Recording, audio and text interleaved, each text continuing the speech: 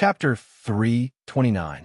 In the latter half of the night, Qin Weibai took everyone to a villa area near Westlake.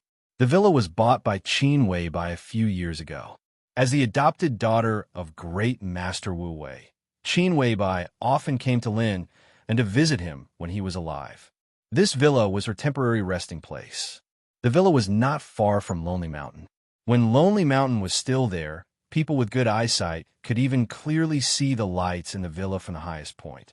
Now that Lonely Mountain had collapsed under the sword of Lin Fengting and Wang Tianzong, this villa had temporarily become a place for the Li family to stay. The villa was large and in a good location. The fragrance of flowers was overflowing, and the landscape could be seen. Flaming Fire, who came to Lin and with Qin Weibai, arranged rooms for the remaining elites of the Li family, while Qin Weibai accompanied Li Tianlan. Li Tianlan paid attention to Li Honghe's condition. Li Honghe changed his clothes, but refused to let anyone check his injury. He looked no different from the grandfather in Li Tianlan's memory, but he was very different from the Li Honghe Li Tianlan saw at dusk. There was no difference between him and Li Honghe 3 years ago. There was no difference between him and Li Honghe before the battle tonight. Li Honghe's body was no longer stooped. His body was straight and his hair was gray, but his spirit was extremely strong. He stood quietly in front of the window and looked at West Lake shrouded in moonlight in the night. He seemed to be much younger all of a sudden, giving people a very tall and straight feeling. The more beautiful the surface was, the more fragile the inside was. The worry in Li Tianlan's eyes grew stronger. "I'm fine." Noticing his grandson's gaze, Li Honghe smiled and said slowly, "You know my state. For me now, the injury is not important. As long as I'm alive, I'll be fine." Li Tianlan walked to Li Honghe's side and looked at his still ruddy and even glowing face. "How is it?" Li Tianlan asked seriously. "It's fine." Li Honghe was silent for a moment and gave a simple answer. "What about the specifics?" Li Tianlan pursued him relentlessly. "Tianzong's sword completely shattered the foundation of my martial arts, but at the same time, it also shattered the sword intent that I had accumulated for countless years. My foundation is completely loose, and when my body loses balance, my strength will grow faster and faster. But now I almost have no sword intent, so even if my strength grows very fast, it will not burst my body for the time being. I still have some time to live." Li Honghe laughed at himself and said, "In this case, maybe I will live a little longer than before. It's not a bad thing that I can live." Li Tianlan was silent and didn't seem to know what to say for a moment. "I'm afraid I won't be able to help you much in the future." Li Honghe looked at Li Tianlan and said with a smile, "But I'm relieved that you have Qin Weibai by your side. Even if I die now, I won't have anything to worry about.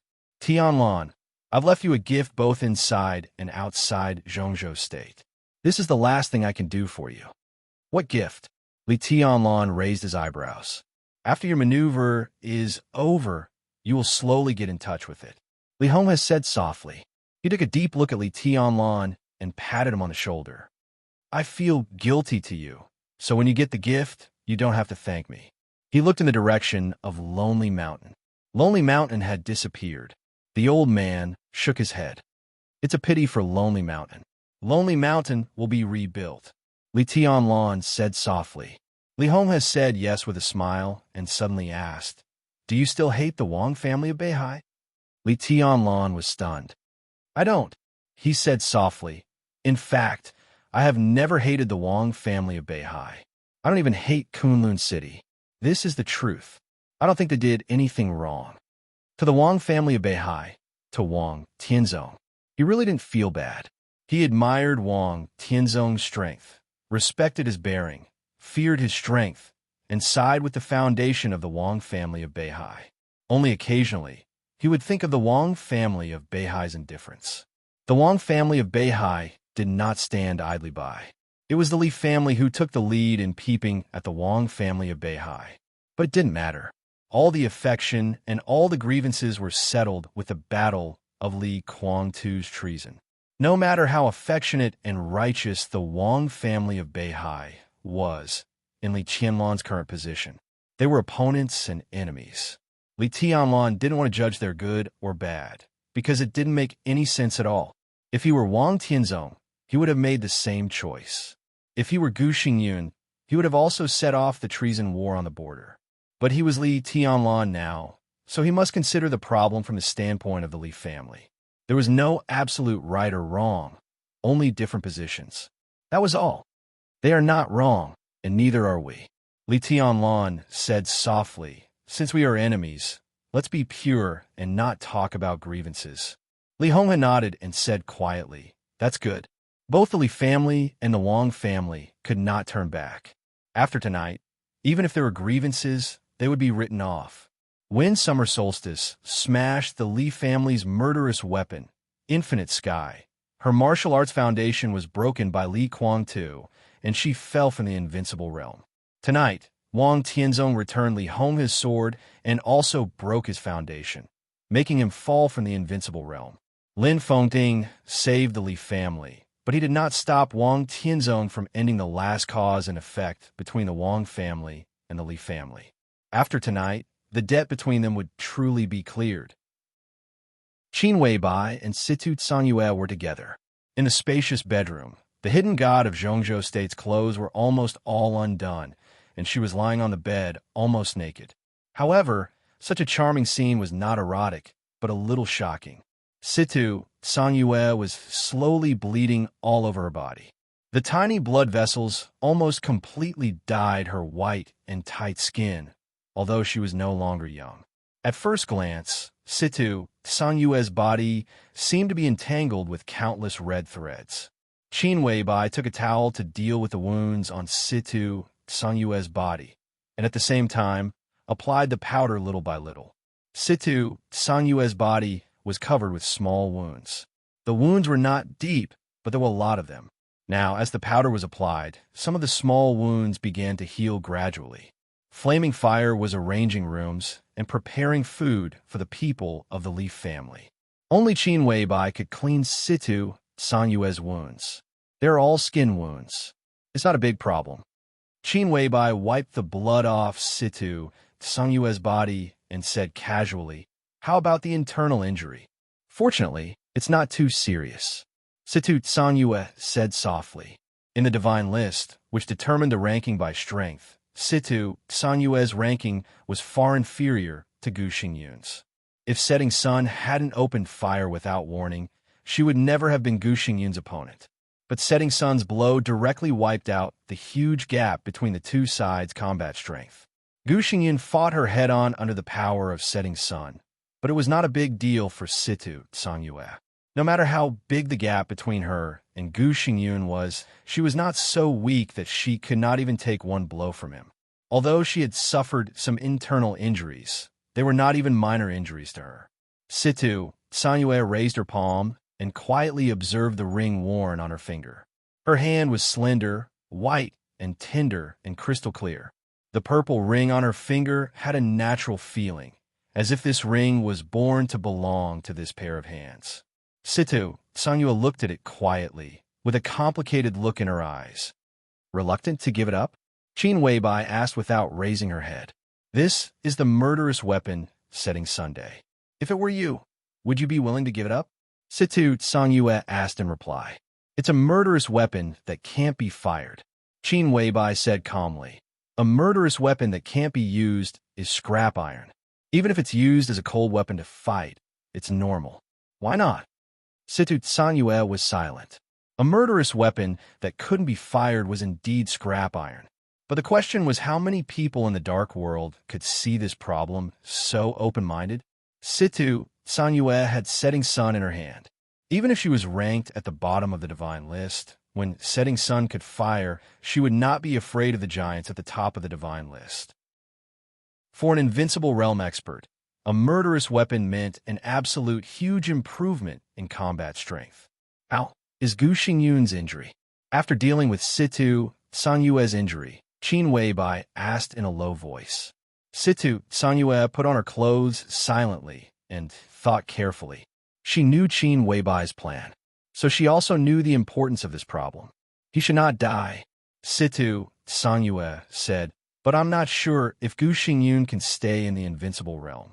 But even if he can stabilize his realm, it will take a long time to stabilize his injury. This is the best result. It's indeed the best result. Qin Weibai was silent for a while and whispered, "In that case, there's no need to be reluctant. Even if Setting Sun is given to Kunlun City, so what? It won't be long before Tianlan gets it back." Situ Sangyue was still reluctant, but she still nodded. The moment Setting Sun fired and the purple light burst, Situ Sangyue already knew the result. Tonight's battle was a conflict in the dark world and also a grudge between the superpowers.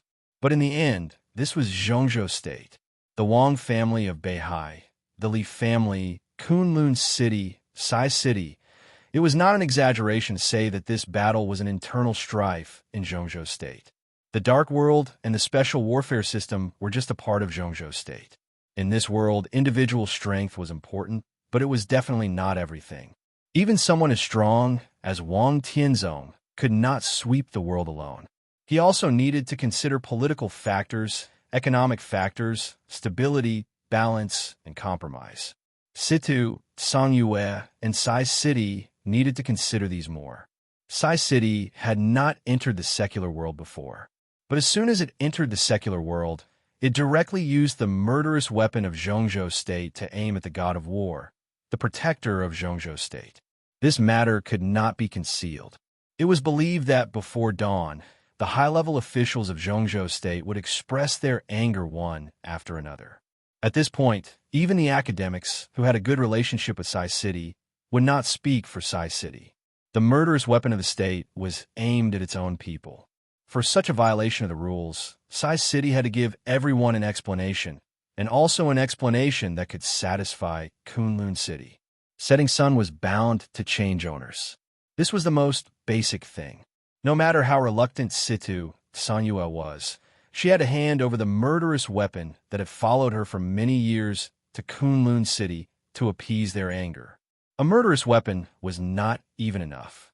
Sai City had occupied the pattern of the Dark World in the northeast of Zhongzhou State for many years, and it would also be strongly impacted by Kunlun City. From the moment the murderous weapon opened fire, this was a necessary compromise. It was also part of Qin Weibai's plan. "How's the state of Setting Sun?" Qin Weibai asked softly. "I've stimulated the energy of Setting Sun to the greatest extent.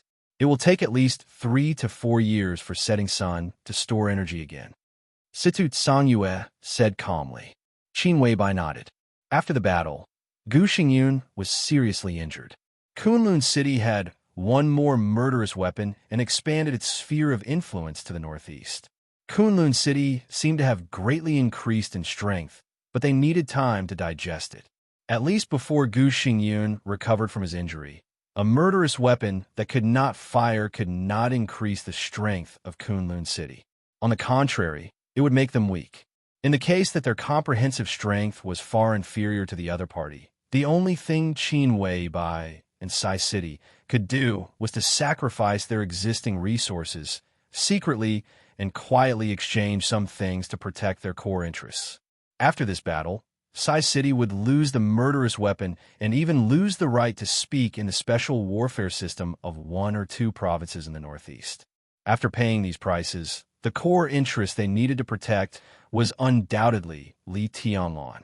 There were gains and losses. Everything is temporary. Qin Weibai looked at Situ Sangyue and said. Situ Sangyue nodded and suddenly asked, "What did the Wang family of Beihai say?" Li Honghe was the former god of war of Zhongzhou State.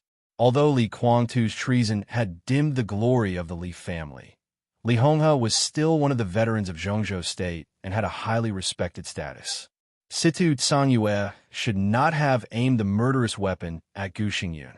But Wang Tianzong should not have taken the initiative to attack the former god of war of Zhongzhou State.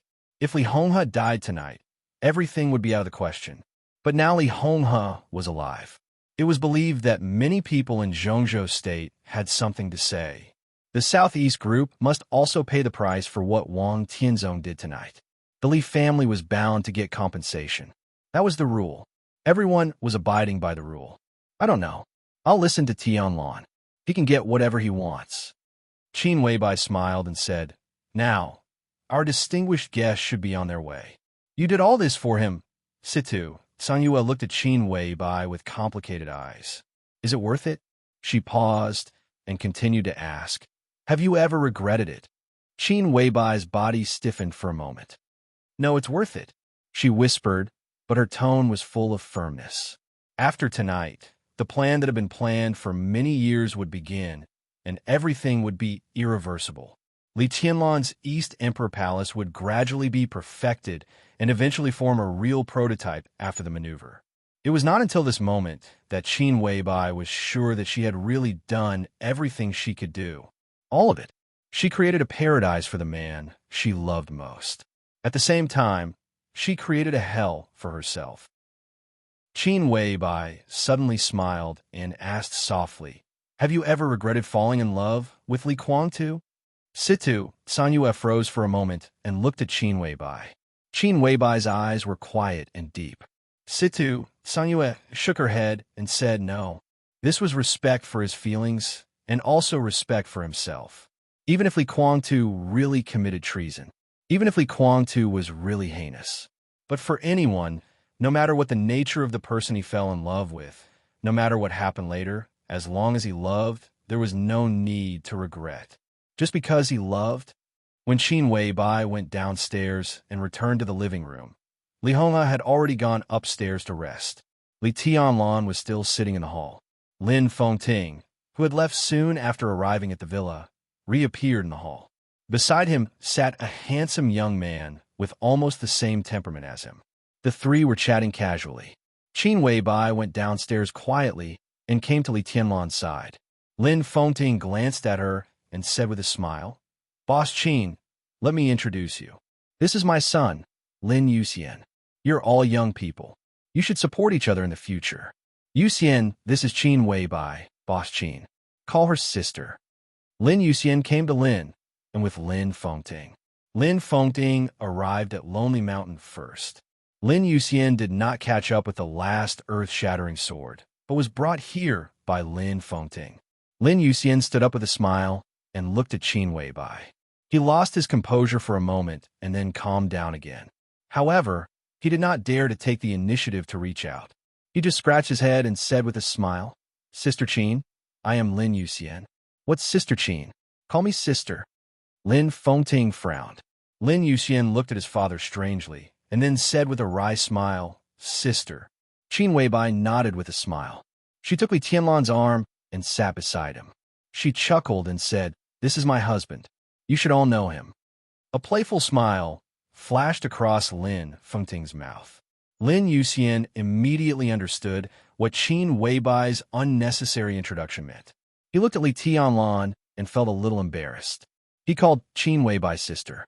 What was his sister's husband? This boy. When they met for the first time, he called him Brother Lin. Li Tianlan was also a little embarrassed.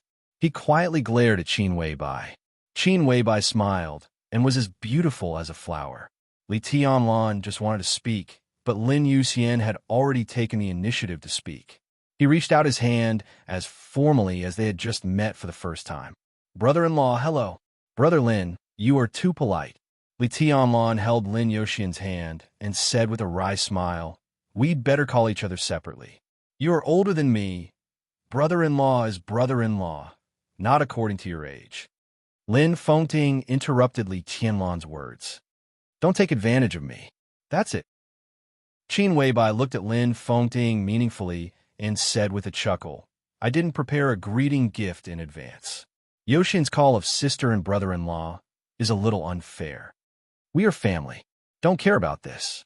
Lin Fengting said softly. Qin Weibai took a deep look at him. She seemed to think of something and nodded. Little Bai, why don't you let Tianlan go to Wu Yue to develop?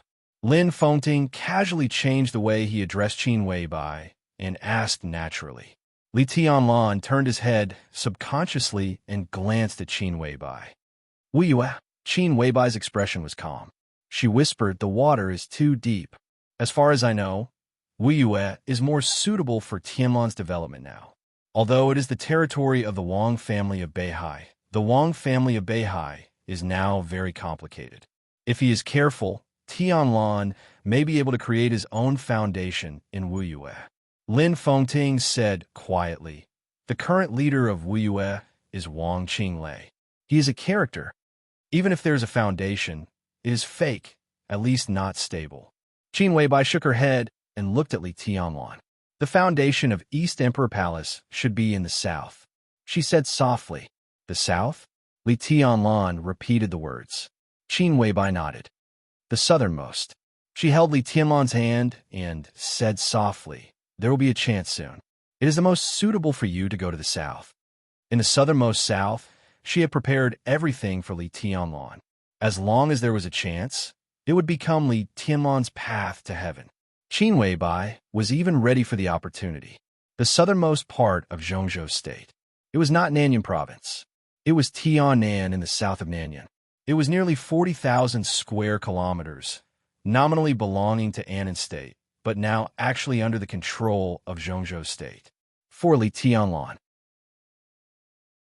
Chapter 330. Tiannan was heaven. Heaven was now spread on the tea table made of white marble. Lin Fengting and his son had gone upstairs to rest.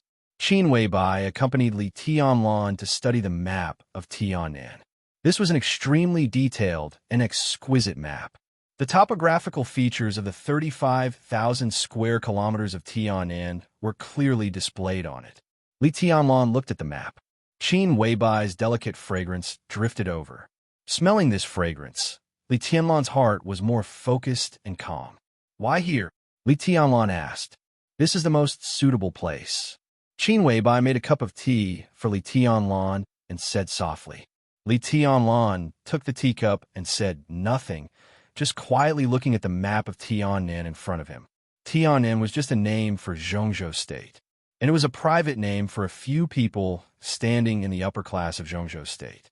In fact, Annan State had never given up the fight for ownership of this territory. On the map, Tiannan was an irregular rectangle. This area, which was equivalent to 1/10 of the territory of Annan State, was extremely rich in terrain, including mountains, jungles, plains, and wetlands. There were 3 cities and more than 30 towns in Tiannan Province, as well as some natural resources, which were not many, but could not be ignored. For Zhongzhou State, since it had occupied this place, it could not give it up. Tiannan had now become a must-fight place for Zhongzhou State. And the must-fight place for Zhongzhou State. In Annan State, it must be protected. If it were not for the inexplicable war between the superpowers in the Dark World, today's Tiannan should have been the focus of all kinds of contradictions in the Dark World. Now, there were 2 representative forces stationed in Tiannan. One was the Annan Rebel Army, played by the Wang family of Beihai. In the border war 3 years ago, Annan State cooperated with the 5 superpowers to invade the border of Zhongzhou State in the name of the Rebel Army. Now, this name had been used by Zhongzhou State for a long time. The elites of the Thunderbolt Battalion were traded to the Wang family of Beihai by the Dongxing clan. Wang Tianzong handed the Thunderbolt Battalion to Dijiang and asked him to be stationed in Tiannan. The reason that Zhongzhou State gave Annan State was also very fair. Annan State said that there was an uncontrolled rebel army in the country. Based on the principle that the 2 sides were friendly neighbors, Zhongzhou State directly sent troops to help Annan State suppress the rebellion. After entering Tiannan, Dijiang plundered all the resources here as fast as he could and sent them to the Wang family of Beihai. Then, under the constant protests of Annan State and the pressure exerted by the United Nations, the army of Zhongzhou State withdrew from Annan State under the leadership of Dijiang. But the so-called retreat was just a name. The Thunderbolt Battalion, led by Dijiang, retreated. The rebel army of Annan State, led by Dijiang, began to rise again. When they were in uniform, they were the army, and they might be pressured by the military. But after burning the military uniforms, they were the rebels of Annan State, and they had no scruples at all. Now the Tiannan Freedom Corps, established by Dijiang, with the secret support of the Wang family of Beihai, had a scale of 50,000 people, and they were all armed and elite. With the support of the Border Control Corps, this was already the greatest force in Tiannan. The other force belonged to the Purgatory of Heaven Capital. The Purgatory of Heaven Capital took the initiative to find Annan State. Knowing that it might not be able to recapture its territory, Annan State had no choice. Even if it knew that the purgatory of Heaven Capital was also up to no good, Annan State could only pin its hopes on them for the time being. Therefore, with the support of Annan State, the purgatory of Heaven Capital quickly gained a foothold in Tianan, and its current strength was only slightly weaker than that of the Wang family of Beihai. In addition, the major forces of the Dark World had established secret strongholds in Tianan. But with the war in the Dark World, the major forces had no energy to invest in Tianan for the time being, so their strength was not to be feared. This was the current situation of Tianan. Zhongzhou State, the Wang family of Beihai. Annan State, the purgatory of Heaven Capital, plus the major forces of the Dark World that might participate in the future. The land of more than 30,000 square kilometers was not big, and it was the area of a small province. But the geographical location here was really too important. As long as it was occupied, it was possible to go north to Zhongzhou State and south to Annan State. Even if the force that occupied here did not have this strength, it could get the expected huge benefits if it swayed a little between Zhongzhou State and Annan State in the future. Now the Dark World was in chaos, and the war was endless. But any chaos would dissipate.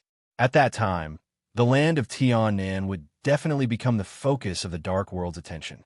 Li Tianlan looked at the map in front of him, thinking about what the East Emperor Palace would get if it developed in Tianan. "It's too messy," he said softly. Not to mention the confrontation between the major dark forces in Tianan in the future. Even now the situation was not clear. It was definitely not easy for the East Emperor Palace to go to Tianan and be sandwiched between the purgatory of Heaven Capital and the Wang family of Beihai. But compared to Zhongzhou State, Tianan is the most suitable place for you to rise. Qin Weibai leaned against Li Tianlan and said softly. After the maneuver, the cooperation between the Wang family of Beihai and Kunlun City in Zhongzhou State may be further strengthened. Governor Sidu seriously injured Gu Xingyun with the setting sun tonight, and the murderous weapon of Sai City will definitely change hands. Not only that, the special warfare system of the three provinces in the northeast, except for Guangdong, may also fall into the hands of Kunlun City. But with this result, the Northeast Special Warfare Headquarters of Zhongzhou State should be established. Now that you have grown to a certain extent, both the Wang family of Beihai and Kunlun City will try their best to limit your growth. The Special Warfare Headquarters of various regions will definitely be implemented in the shortest time. Although Zhongzhou State is large, under the pressure of the Special Warfare Headquarters, there are really not many regions that are suitable for your development. Li Tianlan nodded. Only Tianan. Only Tianan. Qin Weibai said with certainty, Tianan is currently outside Zhongzhou State, but it is regarded as a possession by Zhongzhou State. But on the surface, everything in Tianan has nothing to do with Zhongzhou State. Even the Tianan Freedom Corps, led by Dijiang, now looks like a rebel army inside Annan State. Qin Weibai turned Li Tianlan's body around, looked into his eyes, and said, "For the time being, Tianan is still a place where the special warfare system of Zhongzhou State can influence, but it is regarded as its own territory by Zhongzhou State. So if you go to Tianan, no one in Zhongzhou State will object. Not only the East Emperor Palace, but maybe soon, all the forces in Zhongzhou State will go to Tianan. It may be regarded as the last pure land of the free forces." The last pure land? Li Tianlan took out a cigarette, lit it, and took a deep breath. No matter how chaotic Tianan was at present, it was still the land of Annan State in name. However, that land had now been completely out of control and became the battlefield of the Wang family of Beihai and the purgatory of Heaven Capital. Wherever the rebel army passed, there was naturally no effective regime left. Tianan now belonged to the rebel area of Annan State. There was no order and no strong regime rule there. Annan State was helpless about the rebel area. Naturally, the special warfare system of Zhongzhou State could not intervene and build a new order there. So the rules of Zhongzhou State were basically useless there. In that case, it was indeed a pure land with its own forces. Whoever could rule Tiannan could create a new order in Tiannan. But the Wang family of Beihai and the purgatory of Heaven Capital are there. The free forces in the country don't have such courage, do they? Li Tianlan shook his head. The purgatory of Heaven Capital was easy to deal with. But the Wang family of Beihai was a real behemoth in Zhongzhou State. Tiannan was regarded as a thing in the pocket by Zhongzhou State, and also by the Wang family of Beihai. The free forces of Zhongzhou State went to Tiannan province without the permission of the Wang family of Beihai, which was tantamount to snatching meat from the Wang family of Beihai. Who had the guts to do that? Now, they don't have such courage, but soon they will. Qin Weibai smiled. If there are major problems inside the Wang family of Beihai and they can't take care of themselves, can they still take care of the interests of Tiannan? Li Tianlan was shocked and looked at Qin Weibai carefully. The Wang family of Beihai would have problems. As early as a few years ago, he heard from military counselor. But Qin Weibai's tone. Did she want to take the initiative to cause internal problems in the Wang family of Beihai? Now this time seemed a little earlier than what she said at the beginning. What do you want to do? Li Tianlan asked in a cautious tone. He frowned and said in a very firm tone, you can't do anything. For the Wang family of Beihai, he always had an instinctive vigilance and fear. Li Tianlan didn't know how powerful the Wang family of Beihai was, but it was definitely not something that the Samsara Palace could shake. I won't do anything stupid. Qin Weibai reached out and stroked Li Tianlan's face. Her hands were slightly cold, and her eyes were as gentle as water. I just want you to relax. Tell me about your plan. Li Tianlan said. This was the first time he asked about the Samsara Palace's plan. My plan is very simple. Qin Weibai smiled sweetly. After you go to Tiannan, use the funds in your hands to set up a trading company first. I will arrange for people to support the trading company. This is the fastest industry for you to establish a foothold in Tiannan and also your core foundation. With your strength, it is not difficult for you to establish a foothold in Tiannan. After that, the East Emperor Palace will slowly expand. Tianlan, have you ever thought about what kind of position Zhongzhou State will give you when you return to Zhongzhou State with more than 30,000 square kilometers of land in the future? There was a very shining light in Qin Weibai's eyes. It was a kind of persistence with strong expectation and longing. But Li Tianlan's heart slowly sank. What he wanted to hear was Qin Weibai's plan, not the future of the East Emperor Palace. The future of the East Emperor Palace was too simple in Qin Weibai's narration. It was so simple that Li Tianlan couldn't detect what Qin Weibai had arranged behind his back. Qin Weibai took off the green hairpin on her head and put it in Li Tianlan's hand. She whispered, "This is for you. Trade is your foundation in Tiannan, and this is your trump card in Tiannan." Li Tianlan was suddenly shocked. He didn't have to think to know what this hairpin was. He had falling stars on his wrist. When the brave soldiers were close to each other, they would completely sense each other. In short, the murderous soldiers' energy storage time would be accelerated. The hairpin in Qin Weibai's hand was undoubtedly blue sky underworld of the Samsara Palace. Giving away the murderous weapon, Qin Weibai was not only generous, but most importantly, where did she get the power? My sister asked me to bring out blue sky underworld for you to use. Qin Weibai whispered. It will take at least 3 years for blue sky underworld to store energy. You also have a murderous weapon here. If you put them together, the storage time will be slightly faster. Anyway, blue sky underworld can't be used now, so it's better to leave it with you. If it can help you gain a foothold in Tiannan, my sister will be very happy. Li Tianlan looked at Qin Weibai silently. His hand trembled slightly, but his tone was still calm. Answer my question. He looked at Qin Weibai and said, What question? Qin Weibai blinked and began to play dumb. What does the Samsara Palace want to do? Li Tianlan looked at Qin Weibai, and the uneasiness in his heart gradually became stronger. It was an indescribable intuition. Perhaps there was a basis, but Li Tianlan couldn't tell. He just instinctively felt that something was wrong. Qin Weibai didn't speak, just turned her head to look at the map of Tiannan in front of her. Li Tianlan turned to look at the map. The atmosphere seemed to become silent and awkward for a moment. I don't deserve to know. After a long time, Li Tianlan suddenly asked. It's not that you don't deserve it. Qin Weibai shook her head without hesitation. Then tell me what I want to know. Li Tianlan said blandly. I don't like the feeling of being controlled. Even if the person who controls me is you, even if you do it for my sake, I don't like it. He wasn't sure what he wanted to know, but he suddenly felt a little uneasy in his heart. This kind of uneasiness had existed since Qin Weibai first appeared, but it was very faint. After 3 years, Qin Weibai appeared so abruptly that Li Tianlan couldn't tell what kind of feeling it was. But when Qin Weibai handed Blue Sky Underworld to him, the bad intuition in his heart suddenly became extremely strong. Qin Weibai handed Blue Sky Underworld to him. What would happen to the Samsara Palace? What would she do? Even if Blue Sky Underworld couldn't be used for the time being, it was a murderous weapon. Would she give it to someone else if she couldn't use it? Li Tianlan had never heard of this. We're going to do something in Snow Country. Qin Weibai hesitated and finally said, What is it? Li Tianlan asked. Don't ask, okay? Qin Weibai looked at Li Tianlan with a pleading look in her eyes.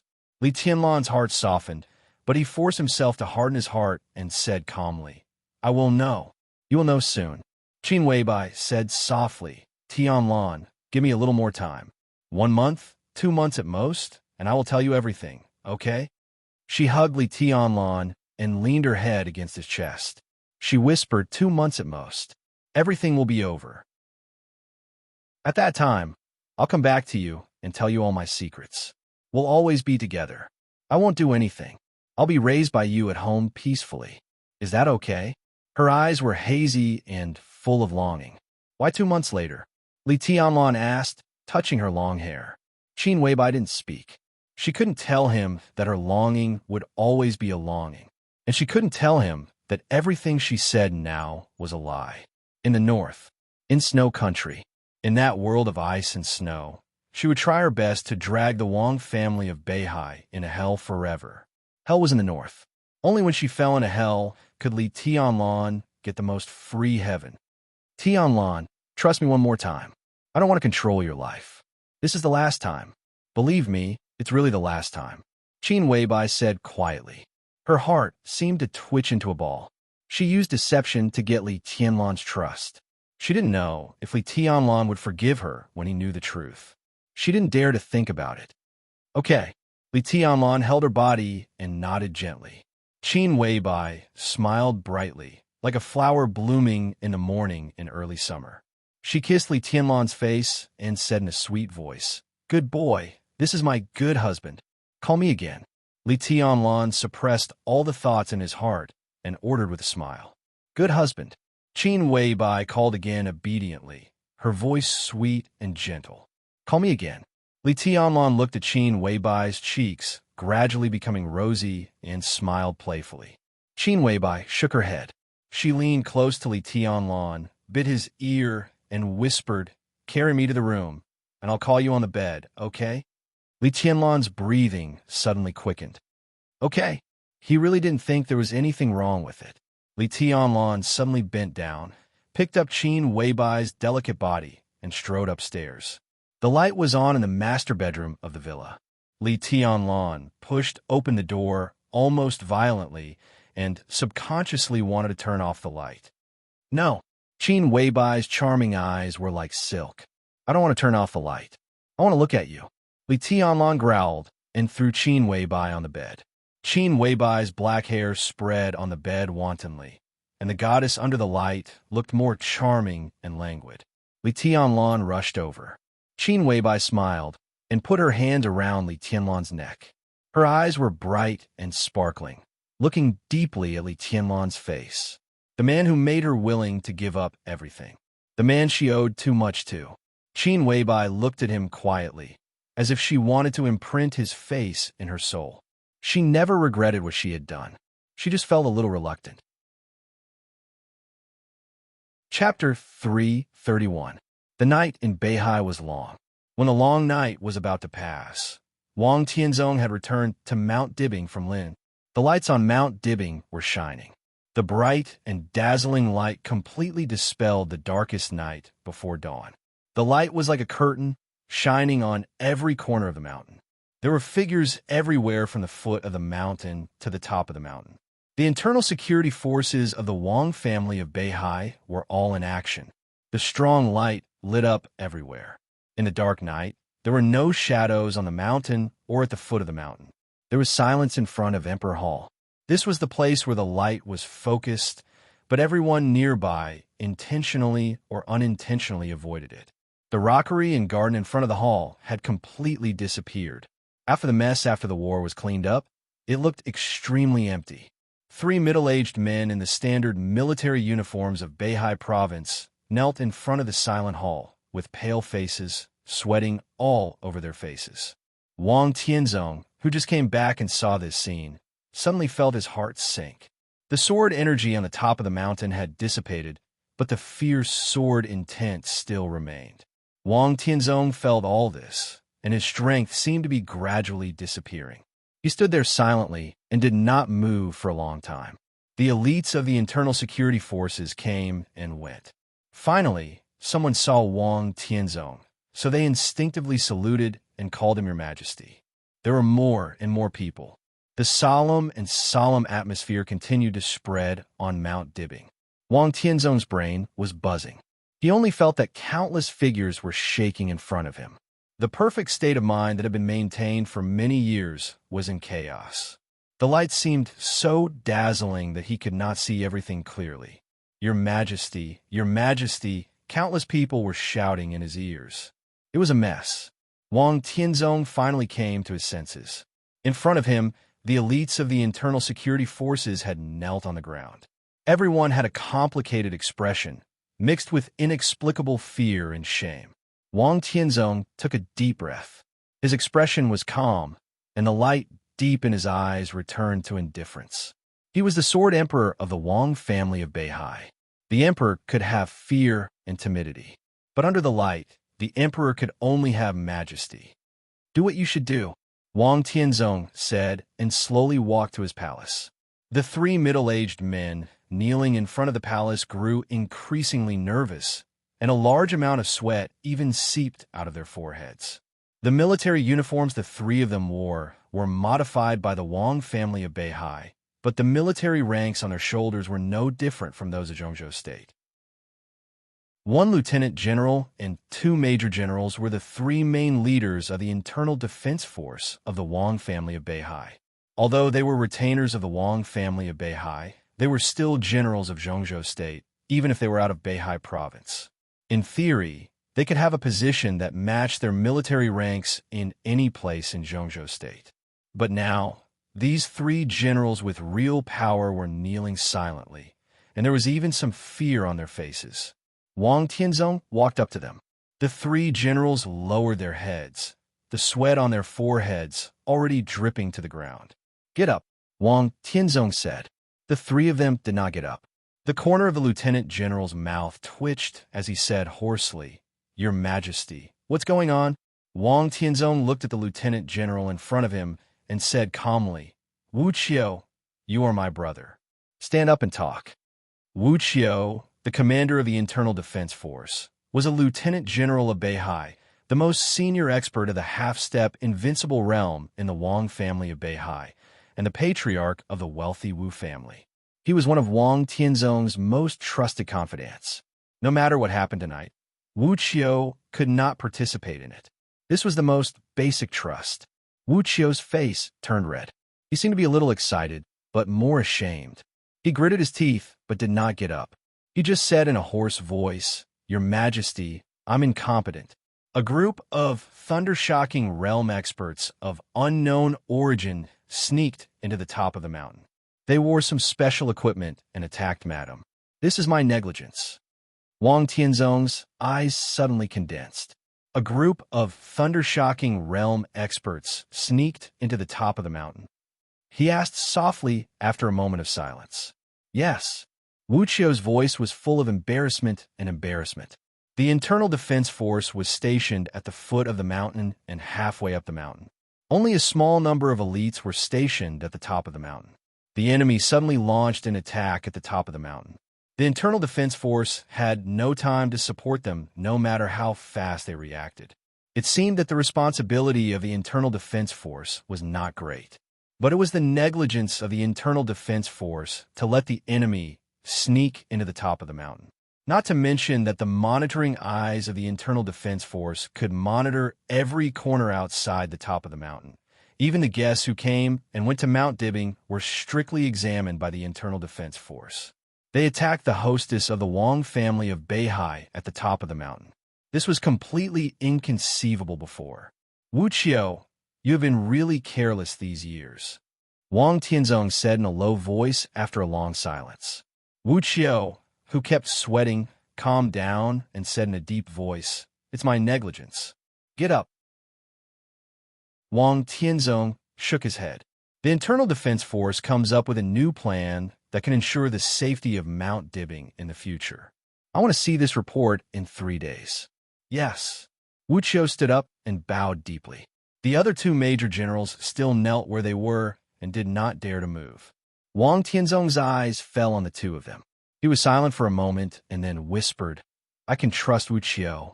But can I trust you?" "Your Majesty."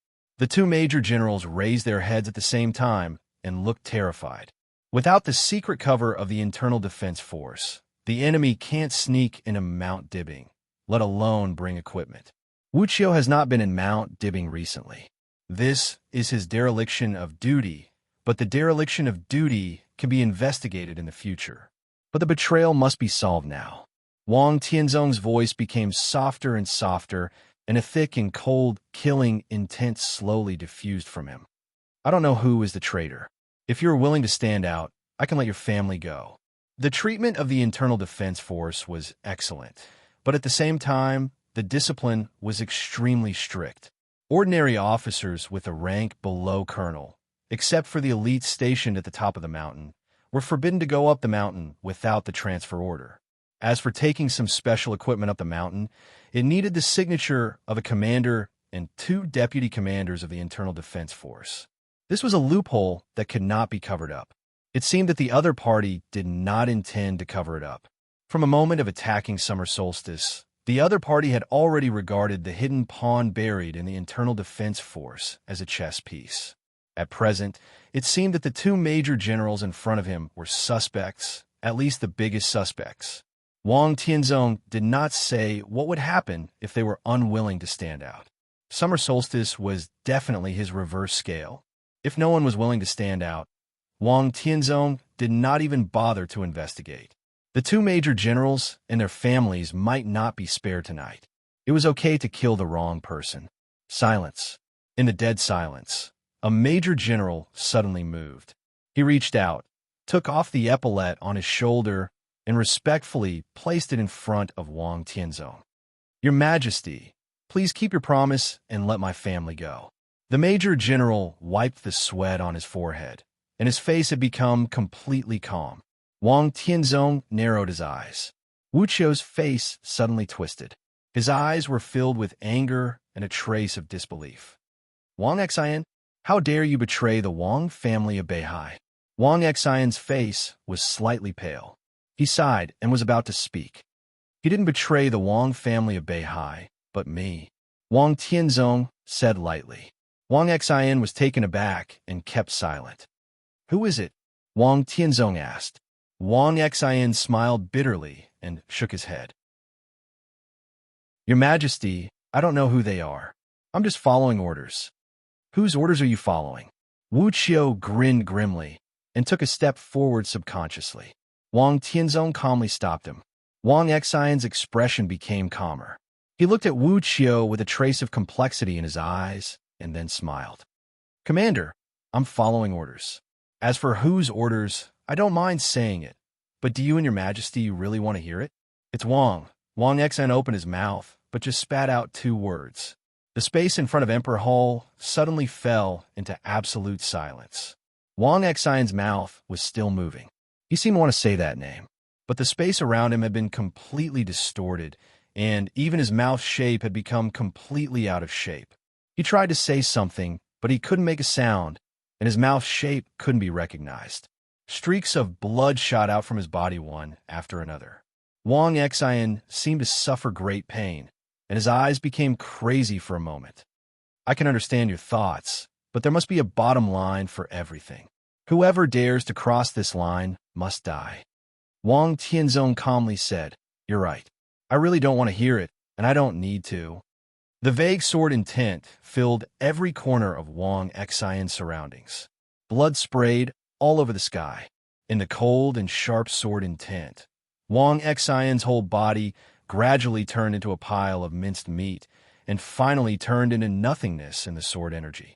Wu Qiu stood beside Wang Tianzong, and his eyes were calm and cold. "Your Majesty, just let it go."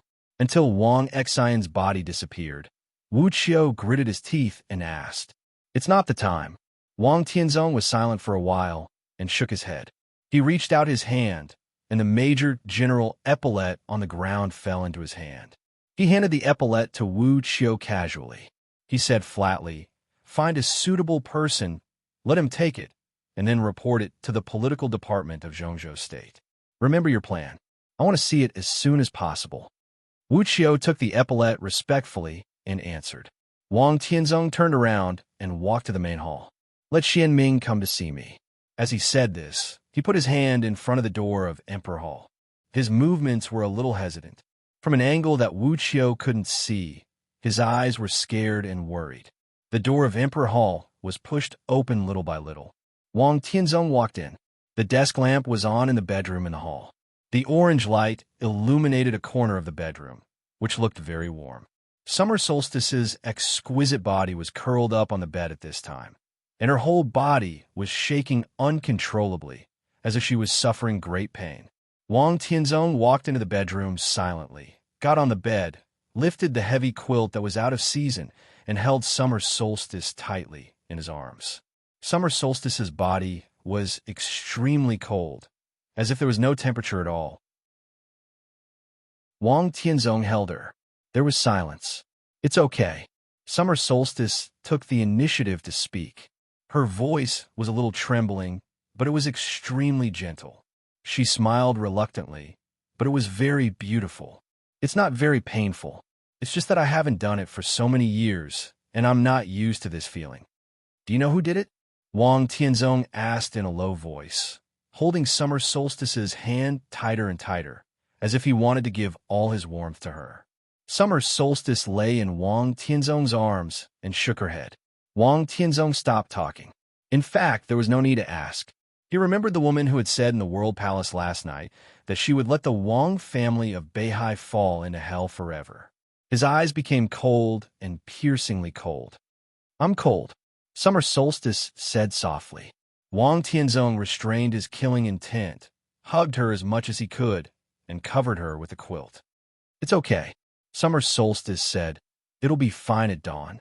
I haven't used the sword for many years, and my body can't bear the sword intent. In fact, it's not a big deal. It'll be okay if there are several more attacks like this. In the past, you spoiled me too much. If I could do it from time to time, maybe I would have adapted to it.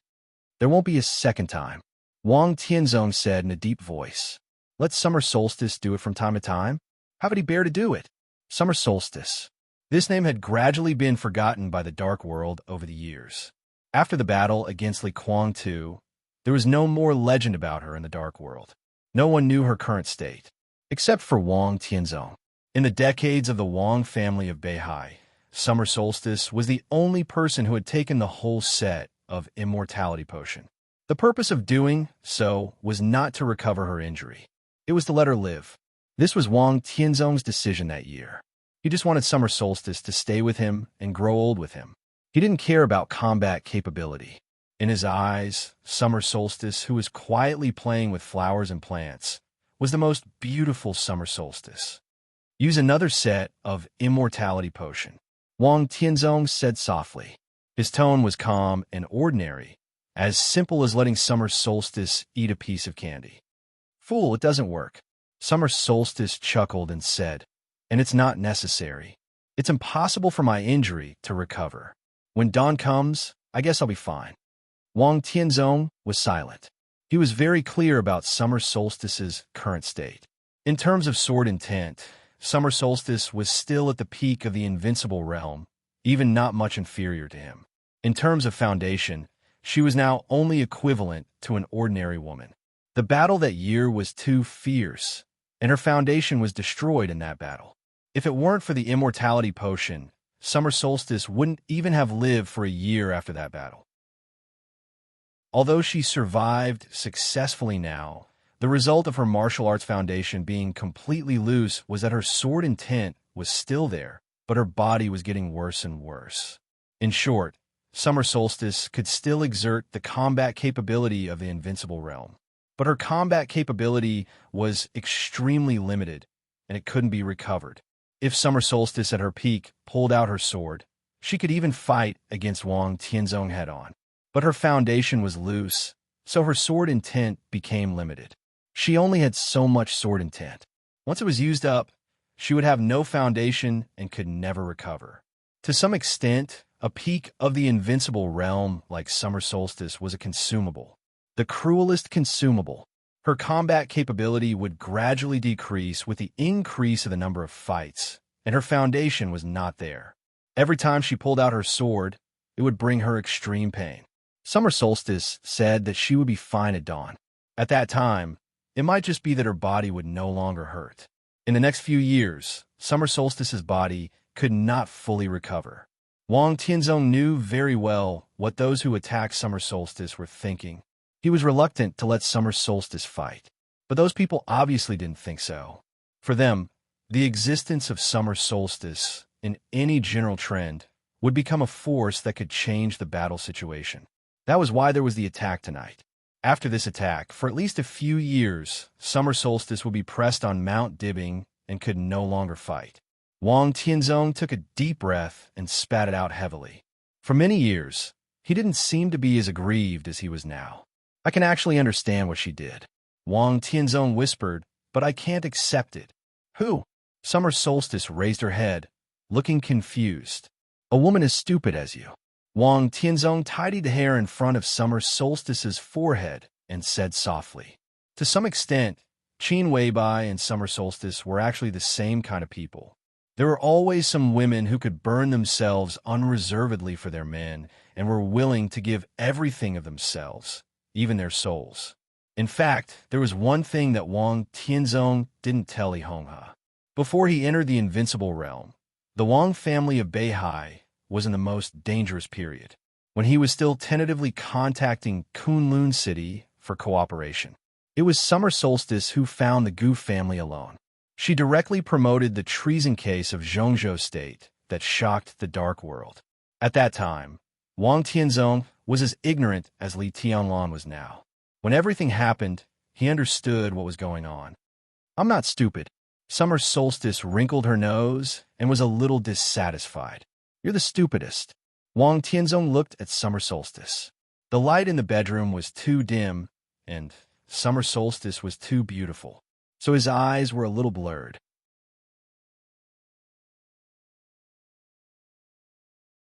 Chapter 332.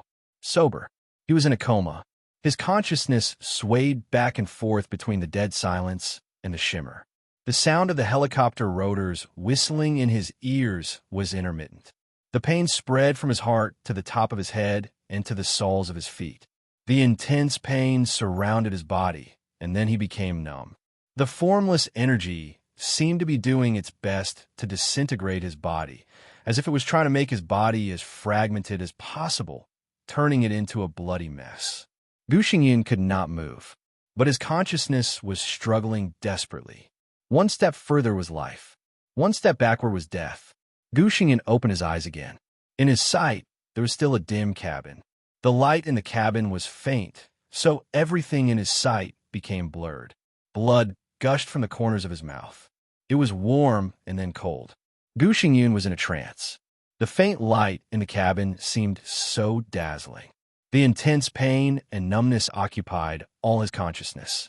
His mind was in a trance, as if he would fall into eternal darkness at any time.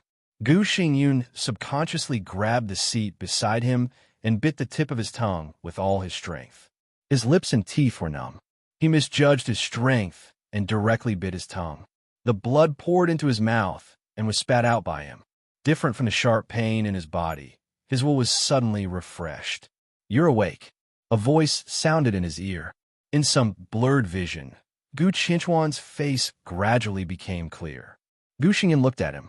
His face was completely distorted in the severe pain, looking ferocious and horrible. But his eyes were extremely bright. They were indifferent and vigilant, like two cold stars inlaid on a ghost face. Gu Qianchuan was also looking at Gu Xingyan. His face was calm, and his eyes were calm. Only calmness. The helicopter roared to the northwest at a high altitude. The two most powerful men in Kunlun City looked at each other quietly. "You're badly hurt." Gu Qianchuan took the initiative to speak after a long time. His voice lost its former respect. When he spoke, he turned his head and looked in another direction. Gu Xingyan could not see his eyes. His mouth was still sweet and warm. His voice was a little vague and short. "Where are you?" This question was somewhat inexplicable. Gu Qianchuan understood what he meant. "We're on our way back to Kunlun City." Kunlun City. Back to Kunlun City. Gu Xingyan's fuzzy consciousness was suddenly startled, and he became sober again. "No, we can't go back." Gu Qianchuan was stunned and looked at Gu Xingyan in confusion. Gu Xingyan's breathing became more and more rapid, and he just kept repeating, "You can't go back." Kunlun City. That was the most glorious achievement of his life, and it was also the place where he felt the most at ease. But in his current state, Kunlun City was the most dangerous place for him. Gu Qianchuan gradually understood. He vaguely knew why Gu Xingyan didn't want to go back. Because Li Shi was still in Kunlun City. Li Shi. It was the wife of the governor who had hardly walked out of Kunlun City for more than 20 years. As the first elder of Kunlun City, Gu Qianchuan knew very well that the relationship between Gu Xingyan and Li Shi was not harmonious. But he didn't expect their relationship to be so stiff. When Gu Xingyan was seriously injured, he did not dare to go home. What was he afraid of? Gu Qianchuan suddenly felt pity for Gu Xingyan. He did not understand the meaning of such a couple. "If we don't return to the Kunlun realm, are we going to Yuzhou?" Gu Qianchuan looked at Gu Xingyan and asked. Gu Xingyan suddenly fell silent. He was the war god of Zhongzhou State, but it was even more dangerous to go to Yuzhou when he was seriously injured and powerless than to go back to Kunlun City. He trembled and reached out his hand. His stiff and numb arms struggled to reach into his arms and pulled out a button from the interior layer of his clothes. The buttons were small and delicate, and they shone with a strange light in the dark cabin. Gu Xingyan seemed to want to crush the button, but his palm shook, so the button fell to the ground and rolled in front of Gu Qianchuan. Gu Xingyan's scattered eyes suddenly condensed. Gu Qianchuan narrowed his eyes. The roar of the rotor still filled the cabin, but the atmosphere in the cabin suddenly became a little strange. Gu Qianchuan picked up the button in front of him and looked at Gu Xingyan thoughtfully. Gu Xingyan quietly looked at Gu Qianchuan. After a long silence, he said lightly, "Give it to me." Gu Qianchuan did not move. He looked at Gu Xingyan for a long time and suddenly asked why. The meaning of this sentence was simple, but the meaning behind it was unusual. "Why? Why should I give it to you? If you die, I will be the city governor of Kunlun City." "So why?" Kunlun City was not harmonious inside. The intrigue between the city governor and the first elder was not a secret. Gu Xingyan and Gu Qianchuan knew what each other wanted. In such an environment, there was no need to hide. Gu Qianchuan just wanted to ask why. This was not a fallout, but if Gu Xingyan could not give an answer, the consequences would be more serious than a fallout. "I can't die," Gu Xingyan said calmly, and his face grew darker. Situ Cangyue's setting sun almost completely hid him. He could escape and let Gu Qianchuan take him away from Lin, which was an overdraft of his potential.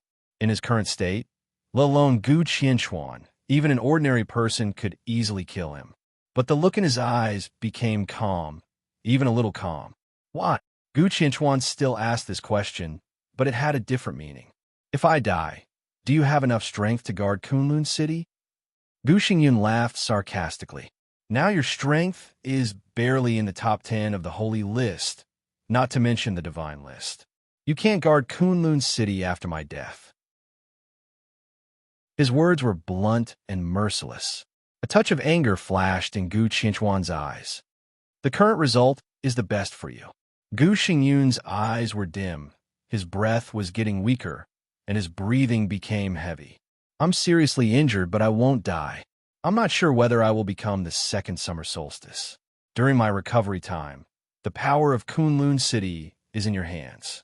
As long as I don't die, it is a deterrent to the outside world. Kunlun City, ahem. Kunlun City will always exist. What's wrong with this result?"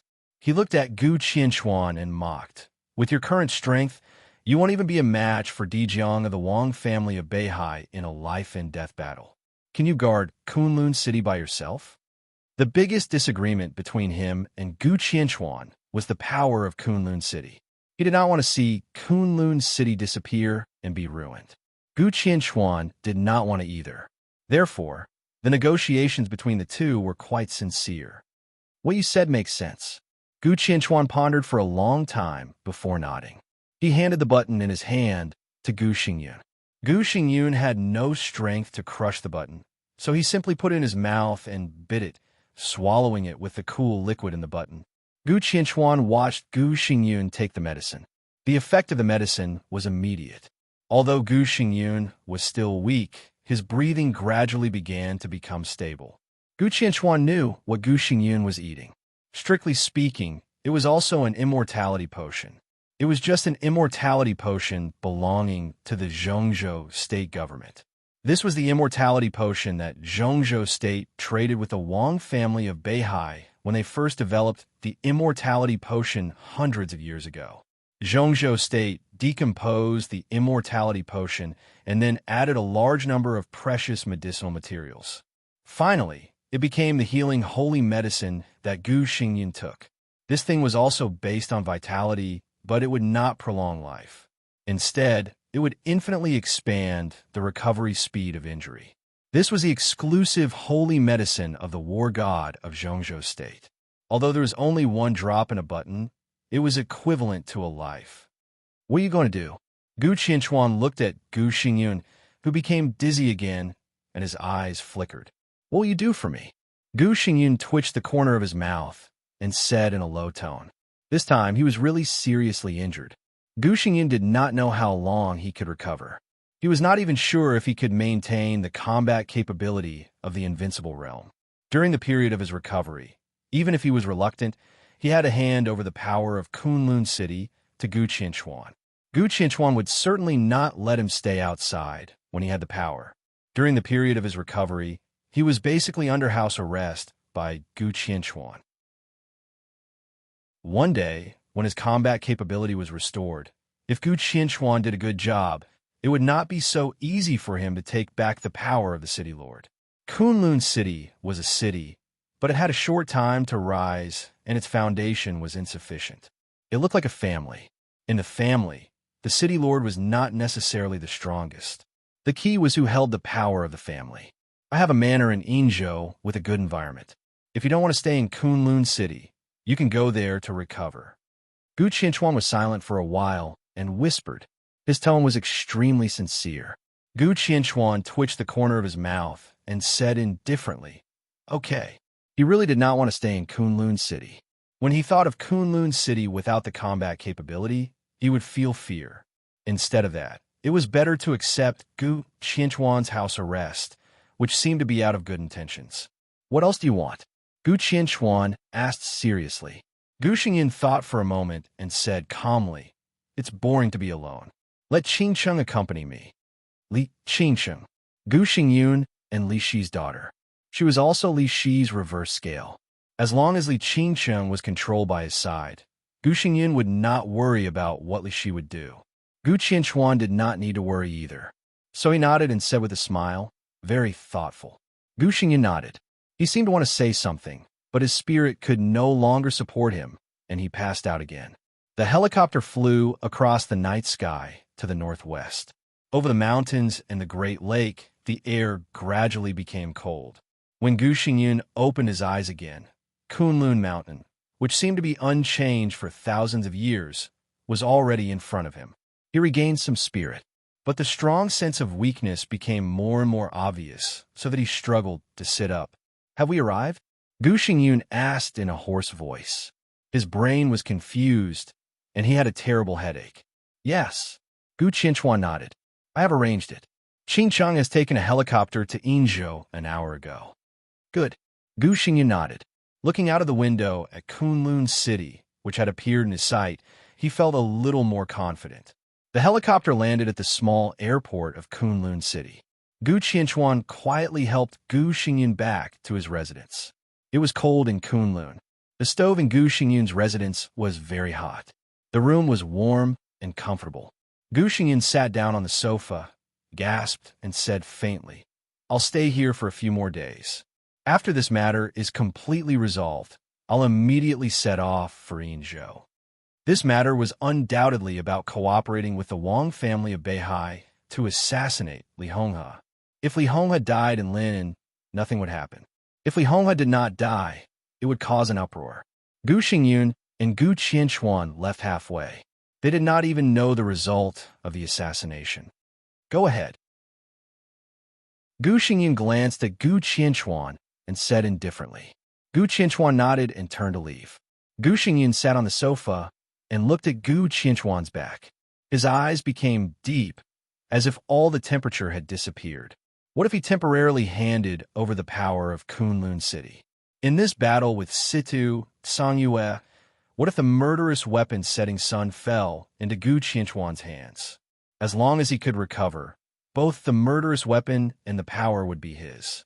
Gu Xingyun leaned on the sofa, closed his eyes, and muttered to himself, "Still too young." As soon as Gu Qianchuan stepped out of the door, a beautiful white shadow appeared in front of him. Gu Qianchuan was stunned. Looking at the woman in front of him, his eyes flickered. The woman's face was extremely beautiful. She wore a white dress and had picturesque eyebrows. Her hair was neatly combed and soft. The long waterfall-like hair seemed to be mixed with snowflakes, and the ends of her hair were a little white. However, this did not weaken her charm. Instead, it made her look more deadly attractive. Heavenly beauty was a perfect description for the woman in front of him. She was beautiful to the extreme, like a colorful ink painting spread out in the snow. Unforgettable. "Sister-in-law." Gu Qianchuan was silent for a while and said hello with a smile. The woman in front of him, at least for now, was still the hostess of Kunlun City, whether in name or in fact. Although she had never expressed any opinion on the internal affairs of Kunlun City, no one would question her identity. Li Shi. She was the wife of the governor of Kunlun City and the only wife of Gu Xingyun. "Where's Qing Cheng?" Li Shi stood in front of Gu Qianchuan and asked straightforwardly. Her voice was crisp and could even be said to be pleasing to the ear. She spoke very quickly, but the words that came out of her mouth were always strange. Her tone seemed to be very impatient, but there was no emotion in her voice. She was not stiff and mechanical. It was an almost empty numbness. This was obviously a peerless beauty that could not be described with any gorgeous words, but there was no aura. Under the gorgeous appearance, there was only emptiness and numbness. "I arranged for Qing Cheng to go out to play."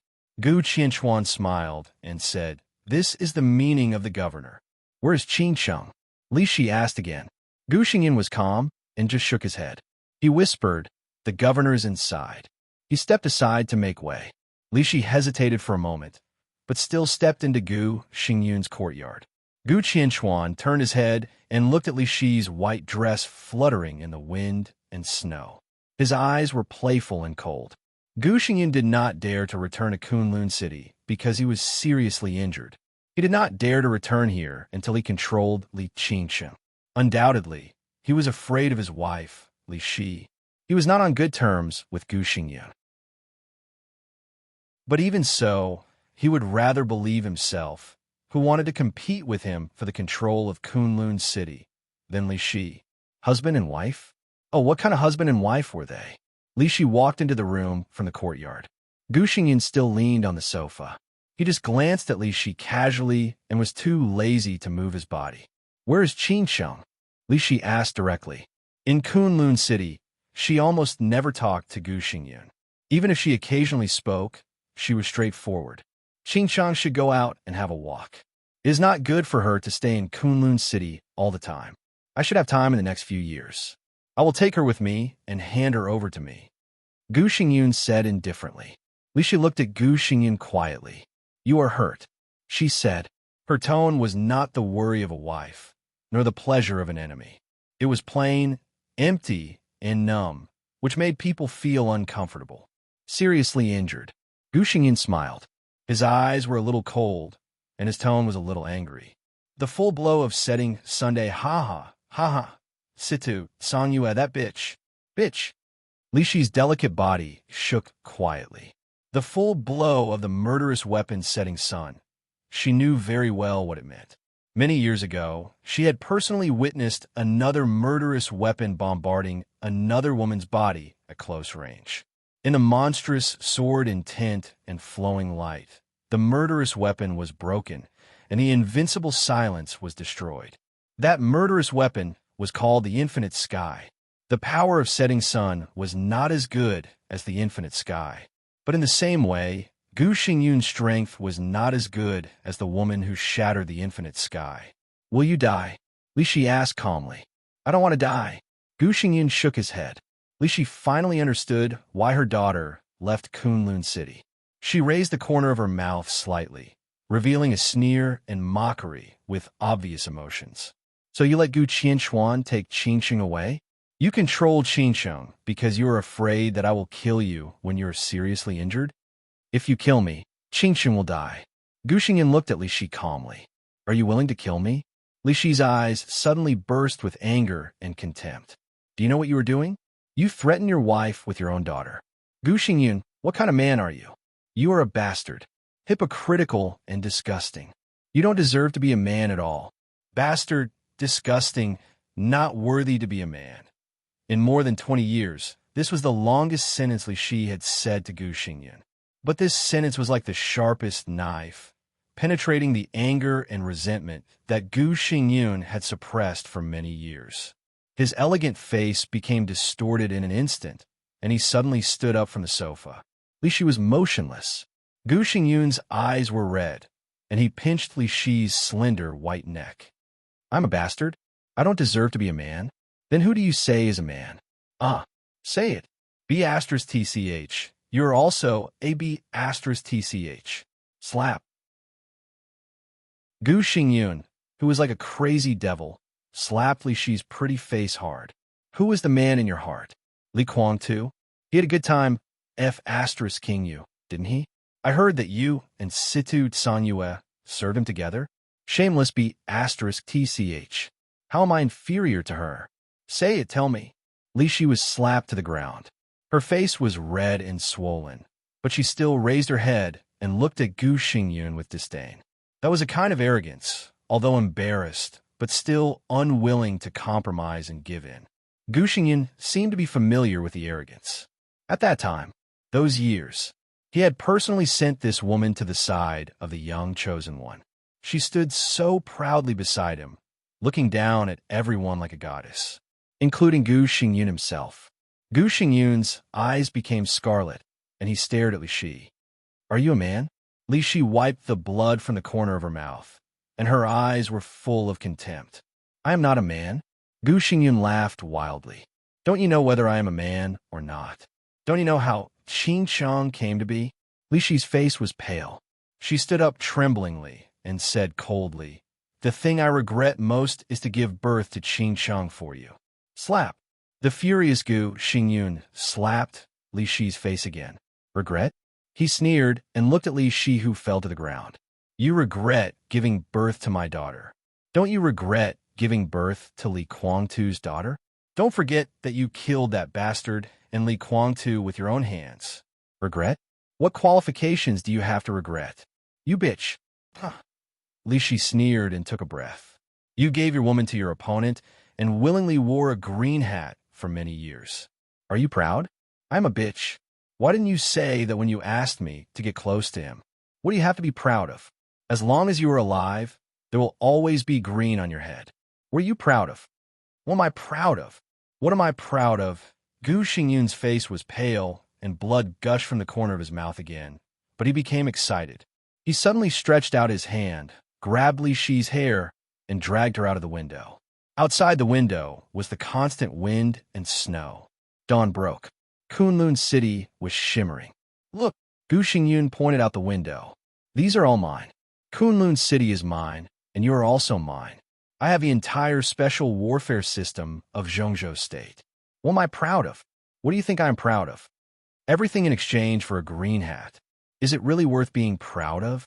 He is dead. Gu Xingyun looked furious and said with a grim smile, "He is already dead. You're the one who killed him. All my shame has been washed clean." Li Shi fell to the ground. Her cheeks were swollen, and her face was bleak. That was despair and numbness without any hope. "This is what you should do. You shouldn't insult me with these things." Gu Xingyun kept gasping.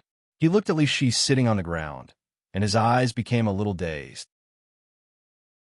He squatted down in front of Li Shi and reached out to touch Li Shi's face. All the irritation completely disappeared from his face, and his voice was indescribably gentle. "Did I hurt you? You shouldn't have angered me." Li Shi looked at Gu Xingyun with empty eyes. This poor and hateful woman had nothing to say. As early as when she was taken into this snow mountain by her father, she had no choice. One wrong step led to many wrong steps. Until today, when she suddenly looked back at her own way, she found that all the things she had experienced along the way, in the bright and lonely silence, were all sins. As long as you are willing to be obedient, your father and Qingshan will be fine. Do you know? Gu Xingyun gently touched Li Shi's red and swollen face. The dark world has not been peaceful recently. Gu Qinshuan's strength is too poor. When necessary, you have to fight for Kunlun City and do what I should do. Can you do it? Li Shi nodded numbly. Go ahead, Gu Xingyun said with a smile. If you have the chance, kill Situ San Yue for me. All bitches deserve to die, right? Li Shi did not speak, stood up, and walked out numbly. Gu Xingyun narrowed his eyes and looked at her back. Li Shi's long hair fluttered, and the ends of her hair seemed to be white with snowflakes. The beauty had white hair. Gu Xingyun was in a trance and laughed at himself. They didn't depend on each other until their hair turned white. The Prime Minister knew that he was still holding his sword. Such a couple, even if they were rich and powerful, what he got from her was only emptiness and loneliness. Li Shi opened the door. It was early morning outside the window of Kunlun City. Chapter 333. If there was a return, there would naturally be a departure. When Dongsheng Wudi, who had stayed up all night, pushed open the door of the study and walked into the living room, breakfast had been served in the dining room. Bai Qingqian put a bowl of clear porridge on the table, looked at Dongsheng Wudi coming over, smiled gently, and said softly, "Let's eat first." "Okay." Dongsheng Wudi took the porridge and took a sip. He frowned slightly, and his eyes were full of solemnity. Wang Tianzong and Gu Xingyun appeared in Lin. Li Honghe was seriously injured and attacked. Li Honghe did not die. Overnight, this piece of intelligence, which was not top secret, had flown to every corner of Zhongzhou State. The patriarch of the Wang family of Beihai and the contemporary god of war of Zhongzhou State attacked the former god of war of Zhongzhou State. The most important thing was that the person who was attacked was injured but not dead. Everyone knew what this meant. Dongsheng Wudi received the news from Lin, and almost immediately. When he received the news, Dongsheng Wudi's first reaction was to leave for Lin immediately. However, when he was preparing the helicopter, he returned to the study and held a core meeting of the Dongsheng clan. In other words, it was a core network meeting of the giant group of Zhongzhou State. Dongsheng Wudi was one of the 9 giants standing at the top of Zhongzhou State. As the actual number 1 person in the military, he was ahead of the old man of the Zhou family in terms of real power and ranking of giants. Therefore, after Dongsheng Wudi officially became a giant in Zhongzhou State 2 years ago, the supreme leadership of the giant group had been transferred to the Dongsheng clan. Dongsheng Wudi could now be said to be the spiritual flag of the entire giant group. He should hold a core network meeting of the giant group. The meeting lasted most of the night. Dongsheng Wudi, who was sitting at the table, looked solemn and gloomy. The result is not good. Bai Qingxian glanced at Dongqing Wudi and asked softly, "What did they say?" She was the top leader of Guangdong province of Zhongzhou State and one of the absolute core figures in the giant group. However, in the past few days in the Dongsheng clan, Bai Qingxian seemed to be willing to be a good wife and mother, taking good care of Dongqing Wudi and Dongqing Hongguang. She paid no attention to the outside world and didn't even attend the core meeting last night. The corners of Dongqing Wudi's mouth twitched, and he said slowly, "Some people think that we shouldn't offend the Wang family of Beihai. On the contrary, we should use this opportunity to do Wang Tianzong a favor so that we can get more bargaining chips when we trade with the Border Control Corps." A cold anger flashed in by Qingqian's eyes. "What's the reason?" she asked. "Reason?" Dongqing Wudi sneered. "They think that Tianlan's situation is too dangerous to be worth the full investment of the giant group. Moreover, the identity of Rushi's fiancé doesn't seem to carry enough weight in their eyes. The old bastard of the Liu family directly took advantage of his seniority at the meeting and suggested that I carefully consider the engagement between Rushi and Tianlan. He even proposed the specific candidate. What was that? Does he really think he's the same as when he was still in office? Who did he propose?" Bai Qingqian's tone was calm, without the slightest joy or anger. Dongqing Wudi hesitated, glanced at his wife, and whispered, "It's Wang Jingxin." Bai Qingqian's pupils suddenly contracted. Wang Jingxin, the most famous backbone of the young generation of the Wang family of Beihai in recent years. In the early years, his reputation was even higher than Wang Shengxiao's. Wang Jingxin was not a martial arts genius, but a political figure that the entire Wang family of Beihai had high hopes for. He was the best choice in terms of boldness, vision, and wisdom. Now he was regarded by many as the person who might finally reach the top in Zhongzhou State after 20 years. Wang Jingxin was the oldest of the young generation of the Wang family of Beihai. He was not from the lineal branch represented by Wang Tianzong, nor was he from the gradually growing power of Wang Qinglei's branch. Instead, he came from another branch whose power was not obvious and was extremely low-key. He was 32 years old, one of the governors of Jiangxia province, and the top leader of Lin, and the provincial capital of Jiangxia province. With such a status, Wang Jingxin's existence could be said to be the focus of attention. Zhou Yuanshan, Dongchang Xiuqi of the giant group, Wang Jingxin of the southeast group. In every era, there were a few strong figures who began to show themselves in the political circle at young age. They were young enough to be on an equal footing with the older generation.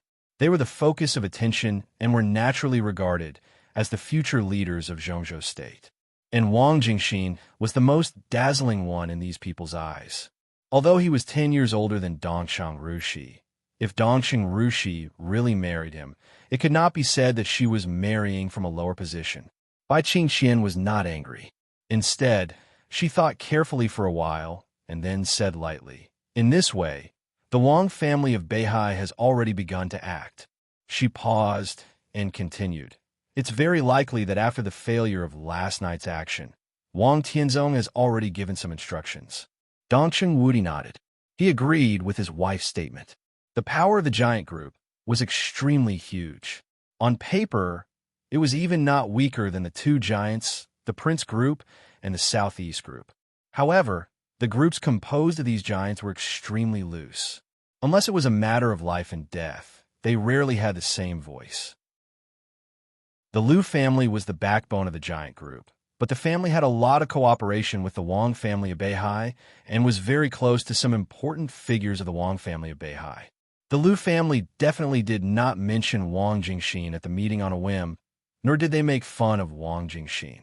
The Liu family mentioned Wang Jingxin, which meant that the Wang family of Beihai really had such an appeal now. They just used a more euphemistic action to test the attitude of the Dongqing clan. "What about your attitude?" Bai Qingxian asked. To a certain extent, the Liu family suggestion could represent a force of the giant group. On the matter of how to deal with the Li family, the Dongcheng family, the Bai family, and the Zhou family had reached a consensus. But under the three pillars of the wealthy families, those backbone forces also needed to be appeased. The Dongxing clan's refusal of the Liu family's proposal was far from enough to make the Liu family split, but they must try their best to appease the Liu family. This was a necessary lesson for a leader. I refused. Dongxing Wudi shook his head. Bai Qingxian did not speak, just looked at him quietly. Refusal was an attitude. But Bai Qingxian was not satisfied with such an attitude. Dongxing Wudi smiled helplessly and said seriously, "What do you think?" He knew Bai Qingxian very well. Bai Qingxian was known for being strong among the senior officials. When it came to Li Tianlan, her performance would only be more intense. Let Yuan Shan suppress Wang Jingxin. That's my attitude, Bai Qingxian said. Yuan Shan. Dongxing Wudi was a little hesitant. He had high hopes for Zhou Yuan Shan, the eldest son-in-law. And if this matter succeeded, the significance would not be as simple as suppressing Wang Jingxin. Let's see what Yuan Shan thinks. Dongxing Wudi said. Bai Qingxian nodded. Compared with Wang Jingxin, Yuan Shan still has an advantage in seniority. He won't refuse. It's not a matter of seniority. Dongxing Wudi smiled bitterly. No matter what the problem is, as long as he has the heart, it's okay. Bai Qingxian's tone was concise. Dongxing Wudi was silent. Heart. This word represented many things. It could be said to be ambition or friendship. The focus of all things was not on the engagement between Wang Jingxin and Dongxing Rushi, nor on the core meeting inside the giant group. Li Honghe was attacked and did not die. That was the real focus. Li Honghe was dead. Nothing needed to be mentioned. Even the Dongxing clan would protect Li Tianlan at that time and would not do anything extra. But Li Honghe did not die. So this matter became an opportunity for the Li family to rise again.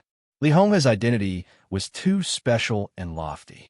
As the former god of war of Zhongzhou State, he could be said to be one of the greatest veterans and contributors in Zhongzhou State in recent decades. No matter how down and out the Li family was, Li Honghe was also a veteran. The Wang family of Beihai and Kunlun City attacked him. No matter what the reality was, at least on the surface, they were challenging the system that the six of Zhongzhou State followed and blatantly breaking the rules. So they had to pay the price. The price could be big or small. If someone was willing to stand up for the Li family, they could definitely get a lot of chips in this matter. The academics might take action, but they had always been steady and would not stand out. And from the standpoint of the academics, it was more in their interest to protect Li Tianlan after Li Honghe's death. So the Dongxing clan was most likely to stand up for the Li family. So as soon as the attack failed and the Dongxing clan held a core meeting, the Wang family of Beihai had begun to test Dongxing Wudi's attitude through the Liu family. Bai Qingxian suggested that Zhou Yuanshan suppress Wang Jingxin. If everything went well, Wang Jingxin would definitely go further this year or next year and become the governor of Jiangxi province. Bai Qingxian made it clear that she wanted Zhou Yuanshan to grab this position. It was not difficult to operate. It was the price that the Wang family of Beihai had to pay. But once Zhou Yuanshan went to Jiangxi, his identity would become very different. Li Honghe was attacked and did not die. Zhongzhou State had to give Li Honghe some compensation. Once Zhou Yuanshan went there, to some extent, he was no longer the future leader candidate of the giant group. Instead, he became the founder of the future political power of the Li family. This identity did not seem to change much in the short term, but in the long run, it was undoubtedly very subtle. If Li Tianlan could grow up in the future, Zhou Yuanshan would definitely become the veteran and leader of a new group, which would even go higher than when he was in the giant group. But the premise was that the Li family and Li Tianlan could grow up. Of course, there were risks, but the returns would also be extremely rich. Zhou Yuanshan and Wang Jingxin had their own advantages and disadvantages, but looking at 20 years later, Zhou Yuanshan's odds of winning were not high. Their abilities might be equal, but at the most critical moment, it was difficult for him to get the strongest support in the giant group. But if he entered the Li family, it might be a different scene. So Zhou Yuanshan would certainly not refuse to go to Jiangxi, as long as Dongxing Wudi agreed. What are you hesitating about? Bai Qingxian looked at Dongxing Wudi and asked. This was an extremely rare opportunity, especially for Li Tianlan.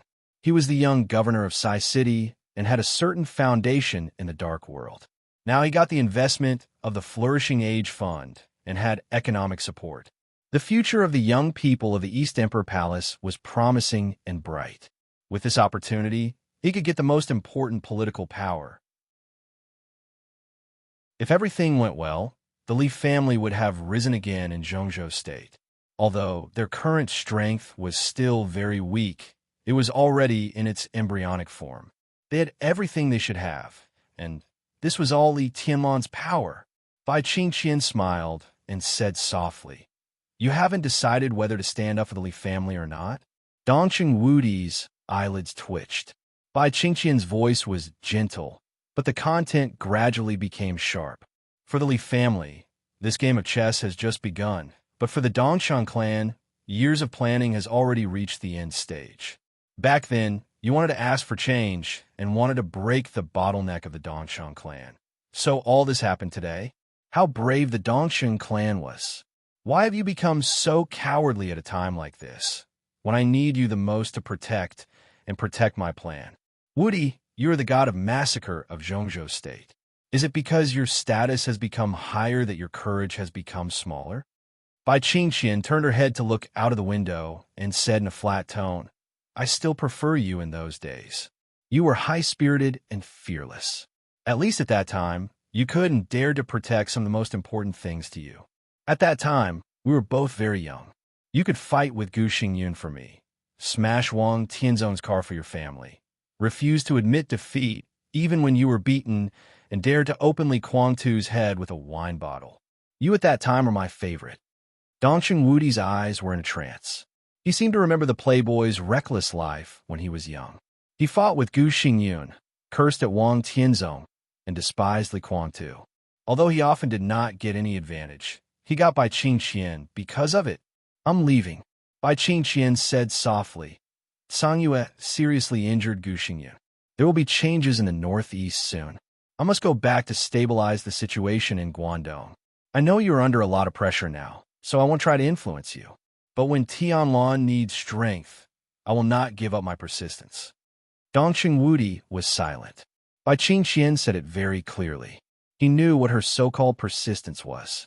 But when Li Tianlan needed support most, at the critical moment of the Li family's rise again, even if the whole world remained silent, Bai Qingqian would still stick to her persistence. Even if she had to bet everything, she would give all her strength without reservation. Some love did not need reason. Bai Qingqian took out a document from her bag and handed it to Dongqing Wudi. Dongqing Wudi took it and glanced at it. His face suddenly changed dramatically. It was a divorce agreement, and it was a divorce agreement that Bai Qingqian had signed. As long as Dongqing Wudi wrote his name on it, his years of husband and wife relationship with Bai Qingqian would end here. What does this mean? Dongqing Wudi frowned tightly. I didn't say I wouldn't do it. Tianlan will be fine. I will be fine? Bai Qingqian smiled gently. I want more than this. The corners of Dongqing Wudi's eyes kept twitching. Of course, he knew what Bai Qingqian wanted. The three pillars of the giant group had already reached a consensus that they would definitely support the Li family, but no one said much about how much support they would give. But this matter was crucial. The strength of their support for the Li family was directly related to how much the Li family would benefit from this matter. There was no doubt that Bai Qingqian wanted the full support of the Dongqing clan. That was the most difficult thing for Dongqing Wudi. "Qingqian, don't force me." Dongqing Wudi's voice was slow like an old man's. From his own standpoint, he was naturally willing to fully support Li Tianlan. But supporting Li Tianlan and supporting the Li family were two completely different things. Although this was an opportunity for Li Tianlan, if he fully supported Li Tianlan, he would also encounter a lot of resistance. Dongqing Wudi naturally had to weigh the pros and cons. Born as a human, I always have to shoulder the responsibilities I should shoulder. Bai Qingqian's tone was indifferent. You're more than a soldier. She looked at the divorce agreement in Dongqing Wudi's hand and said slowly, I'm not threatening you with this.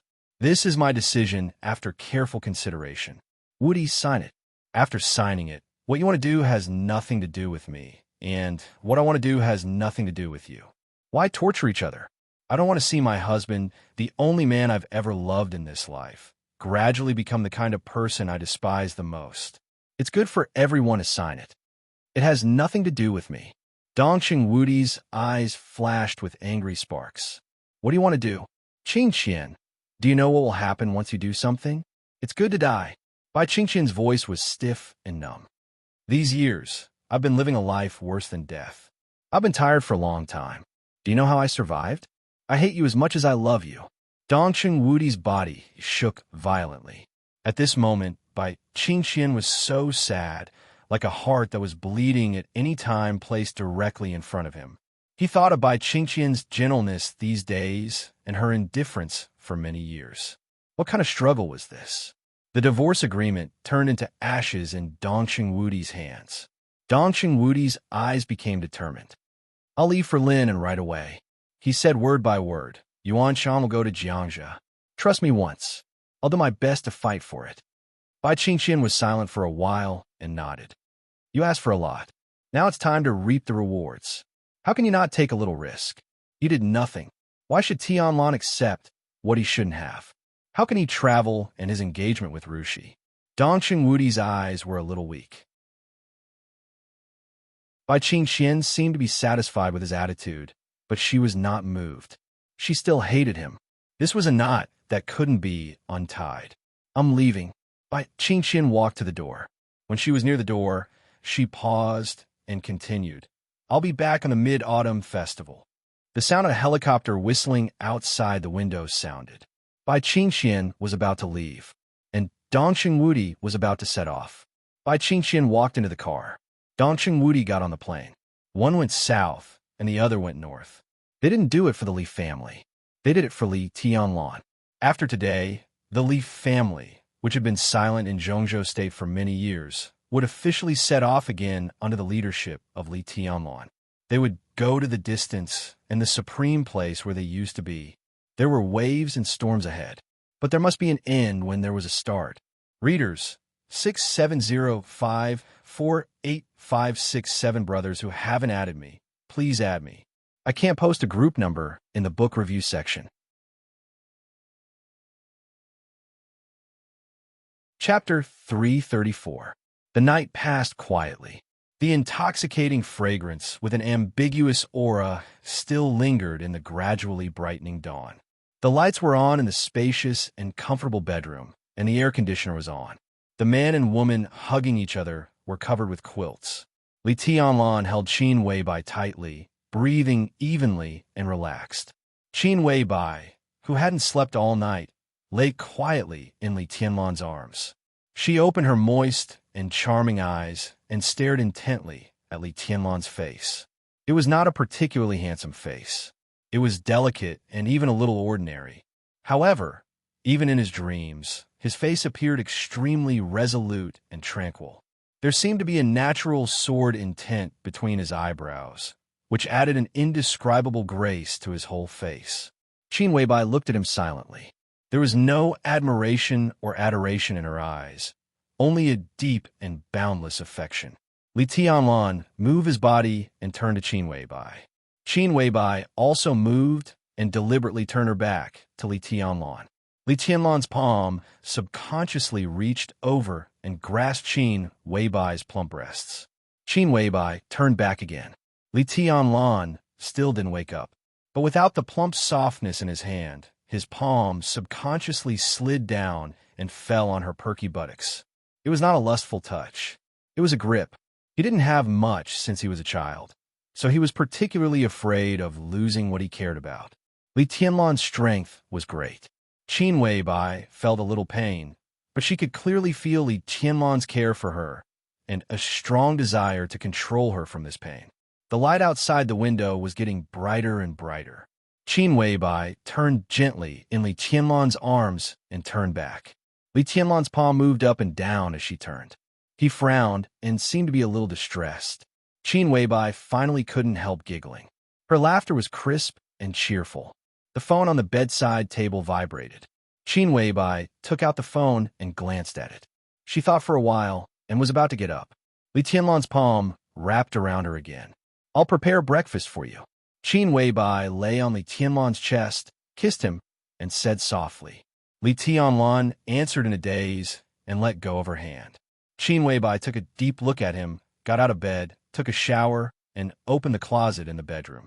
She had not set foot in Zhongzhou State for several years. Therefore, the clothes in the wardrobe were all from a few years ago. Qin Weibai took out a white shirt, a pair of black high-waisted, wide-legged pants, and a pair of high heels. With her height of 1.76 meters, she was definitely a crane in a flock of chickens. Dressed like this, her pair of long and slender legs were simply soul-stirring.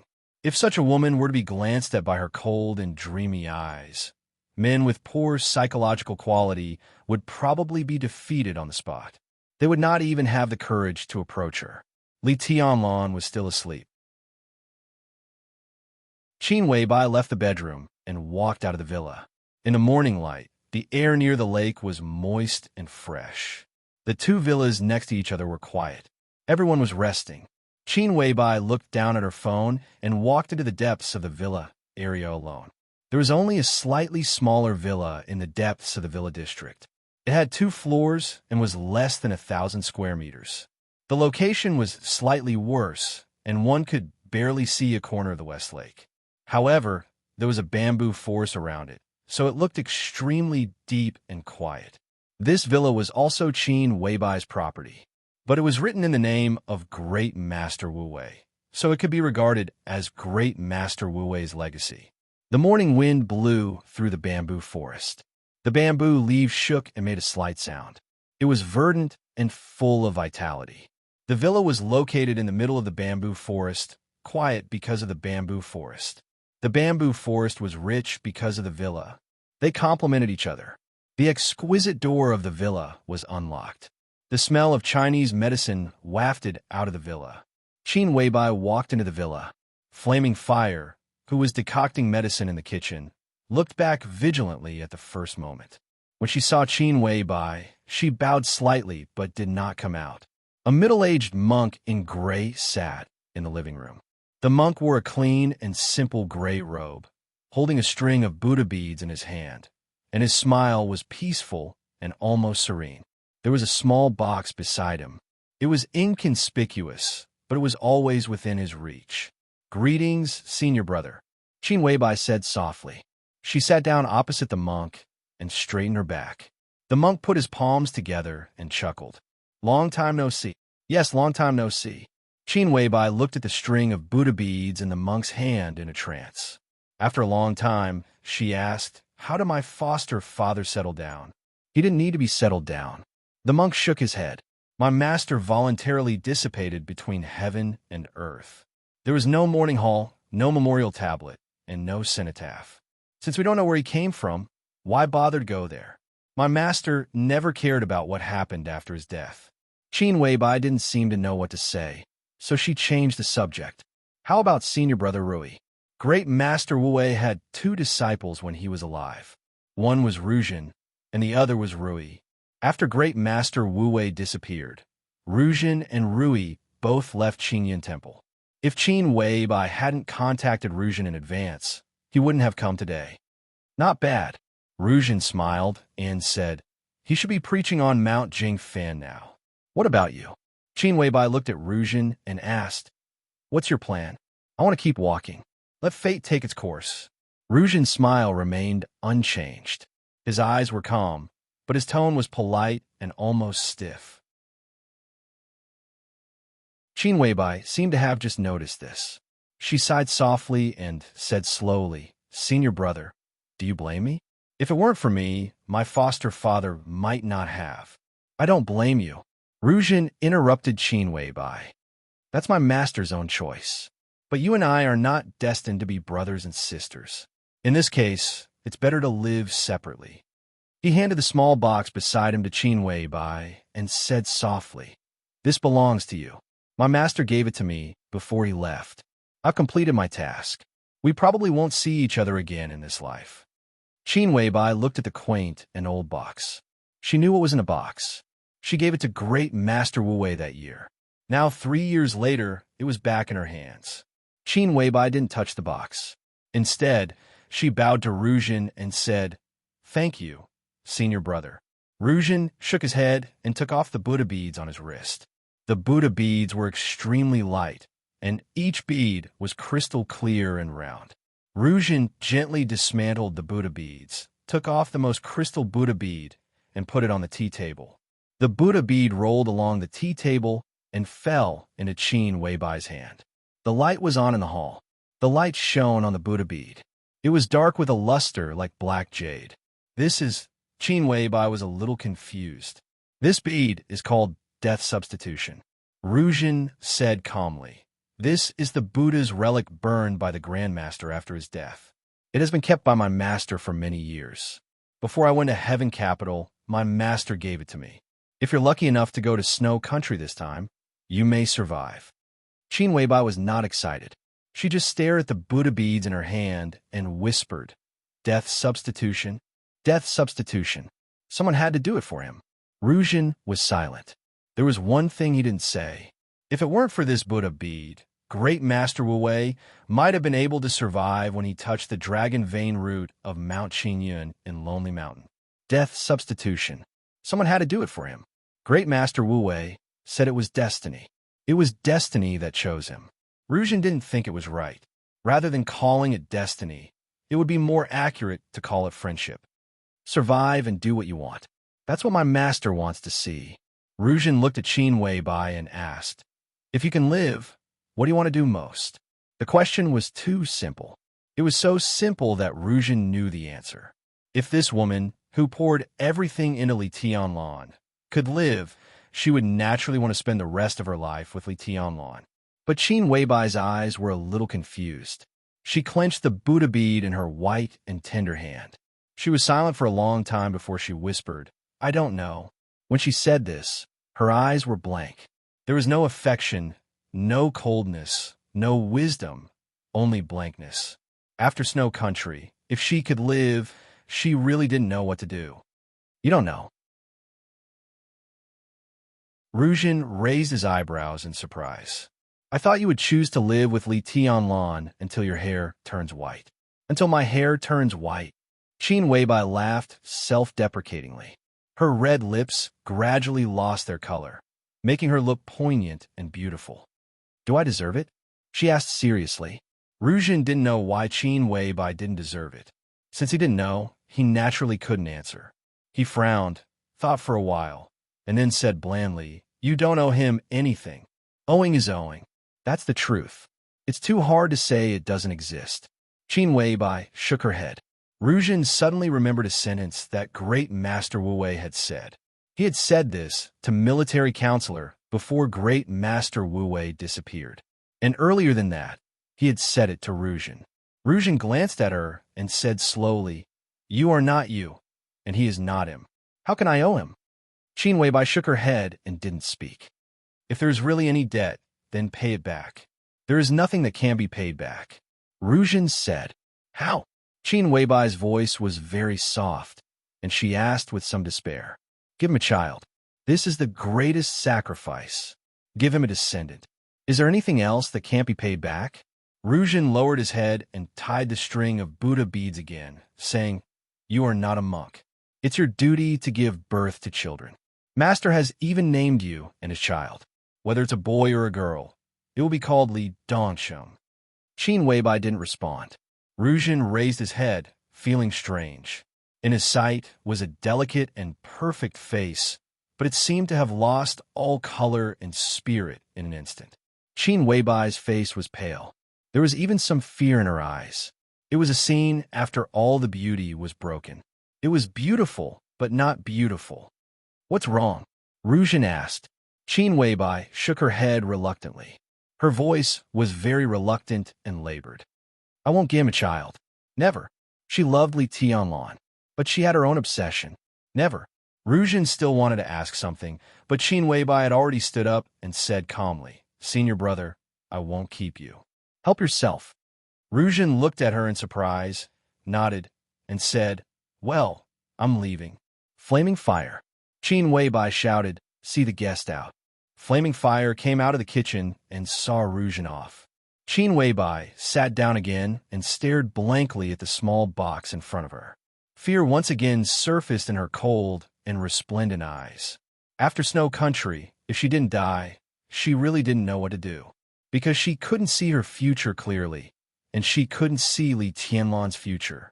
She didn't know whether she and Li Tianlan would become husband and wife or enemies in the future if she lived, if she turned deep love into hatred. She would rather die. Death was really good. Qin Weibai took a few deep breaths, picked up the small box on the table, and got up to go upstairs. The door of the master bedroom was ajar. An extremely weak cough sounded in the bedroom. Qin Weibai pushed the door open and walked in. In the bedroom, full of the smell of blood, a man in plain clothes was lying on the bed. The man looked about 37 or 38 years old, with short hair and a very attractive short beard on his chin. His appearance was not handsome, but it was extremely sharp as a sword. In addition to the smell of blood, there was only sword intent in the air. A black cloak stained with blood hung on a hanger in the corner of the room, becoming the source of the smell of blood. How did you get hurt so badly? Qin Weibai glanced at the man and frowned. The man smiled bitterly. Summer solstice is stronger than all of us thought. She almost killed the men of sacrifice from the purgatory of heaven capital with one sword strike. The four of us fought against her sword strike, and it was her sword strike with lowered sword intent.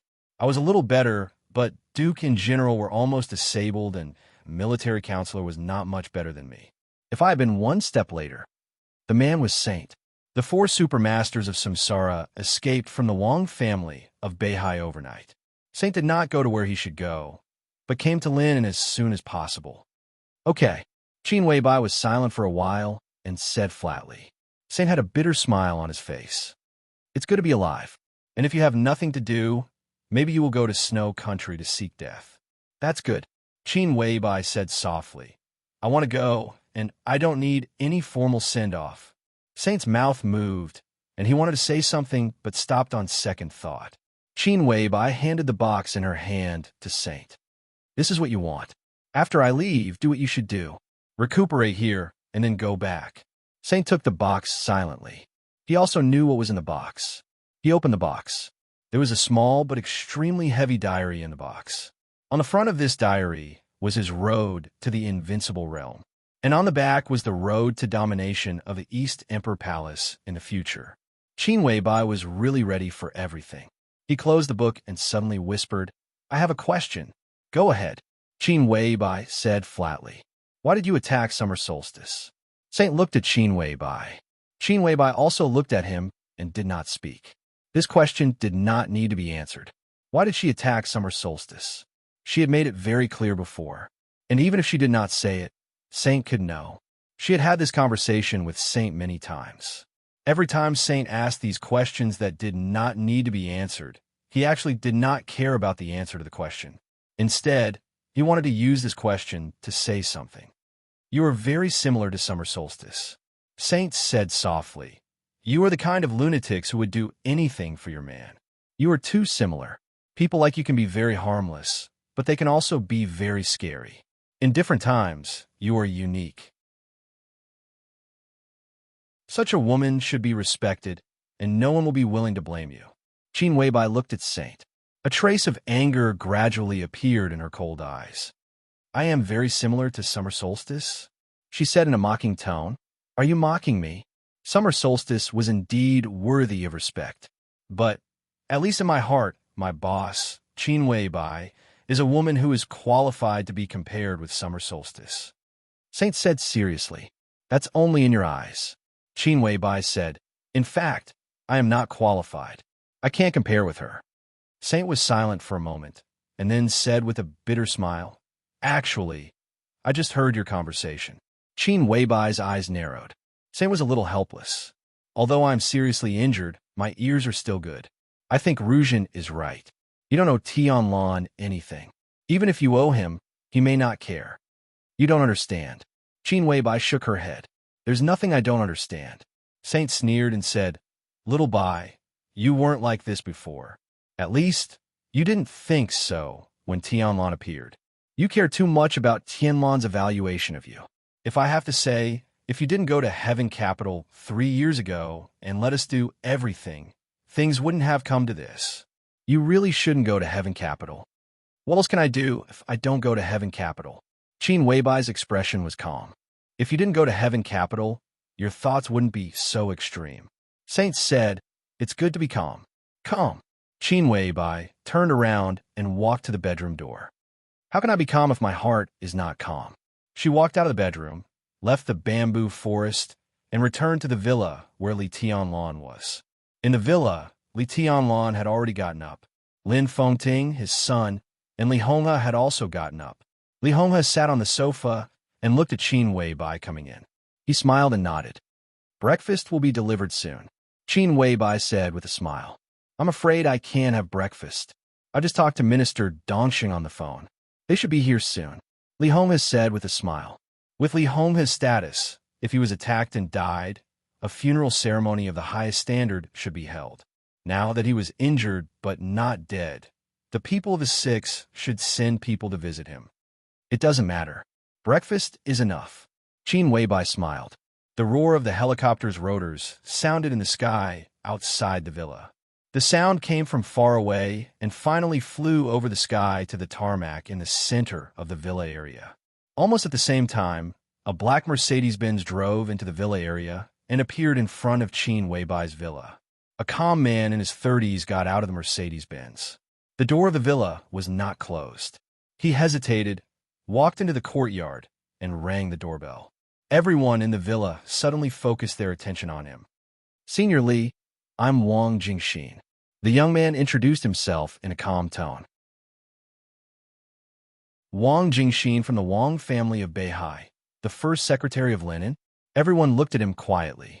The expression of this upstart, who had long been famous in the political circle of Zhongzhou State, was still calm, but there was a trace of anxiety in his eyes at this time. His name was Jingxin, but how could he calm down for everything? In the mortal world, except for the experts who really saw through the world, everyone was a striver. Striving was also a pursuit.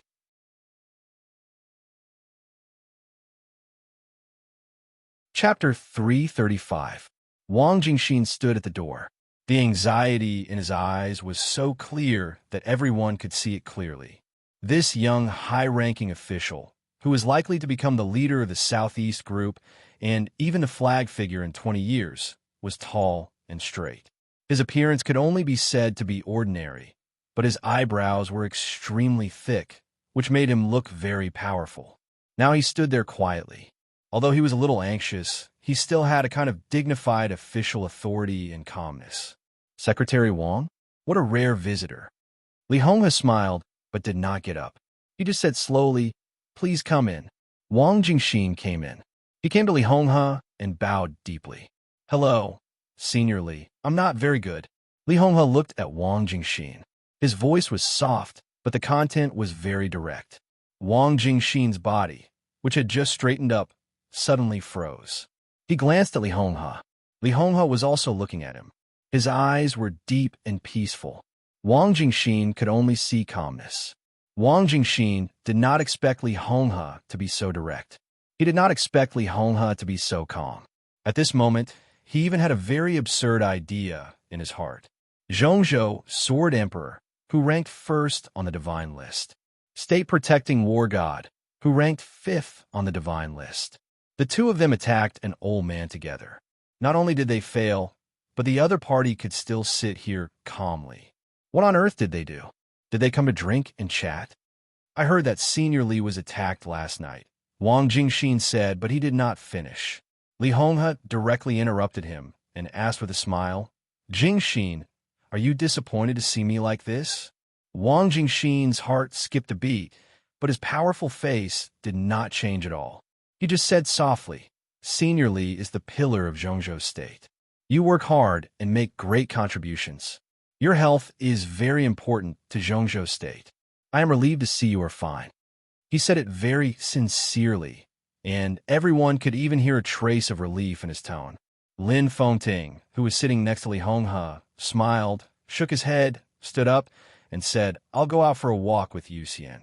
He was impatient to get involved in these things.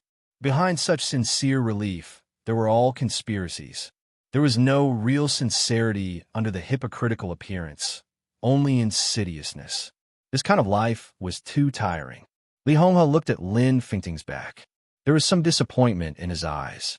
Lin Fingting's departure was not only because of his personality, but also because of his stance. He would protect the Li family. But the Lin clan still did not want to enter the secular world and participate in the disputes of Zhongzhou state. The Lin clan was outside of Zhongzhou, and Lin Fengting was like a wild crane. He had no pursuits. Therefore, his heart was the calmest. If he wanted to protect someone, he didn't need to gamble because there was nothing that he wanted to gain. Therefore, one strike was enough. Li Honghe turned his eyes to Wang Jingxin. Other than Li Tianlan, there was only Qin Weibai in the hall. Therefore, he spoke more directly. So, Jingxin, you're not disappointed? Wang Jingxin seemed to have completely relaxed. He was not interested in martial arts, but in terms of scheming and shrewdness, he was not inferior to anyone. In such a situation, he naturally knew what kind of attitude to use. I'm not disappointed, he said. I'm just a little worried. Worried? Li Honghe raised his eyebrows. For myself. Wang Jingxin's gaze was frank and calm. He was completely telling the truth. He had thought that he would see a seriously injured and dying Li Honghe today, but he did not expect to see a calm veteran of Zhongzhou state, as if nothing had happened. The better Li Honghe was, the more trouble the Wang family of Beihai would have. Li Honghe, who did not seem to be seriously injured, was completely worthy of some forces increasing their support for the Li family. Wang Jingxin knew the internal meeting held by the giant group last night. He even knew some of the contents of the meeting. The Dongqing clan did not know that Wang Tianzong actually did not make any arrangements when he left Linen. The old man of the Liu family suggested that Dongqing Rushi should marry Wang Jingxin, which was Wang Jingxin's own proposal. But Dongqing Wudi refused this arrangement. This refusal was tantamount to showing his attitude of supporting the Li family. If he supported the Li family, he would definitely make the Wang family of Beihai pay the price. Li Honghe was attacked in Lin. With his identity, if the higher-ups really investigated, as the top leader of Lin, and Wang Jingxin was undoubtedly responsible. The giant group supported the Li family and wanted to make the Wang family of Beihai pay something. Wang Jingxin was the best and most obvious breakthrough. In the Wang family of Beihai, Wang Jingxin's branch was not too powerful, but he himself was very valued by Wang Tianzong. Even if he was the person in charge, there would not be two fatal consequences. At worst, he would leave Lin and Jiangxia. Wang Jingxin did not want to leave. He had been working in Lin and for nearly 6 years. If he was forced to leave the base that he had operated for many years because of this matter, even if he would get a position in another place that was no less than his current position, the actual loss was still unimaginable. This was the purpose of his visit today. He did not expect himself to change the Li family's attitude toward him, but at least he had to try something. At present, not leaving Lin and was his bottom line. As for the rest, he had enough psychological preparation. Your concern is very reasonable. Li Honghe looked at Wang Jingxin gently, and his tone was almost unacceptable. He was very direct. Wang Jingxin was even more direct. He did not answer Li Honghe's words, but turned directly to look at Li Tianlan. Hello. He took the initiative to reach out his hand. Hello. Li Tianlan reached out and shook hands with him without batting an eyelid. What do you need me to do for you in Linen? Wang Jingxin asked directly. This was not a surrender, but a deal. He was the core young power of the Wang family of Beihai, and there was no possibility of changing his position. But this did not mean that he could not make a deal with the Li family. Even if they were enemies, there was the possibility of a deal. And if he could stay in Lin, and this was also a situation that Wang Tianzong would like to see. The roar of the helicopter outside the window sounded again. Another helicopter flew over from above. Wang Jingxin still looked at Li Tianlan, and his eyes quietly became dignified. I'll entertain Secretary Wang. Qin Weibai said at the right time with a perfect smile.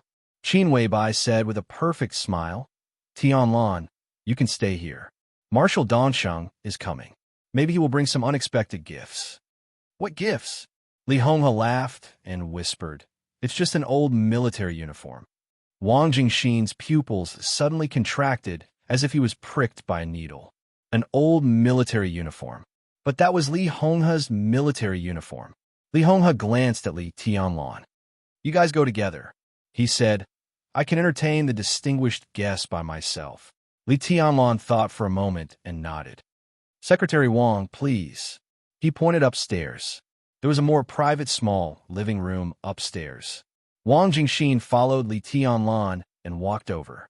Qin Weibai glanced at Li Honghe before she stepped forward. From an angle that Li Tianlan could not see, her eyes were cold and full of disgust. Li Honghe looked at Qin Weibai's eyes calmly and kept his smile.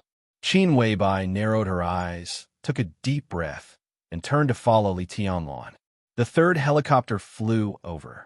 Li Honghe stood up and walked to the door. It was a short distance from the living room to the door. The morning wind blew into the villa through the door with the smell of West Lake, and it was cool. The turbidity in Li Honghe's eyes began to fade and become clear. He was the only one left in the hall. He didn't need to hide anything. He straightened up in cotton clothes, and there was a brilliant light in his eyes. Three men who looked only middle-aged appeared in Li Honghe's sight with their backs to the morning sun. Dongqing Wudi, the executive minister of the army headquarters and a member of the decision-making committee of Zhongzhou State, walked in the middle. On his left and right sides were figures that Li Honghe was very familiar with. The three men looked solemn. They walked into the courtyard and came to the door. Li Honghe stood there quietly, his eyes deep and calm. The three men subconsciously wanted to bow. Li Honghe waved his hand with a smile and said, let's go in and talk. Listen to Uncle Li. Dongqing Wudi smiled. He stood at the door in a neat military uniform. The golden marshal rank shone dazzlingly in the morning light, looking majestic. Li Honghe turned and walked into the living room. He sat down again where he had just been sitting. What about the other one? Li Honghe asked. He's in the back. As the rumors say, he and Ziwan don't get along well. It's better to separate. The middle-aged man on the left of Dongqing Wudi said with a smile. At first glance, he looked very young and energetic, but in fact he was slightly old. The wrinkles at the corners of his eyes were very dense, and his hair was dyed black with hair dye. Among the three, he was the oldest, so he seemed to be the most relaxed in front of Li Honghe. Zhengmin, you're in good spirits. Can you work for another term? Li Honghe looked at him and asked with a smile. Another term? It's hard. Not to mention Zhongzhou State. Even this guy probably won't let me work for another term. I'm just holding a position now to pave the way for his good son-in-law. The middle-aged man, named Zhengmin, pointed to Dongqing Wudi with a smile. Dongqing Wudi smiled and said nothing. Wu Zhengmin. In Jiangxia province of Zhongzhou State, this was definitely a well-known name. Even in the political circle of the whole Zhongzhou State, this name could be said to be a legend. In recent decades, he was the only powerful figure who had served as the leader of the same province for more than 15 years. The core force of the Southeast faction, Wu Zhengmin, the leader of Jiangxia province. He had never entered the decision-making committee in his life, but in Jiangxia, his foundation was unimaginably deep. Even the highest-level directors had to think about what he said seriously. Wu Zhengmin was 69 years old this year. He should have retired 2 years ago, or even 5 years ago, but he always sat in the position of the leader of Jiangxia without moving. With his ability and prestige, as long as his health allowed, no one would doubt that he could not continue to work for another term, which was enough for him to hold the highest power in Jiangxia for 20 years. It's the Li family that let you down. Li Honghe looked at Wu Zhengmin with soft eyes. Your Highness, it's boring to say this. I've been fine these years. Wu Zhengmin stopped smiling and looked at Li Honghe seriously. Dongqing Wudi was Li Honghe's junior. Ning Ziwan, the commander of the Eastern Theater of Operations on the right of Dongqing Wudi, was also Li Honghe's junior. But Wu Zhengmin, who was 69 years old this year, was Li Honghe's friend. Li Honghe was a little older than Wu Zhengmin. At the peak of the Li family, Wu Zhengmin could be said to be the talent that Li Honghe valued most. Among the core members of the Li family, His rank might not be the highest, but he was recognized as one of the political forces that could best represent Li Honghe's will. If the Li family had not collapsed, Wu Jingmin's journey would never have stopped in Jiangxia. Now, at least he would have entered the cabinet. Even if he could not get the principal position, he would at least be the first deputy prime minister of the cabinet. However, with the collapse of the Li family, Wu Jingmin's rank had never changed. He became the ruler of a province from the governor, but his political life had come to an end. Although he had been silent all these years after the collapse of the Li family, it was the same even after he reappeared. But he had never won the real trust of the Wang family of Beihai and the full support of the Southeast group. Wu Jingmin said that he had been fine these years. How could he be fine? Li Honghe took a deep look at him, turned his head, and looked at Ning Ziyuan, who was silent. This general of Zhongzhou State, who was also promoted by him, had a completely different experience from Wu Jingmin. Wu Jingmin, who had been silent and never said anything for the Li family, had never won the real trust of the Wang family of Beihai.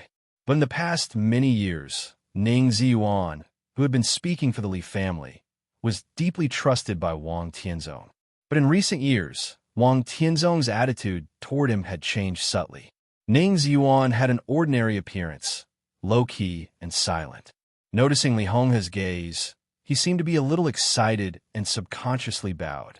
Ziyuan, Qiansheng is good. I heard from Donglai that Qiansheng is in love with Donglai's granddaughter. Very good. Some feelings can't change with time. In this way, you and Donglai will be closer. Li Honghe said with a smile. It's all the children's business. I didn't intervene, but I'm very supportive of this matter. Ning Ziyuan said respectfully. Li Honghe said yes, hesitated, and asked, How has Migres been these years? Qiansheng has had a stiff relationship with you these years. Is it because of Migres's daughter? His eyes were a little sad.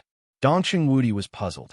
Not to mention him, even Wu Jingmin, who had never spoken for the Li family but was definitely on their side, was a little puzzled.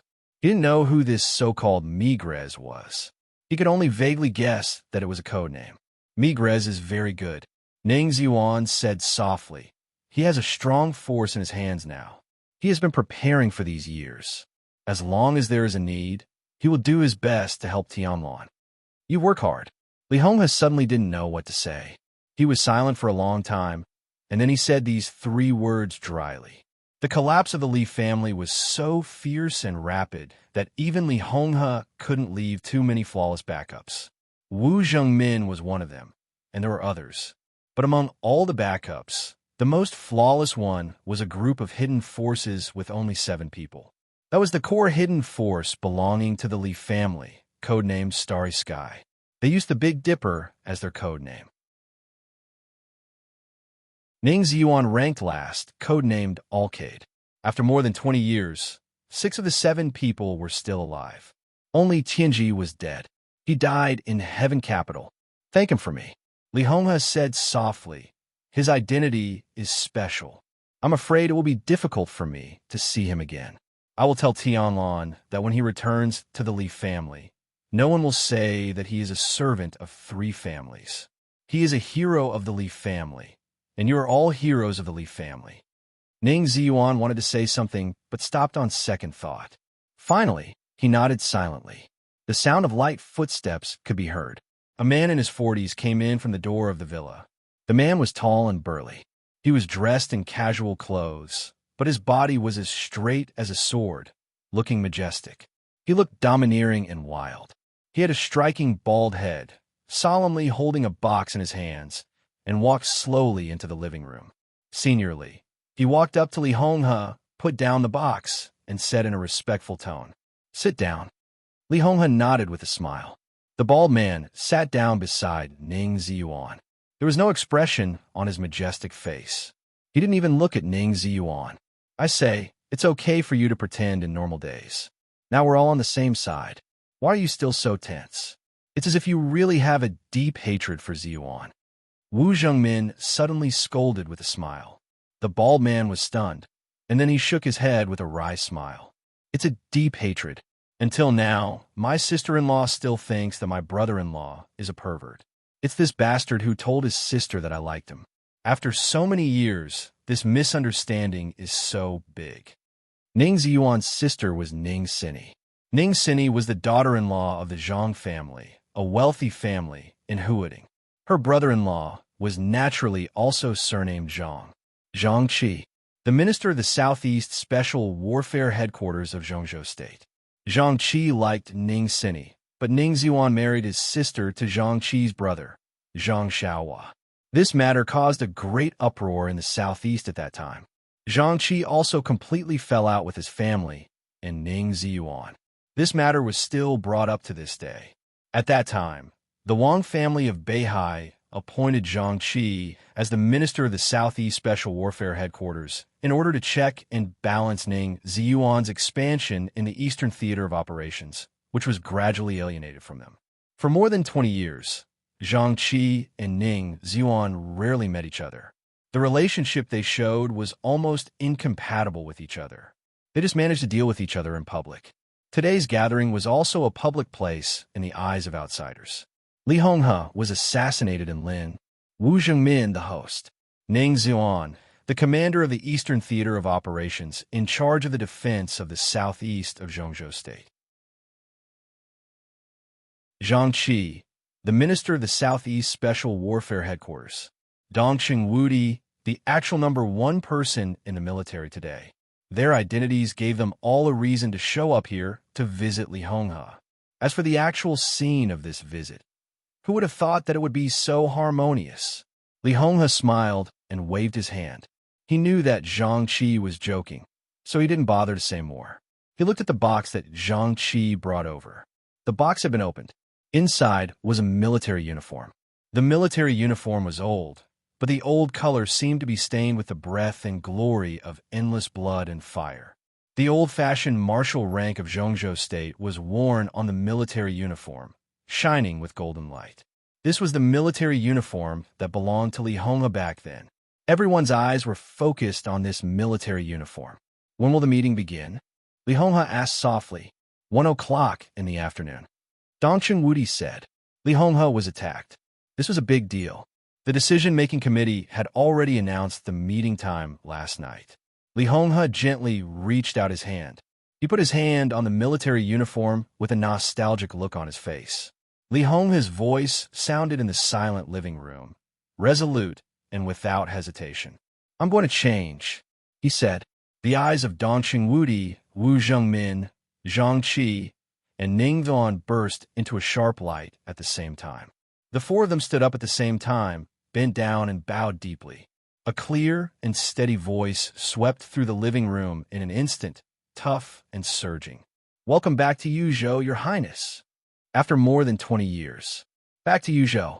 Li Honghe touched the marshal's epaulette on the military uniform with his fingers and turned his head to the north. In the north was Westlake. The water on Westlake turned and rippled suddenly. The wind came from the south and blew to the north, getting faster and faster, as if it would never stop.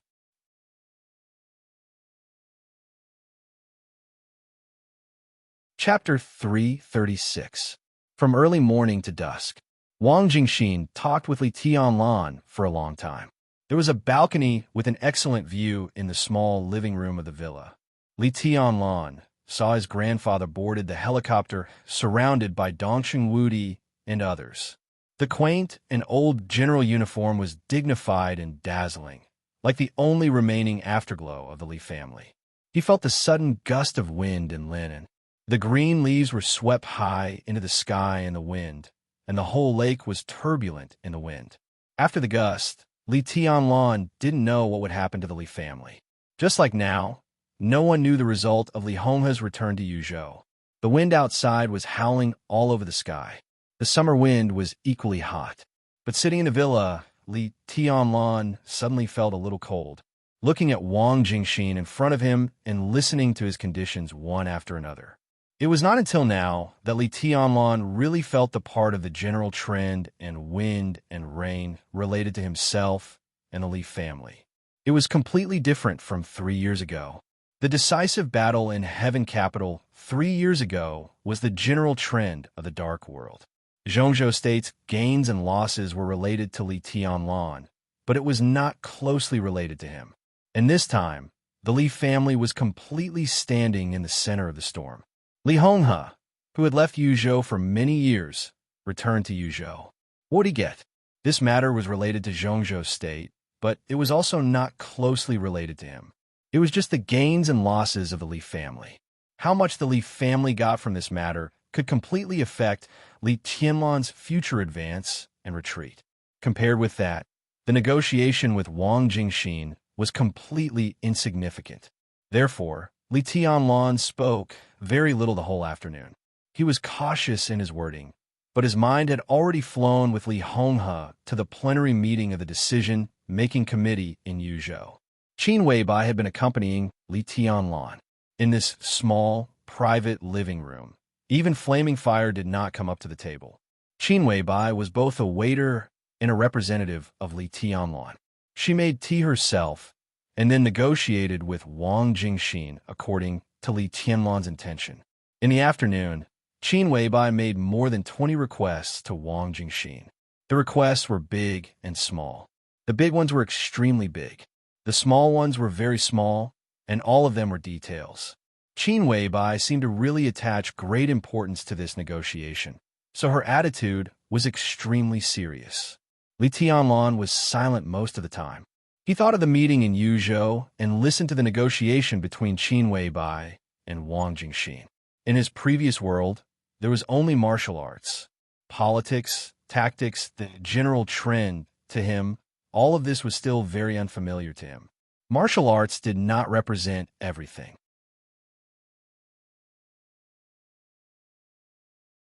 But the problem was that the future territory of the East Emperor Palace was Tianan. This is just the beginning. Qin Weibai took Li Tianlan's arm and walked down the steps. Her whole body was almost attached to him, and she said softly, "In the future, our requirements will be more and more. It is difficult for Wang Jingxin to refuse our current requirements. Once he agrees to help us this time, he may make more compromises to us in the future. What he really doesn't want to entangle with us, we won't need him." She took Li Tianlan to Westlake, and her voice was soft and gentle. "Tianlan, it's hard for you to understand how important a base camp is to a politician, especially for Wang Jingxin. Unless it's really a last resort, he won't give up Linen. The Wang family of Beihai won't let him give up. Wang Jingxin has a promising future. If there is no accident in the future, he will definitely enter the decision-making committee. But in the end, whether he is a counselor or a director and how he ranks not only depends on his ambition and means, but also the necessary time, place, and people. If he is forced to leave Lin and without preparation, it will be difficult for him to reach the end in the future. It's not as simple as changing a position at all." Qin Weibai's tone was indifferent and firm. This was almost not a speculation based on wisdom. It was a confirmation after understanding. "Why?" Li Tianlan asked. Qin Weibai obviously hesitated for a moment, and then said softly, "Because here is Jiangzhe." "So?" Li Tianlan raised his eyebrows. He really didn't know much about the specific forces of the Li family before, but these were things that he had to get in touch with after all. The Li family and the Wang family of Beihai have always been very close. For hundreds of years, the two families have been controlling the southeast group at the same time. So before the collapse of the Li family, the lineal descendants of the two families were inseparable on many occasions. They were all on the same side. In many places, the lineal descendants of the Wang family of Beihai and the Li family were squeezed together and worked hand in hand. But there were also subtle differences. If you want to distinguish this slight difference, Jiangzhe can be said to be the strongest base camp of the Li family. Qin Weibai looked at Li Tianlan's quietly changing face and said softly, "Do you understand? Just like the Wang family of Beihai in Beihai Province and Wuyue Province, Jiangzhe used to be the strongest fortress of the Li family, and it was also the place where the Li family had the strongest power. Even if the Li family collapsed, the personnel adjustment here has not been big over the years. Wu Jingmin served as the first secretary of Jiangzhe for nearly 20 years, which is the most obvious example. He entered the Central Committee of Zhongzhou State 4 times in a row, once as the governor and 3 times as the first secretary. I'm afraid even the Wang family of Beihai doesn't know how strong Wu Jingmin's foundation is in Jiangxia. Qin Weibai said quietly, "This is one of the most developed provinces in Zhongzhou State. The Li family collapsed, but the Southeast group is still there. So although Jiangxia doesn't belong to the Li family, it still belongs to the Southeast group. But in the end, this place belongs to Wu Jingmin. But in the end, Wu Jingmin is in the Southeast group. So Jiangxia is the back garden of the Southeast group. Wu Jingmin is in the Li family. So this is the back garden of the Li family." He was the talent that Senior Li valued the most in those days. Over the years, he has never expressed any opinion on the collapse of the Li family, but he has always firmly guarded the last foundation of the Li family. Senior Li is very good at judging people. In this life, I'm afraid he only misjudged 2 people. Li Tianlan was so shocked that he couldn't speak at all. He thought that the Li family had long been desolate. He thought that the Li family had long been without foundation. But only when he arrived in Jiangxia did he understand what was going on. Why didn't Wang Tianzong touch Wu Jingmin? Li Tianlan couldn't help asking. How could it be so easy? Qin Weibai shook her head. The collapse of the Li family was too sudden. The Wang family of Beihai was unprepared, and it was extremely chaotic in the early days. It was not that Wang Tianzong didn't want to touch Wu Jingmin, but he couldn't. The Wang family of Beihai's inaction had already made many people dissatisfied. The Li family had just collapsed, and they were eager to deal with the person that Senior Li valued the most. This was simply asking for trouble. After Wang Tianzong stabilized the situation, Wu Jingmin had become the top leader of Jiangxia and was deeply rooted. At that time, it was not good to act rashly. About 10 years ago, there was news inside the Southeast group that wanted Wu Jingmin to go further and transfer him out of Jiangxia, but he refused. So, Wang Jingxin came to Jiangxia. Li Tianlan was silent, but he had completely understood what Qin Weibai meant. Wang Jingxin came to Jiangxia and ran Lin, and with some kind of cleaning task. He rose step by step in Jiangxia. If there was no accident, with his identity as the top leader of the provincial capital, he could become the governor of Jiangxia in 2 years. Jiangxia was the foundation that Wu Jingmin took care of for the Li family. If Wang Jingxin succeeded in replacing Wu Jingmin, he could gradually turn the Li family's power into his own, so that he could almost completely eliminate the Li family's voice in the Southeast group. At that time, he could rely on this power to get the support of the Southeast group and embark on his own road to success. If he left Jiangxia, it was tantamount to his failure. Not to mention that the aura of a political strongman would be dim. Other provinces might not have such opportunities. So, the whole of Jiangxia is actually still under the control of the Li family? Li Tianlan took a deep breath and asked, suppressing his inner amazement, what kind of future would it be with a province as the foundation? No, to be exact, it is under the control of Wu Jingmin and only half of Jiangxia. Qin Weibai's tone was calm, and as time goes by, his influence in Jiangxia will slowly decline. Many people in Jiangxia have relations with the original Li family. Even if they are not his henchmen, at least they have been helped by the Li family. But people are realistic. Over the years, Wu Jingmin has been as stable as Mount Tai in Jiangxia, so these people can naturally stay put. But as he gets older, those people will definitely have other ideas. Qin Weibai looked at Li Tianlan softly. It's not easy for the Li family to take over Jiangxia again. Even if Wu Jingmin wants to hand over Jiangxia, it will be very difficult for you to take it over. It's not that you are not strong enough, but that they can't see hope. If one was not strong enough, there would naturally be no hope.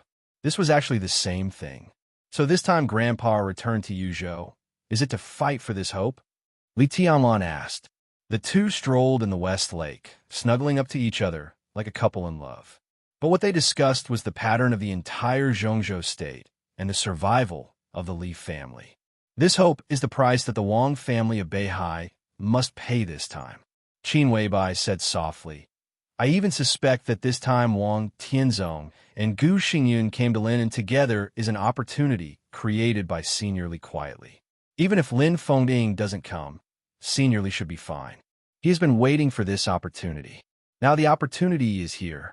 The Wang family of Beihai will not let Wang Jingxin, who shoulders the task of cleaning up the Li family, leave Lin. But after this meeting, there is bound to be a person on your side who is no less qualified or skilled than Wang Jingxin to Jiangxia.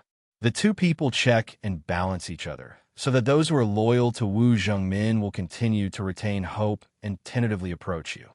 A person who is strong enough to compete with Wang Jingxin. Li Tianlan thought of Zhou Yuanshan at the first time. Both of them were popular figures who were most likely to become giants in Zhongzhou State in the next 20 years. At present, the force in Jiangzhou led by Wu Zhengmin seemed to belong to the Southeast Group, but in fact it was outside the six. Whether it was Wang Jingxin or Zhou Yuanshan, whoever could get the support of this force would make their strength expand rapidly. This force, when the two competed fiercely, could even decide who would eventually go to the altar and become the leader of Zhongzhou State. Wu Zhengmin was old, so those who came to Jiangzhou after this meeting would become the new hope of those people. As for this meeting, Qin Weibai thought for a while and said slowly, "It's not that simple. At least Wu Zhengmin's departure is uncertain. That's why I negotiated with Wang Jingxin. He agreed to our conditions. Together with the newcomer to Jiangzhou, your strength in Jiangzhou will be very strong. In the future, when you manage Tianan on the surface, you can also secretly develop your own strength in Jiangzhou." Li Tianlan looked at his watch. It was already 9 o'clock in the evening. The meeting of the decision-making committee that started at 1 o'clock in the afternoon had been held for 8 hours, and it was not over yet. What will be the result of this meeting? Li Tianlan asked in a low voice. "I'm not sure." Qin Weibai shook her head. She took a deep look at Li Tianlan and said softly, "I have a piece of top-secret information. Zhang Qi of the Southeast Special Warfare Headquarters of Huading is likely to be a hidden pawn left by Senior Li. With the support of the Giant Group, Wu Zhengmin, Ning Ziyuan, Zhang Qi, Tianlan, don't you understand what this means? The support of the Giant Group. If the top leader of Jiangzhou, the commander of the Eastern Theater of Operations, and the minister of the Southeast Special Warfare Headquarters were all the forces of the Li family, what did it mean?" Li Tianlan's face suddenly changed. Senior Li's return to Yuzhou this time is entirely based on Jiangzhou to plot the Southeast. Qin Weibai said in a low voice. After more than 20 years of silence and low-key, the opportunity finally came. When the afterglow of the Li family was about to fade, Li Honghe had taken it for granted that the entire southeast of Zhongzhou State was his prey. Based on Jiangzhou, plot the southeast.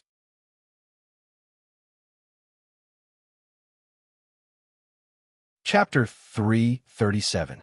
Second update. This chapter is yesterday. It's still an unfounded chapter. Today's update remains unchanged. It's 10 minutes late, sorry. What was the southeast?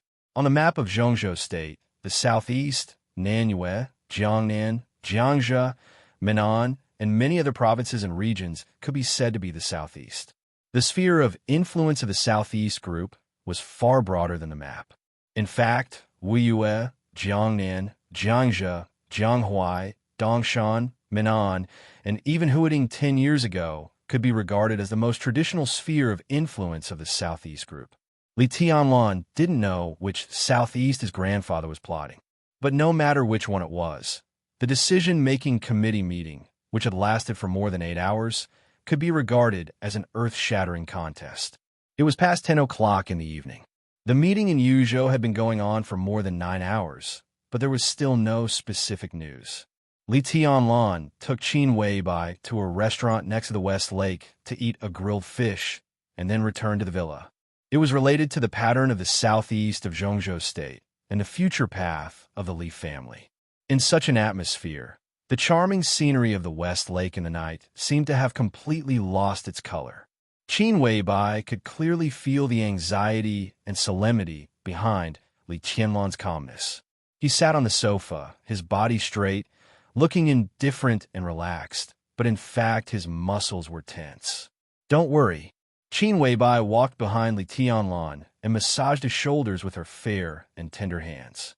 She used just the right amount of strength. The outcome of the meeting will definitely be beneficial to us. The only thing we're not sure about right now is how beneficial it will be. At least for now, the re-rise of the Li family is unstoppable. Li Tianlan smiled and reached out to pat Qin Weibai's little hand. Rise. He was really embarrassed to use this word. Wu Zhengmin, Ning Ziyuan, Zhang Qi, these three people were in high positions and were definitely a great force when put together. But no matter how great the force was, it was just a force after all. It was not even comparable to some branches within a group, let alone a group. Tonight's meeting was not so much a meeting about the re-rise of the Li family in Zhongzhou State, but a meeting about the reappearance of the Li family in Zhongzhou State. At most, it appeared above board, nothing more. What is the possibility of Wu Zhengmin leaving Jiangzhou? Li Tianlan asked softly. He had never heard of Wu Zhengmin before. He hadn't even formally met Wu Zhengmin, but he had to respect this old man whose position in Wu Yue was as stable as Mount Tai. It was not only his loyalty and perseverance. At the same time, they respected his wisdom and courage. He had taken root in Jiangzhou for 20 years and gathered the forces of the Li family scattered in Jiangzhou around him. He controlled and protected them. How difficult was it to achieve this? This was true wisdom, courage, and wisdom. The possibility is more than 80%. Qin Weibai rubbed her hand gently on Li Tianlan's head and whispered. Li Tianlan frowned and said nothing. Wu Zhengmin was definitely the stabilizing force and pillar of Jiangzhou. If he was transferred away from Jiangzhou, even if his level was one step higher, the consequences would be disastrous for the Li family gathered around him. That was why Qin Weibai said she wanted to give them hope. If there was no such hope, as soon as Wu Zhengmin left, the people gathered around him would show their true kindness to the Wang family of Beihai for their own sake. This had nothing to do with betrayal. It was also against his will. Even if the Li family could give them hope again, Jiangzhou would not be as stable as Wu Zhengmin's. As long as they were not stupid, not many people would exchange the sky-reaching pillar for the hope of the future. In fact, this is not a bad thing. If Wu Zhengmin leaves Jiangzhou, it will definitely have an impact in a short time, but it should not be a big impact. Qin Weibai said softly. Wang Jingxin is the flag of the Wang family of Beihai in Jiangzhou. This time, the person who will compete with or even suppress Wang Jingxin will definitely not be an ordinary person. He must be someone who can compete with him in all aspects. At present, this candidate is most likely to be Zhou Yuanshan. He represents not only himself, but also the wealthy Zhou family and even the entire giant group. This hope is big enough. At least, it is big enough that no one will act rashly for the time being. This time, Wu Zhengmin is taking a step up, not retiring. In time, it will not be difficult for Zhou Yuanshan to control Jiangzhou with Wu Zhengmin's support. Giant group, Li Tianlan muttered to himself and shook his head with a bitter smile. Were they going to get involved in the end? I understand your idea. Qin Weibai climbed from behind the sofa and sat in Li Tianlan's arms. She whispered, but that's just your idea. You don't want to owe the Dongshan clan too much, and you are afraid that you can't pay it back. But if the other party insists on standing with you, you can't refuse. The Dongshan clan has made up their mind. It's too late for you to think about it. His voice was calm and peaceful. Li Tianlan felt that these words were a little familiar. It seemed that he had heard similar words somewhere, but he couldn't remember who said it at the moment. He shook his head, pulled out a cigarette, lit it, and took a deep breath. Your mind is in a mess. Qin Weibai looked into Li Tianlan's eyes. A little. Li Tianlan did not deny it. Don't think too much. Qin Weibai touched Li Tianlan's hair. In fact, the situation is really good. Whether Wu Zhengmin leaves or not, Senior Li will not get nothing in the southeast. In any case, there will be a place for the Li family in the southeast. Compared with the beginning, this result is very good. Li Tianlan nodded and took a long breath. That's right. Qin Weibai lowered her head and kissed Li Tianlan's face. The fragrance was intoxicating. Your most important goal now is to improve your strength. If you are in the invincible realm now, everything tonight will be very different. You may feel that you owe the Dongshan clan a lot now, but if you really grow up and become the chosen one, you can pay back everything you owe them. I just want to tell you that if you don't have enough strength since you owe them, then you owe them. It's no good to think about it. Only when you are strong can you have a clear conscience. Chosen one, Li Tianlan smiled. His smile was complicated and hard to understand. He didn't doubt that he would break through into the invincible realm. But he, who was known as the chosen one of Zhongzhou State, didn't know whether he would become one. He didn't even know how strong the so-called chosen one was. He only had a vague idea. In my heart, you are the chosen one, the only chosen one. Qin Weibai put her arms around Li Tianlan's neck. Her eyes were gentle and firm. What about Dongshan Huangtu? Li Tianlan suddenly asked. He heard the name Dongshan Huangtu for the first time in Qin Weibai. However, this name had always been a mystery to him. He knew that Dongshan Huangtu was the chosen one. That was all. You are stronger than him. Qin Weibai's body stiffened for a moment. Then she put her arms around Li Tianlan's neck tightly. How strong is the chosen one? Li Tianlan murmured to himself. His eyes were a little dazed. Silly husband, the chosen one is just a title, not a specific realm. Qin Weibai said softly. The chosen one is the glory given to the strongest by the era. When no one knows martial arts, the ice-condensing realm can be the chosen one. How can there be a specific standard of strength in different eras? What about this era? Li Tianlan asked. This question was very complicated, so complicated that no one could easily answer it. But Qin Weibai could. She thought about it seriously and said softly, My sister has a sword. Li Tianlan raised his eyebrows and felt a little confused. She is not strong, but because of that sword, she could become one of the strongest in the dark world. According to this era, Wang Tianzong is the one closest to the so-called chosen one. But he is not, Li Tianlan said softly.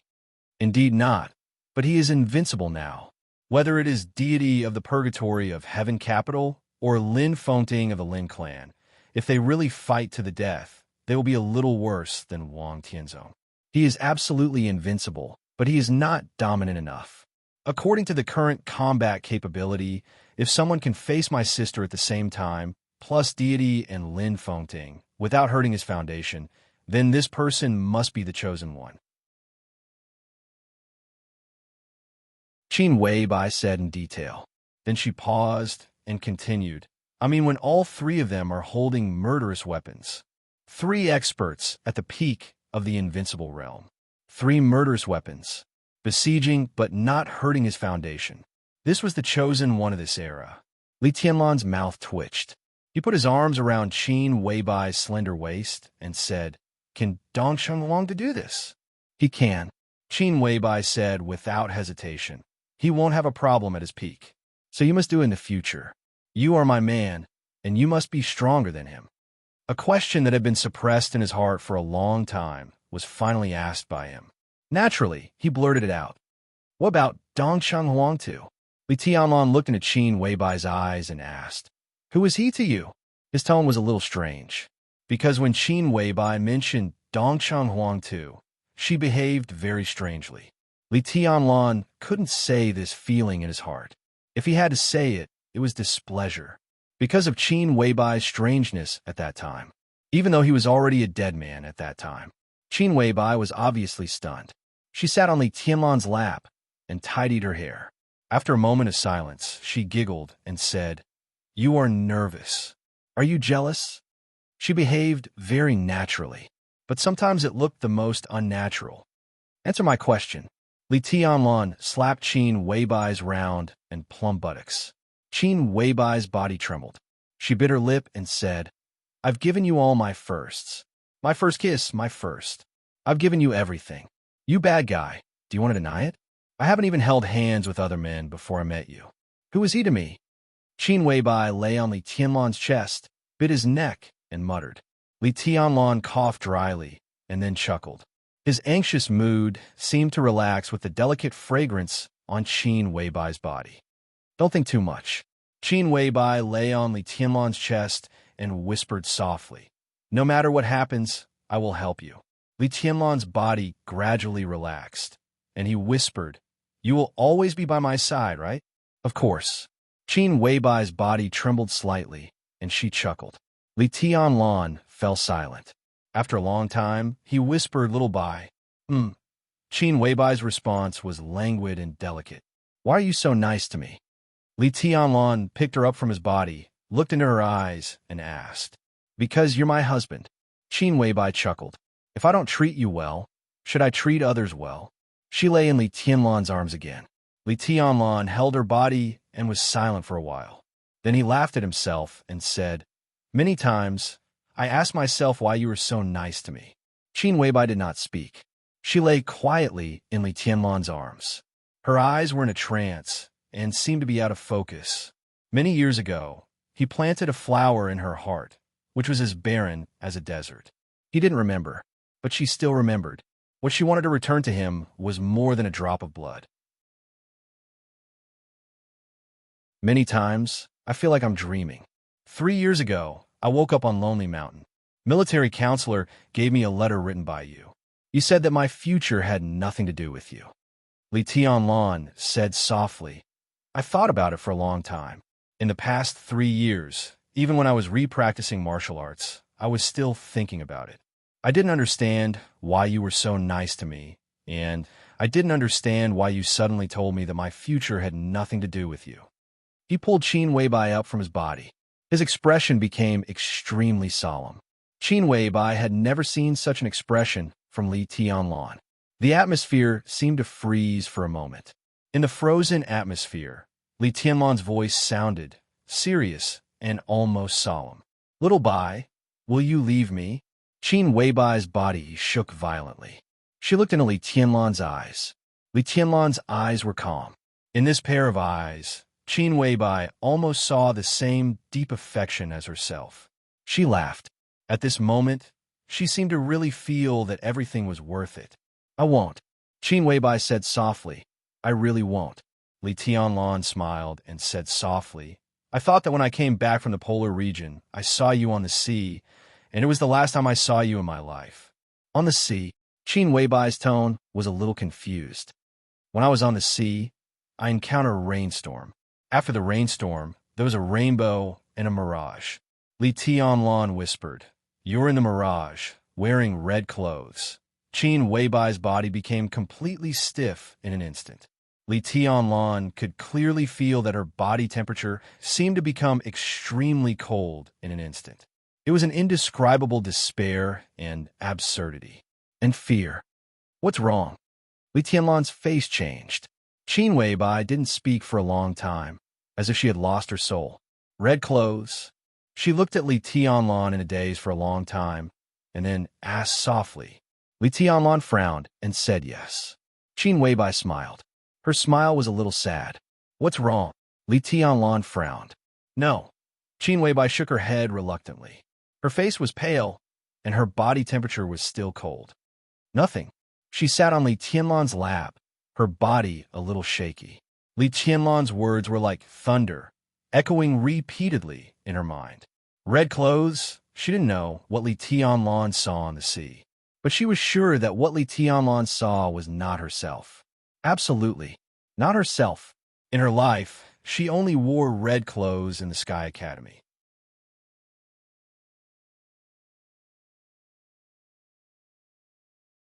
Chapter 338. Wang Tianzong did not go to Yuzhou to attend this meeting, which was destined to be extremely sensitive and even involve the overall situation. Although the outcome of the meeting was still unclear, he was very clear about the general direction of the meeting. The attack on Li Honghe failed. This meeting would not be a good thing for the Wang family of Beihai. So he stayed in Mount Dibbing to accompany Summer Solstice. Summer Solstice had a fever. The body of an ordinary person bore the sword intent of the peak of the invincible realm. It was fine in normal days, but when the sword intent moved, the shortcomings of the body immediately began to appear in all aspects. Summer Solstice's body also became very weak. At this time, if nothing major happened, Wang Tianzong did not want to leave Mount Dibbing. The night gradually deepened. Time passed from evening to midnight. Wang Tianzong's brows had been frowning slightly unconsciously. The desk lamp was on in the bedroom. The sound of the waves hitting Mount Dibbing outside the dark window echoed on the mountain, like a magnificent and delicate music, grand and mysterious. Wang Tianzong stood in front of the window and looked at the sea under the curtain of night outside. He seemed a little uneasy. "Are you sleeping?" Xie walked out of the bathroom with a pale face, wiped her wet long hair, and asked softly, "I'm still waiting for a result." Wang Tianzong turned around and looked at his wife apologetically. He could roughly guess the result of the conference in Yuzhou. However, a general idea and a concrete idea were two completely different concepts. Oh, Summer Solstice went to bed, took off her bathrobe under the quilt, and waved to Wang Tianzong. "Come on." Wang Tianzong turned to the bed and hugged his wife's soft body without saying anything. "We're going to lose a lot this time, right?" Summer Solstice leaned in Wang Tianzong's arms and asked in a low voice. She doesn't understand politics, but she knew Li Honghe's status and achievements in Zhongzhou State. Wang Tianzong's attack on Li Honghe failed. The Wang family of Beihai must pay for this. The price paid by the Wang family of Beihai was a chance for the Li family, which was at the end of its rope. Success or failure was so subtle. The Li family, which had been glorious for hundreds of years, still existed even though it was in dire straits. Whether it was a smooth road or a cliff ahead of the Li family would depend on Li Tianlan in the future. But now it was tied to Li Honghe. Success or failure, life or death, it was so direct. The actual loss won't be too much, but it won't be too little either. Wang Tianzong shook his head. "Zhujiang," Summer Solstice asked after a moment of silence. "It's hard to say." Wang Tianzong hesitated. Wu Jingmin should leave Jiangzhou this time. Jing Xian could stay, but his future would be very difficult. However, there was still a chance. Whether the Li family can take Jiangzhou or not depends on the game between Jing Xin and Zhou Yuanshan in Jiangzhou. Zhou Yuanshan? Summer Solstice was a little confused. She knew this person, but she didn't expect that the eldest son-in-law of the Dongchang clan would go to Jiangzhou. This is the only choice.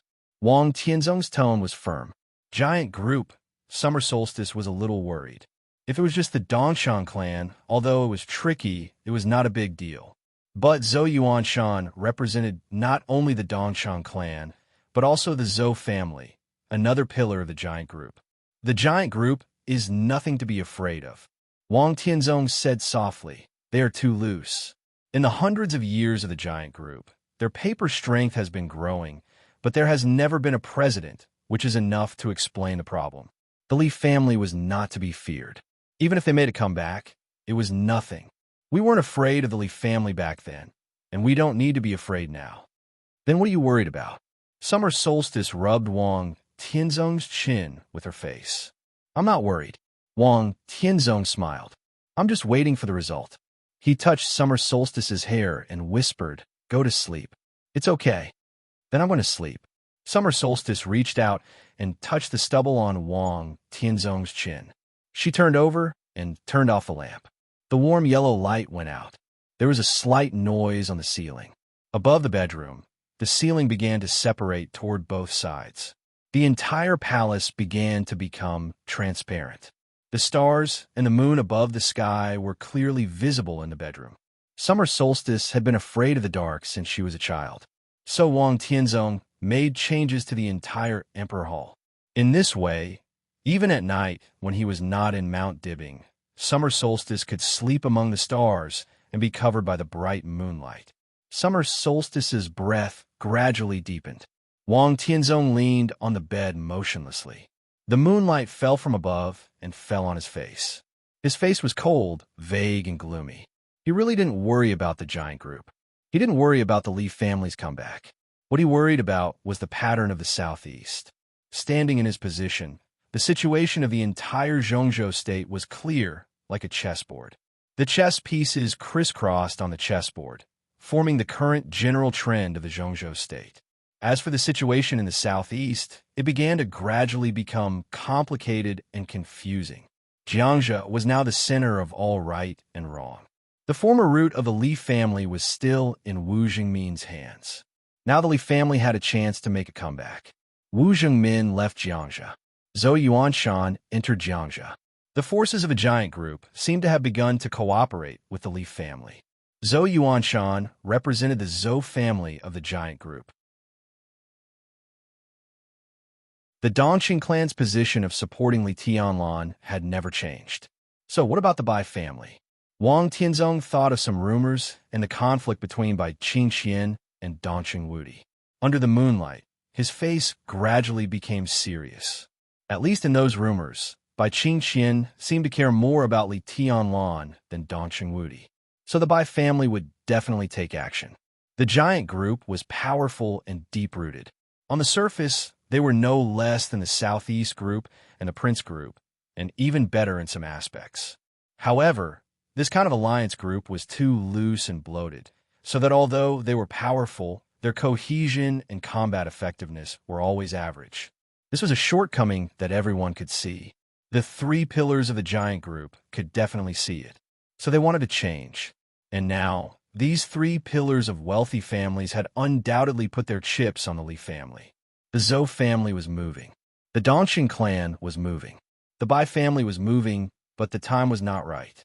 Wang Tianzong thought of Bai Zhanfang, the top leader of Yuzhou, who was called the governor of Yuzhou. His mind became clearer and clearer. Bai Zhanfang, Bai Qingxian.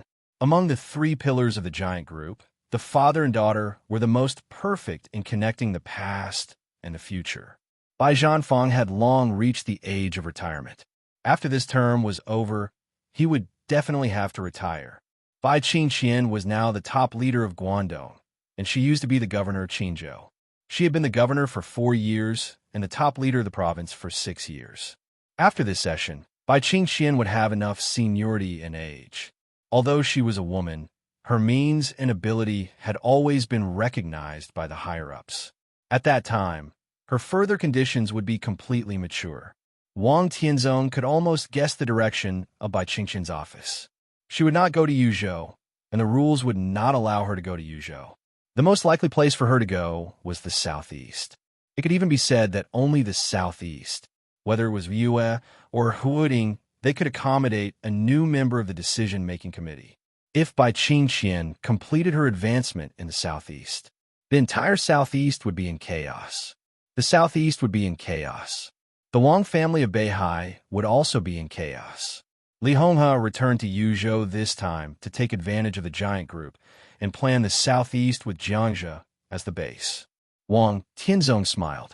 There was a kind of persistent and resolute emotion in his eyes, a little cold and stern, but no anger. He didn't blame Li Honghe. The Wang family of Beihai and the Li family had been entangled for too many years. At this point, there was no way back for both sides. Li Honghe might feel guilty, but he had no choice but to make the best of the mistake. The Wang family of Beihai was destined to gain nothing in tonight's meeting. Not only would they gain nothing, but they would even widen the cracks in the Wang family of Beihai when they paid a price. The Li family rose again in the southeast. The Wang family of Beihai was in turmoil. The giant group intervened in the southeast as Zhou Yuanshan took office. 3 years later, if Bai Qingxian succeeded in the southeast, other groups in Zhongzhou state would certainly not let go of this opportunity. The southeast would naturally become everyone's goal. All the crises that Wang Tianzong had been struggling to suppress were now getting closer and closer. He had only 3 years now, and the huge crisis was constantly clear. At present, it seemed to be unstoppable. Summer solstice slept quietly beside him, carefree. Wang Tianzong lowered his head and touched his wife's pale face, his eyes gentle. It was past 12 o'clock in the morning. The meeting in Yuzhou had been going on for nearly 12 hours, and there was still no clear news. Wang Tianzong was still waiting. Not only him. At present, everyone who was qualified to play in Zhongzhou state was waiting. They were waiting for the end of this extraordinary meeting. They were waiting for the latest changes in the situation in the southeast. Time passed slowly. At 1 o'clock in the morning. At 2 o'clock in the morning. At 3 o'clock in the morning. The meeting seemed to have no sign of ending at all.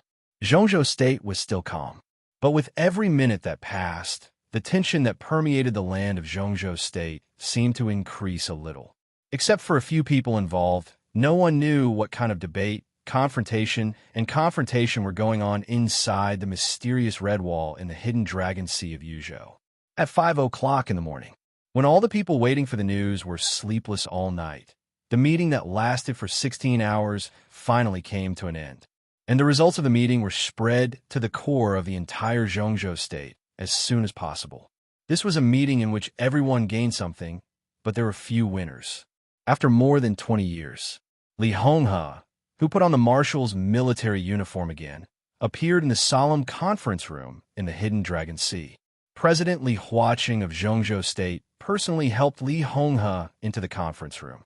At the beginning of the meeting, Dongqing Wudi, the current minister of the army headquarters, severely criticized the practices of the Wang family of Beihai and Kunlun City, and even directly questioned what the intentions of the two forces were.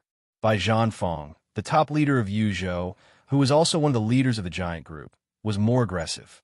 He asked directly whether Beihai was still Beihai of Zhongzhou State. Could Kunlun City still shoulder the responsibility of guarding Zhongzhou State? The patriarch of the Bai family, who had dominated Yuzhou for many years and was known as the governor of Yuzhou City, had a hot temper. As a member of parliament, he dared to oppose the directors. Now that the truth was on his side, he would not be polite. He said that Senior Li was the god of war who had guarded Zhongzhou State for decades and had made great contributions. What did Kunlun City and the Wang family of Beihai want to do by attacking him in his old age? Were they afraid of something? Or were they instructed by someone? Or did they make a deal? These accusations were almost tantamount to pointing at the noses of Kunlun City and the Wang family of Beihai and accusing them of treason. The other leader of the giant group, the speaker of the Zhou family, who ranked second only to Dongqing Wudi among the directors, was milder. But no matter how mild he was still questioning. He was the oldest leader in the giant group. When he spoke last, he made a summary of the speeches of Dongqing Wudi and Bai Zhanfeng. His wording was very euphemistic. Just when everyone thought that the speaker of the Zhou family was giving Kunlun City and the Wang family of Beihai a dignified way out, the speaker suddenly showed his loftiness. What do you want to do by attacking the old man who has made great contributions to Zhongzhou State and protecting Kunlun City? What did Senior Li do to Zhongzhou State? Can Gu Xingyun live up to his military uniform by doing this? Did the Wang family of Beihai fail to live up to the trust of Zhongzhou State? These were the original words of the gentle leader. Every word was like a knife. Neither Wang Tianzong nor Gu Xingyun attended this meeting in Yuzhou. Gu Qianchuan came to Yuzhou instead of Gu Xingyun. In the face of the three leaders' doubts and great pressure, Gu Qianchuan, who had never appeared on such an occasion, was at a loss. It was impossible for him to admit such a thing, but he could not deny anything since Li Honghe was there. However, since Wang Tianzong and Gu Xingyun were not there, at least there was room for this matter to be delayed. Both the Special Warfare Group and the Southeast Group said that they did not know what had happened. But if it was true, they were willing to apologize to Senior Li and compensate him. It was bullshit to say that they did not know what had happened. Apologies were empty. Only compensation was real. Real and not empty. Gu Qianchuan, who had calmed down, found an opportunity to question Situ Sanyue, the governor of Sai City, who also attended the meeting. What was the intention of firing at one's own people with a murderous weapon? The meeting lasted for 16 hours. All the questions, arguments, and confrontations eventually turned into compromises. The meeting finally came to an official conclusion at dawn. Situ Sanyue, the governor of Sai City, handed over the murderous weapon setting sun of Zhongzhou State and let Kunlun City take charge of it. Wu Jingmin, the head of Jiangxia province, was transferred from Jiangxia to the cabinet as a deputy minister. The governor of Jiangnan province, Su Xinghe, was transferred to Jiangzhou as the first secretary. Zhou Yuanshan, the top leader of Luojing City in the Central Plains, entered Jiangzhou and was appointed as the deputy secretary, deputy governor, and acting governor. The commander of the Eastern Theater of Operations, Ning Ziyuan, was transferred. He didn't have a clear position for the time being. However, all the higher-ups knew that his next position would be the commander of the Tian'an Freedom Corps. In addition, among the three provinces in the northeast, except for Guangdong, Liaodong and Heilong provinces also had major personnel changes. Zhang Qi of the Southeast Special Warfare Headquarters made a self-reflection at the meeting and was given a demerit. In a meeting that same night, Zhongzhou State confirmed the reform of the Special Warfare System with Kunlun City as the core. After the Southeast Special Warfare Headquarters, Zhongzhou State established the Northeast, Southwest, and Northwest Special Warfare Headquarters. The candidate for the Minister of the Northeast Special Warfare Headquarters was Tribulation. The Minister of the Southwest Special Warfare Headquarters was temporarily designated as Shushan Nirvana. Sword Master Wei Kunlun. Gu Qianchuan was the Minister of the Northwest Special Warfare Headquarters. And, along with the establishment of the four major Special Warfare Headquarters, there was also a brand new organization that could be on the same level as the Special Warfare Headquarters. An institution that surprised everyone. Special Overwatch Council. It was responsible for monitoring the operation status of all special warfare agencies in its area. This was the most important compensation that the Li family got. The directors of the three special supervisory councils in the Northwest, Southwest, and Northeast were all the first directors of the Special Warfare Headquarters. Only the Southeast. The first director of the Southeast Special Supervisory Council was not Zhang Qi. It was Li Honghe. After returning to Yuzhou in such a high-profile manner and struggling for 16 hours, the Li family finally had a foothold. They made a comeback.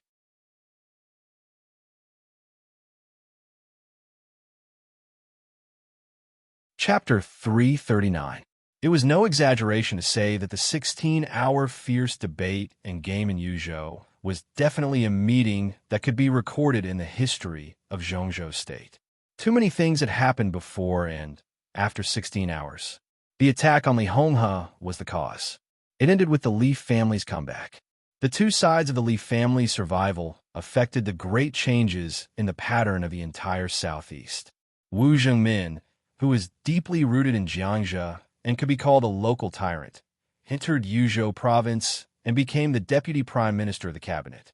The commander of the Eastern Theater of Operations, Ning Ziyuan, was transferred. The special warfare system was being reformed. The Overwatch Council appeared before everyone's eyes. While the situation in the southeast was in turmoil, the northeast of Zhongzhou State was also in turmoil. The top leaders of Liaodong and Heilong provinces had been reshuffled, and the official documents had been issued.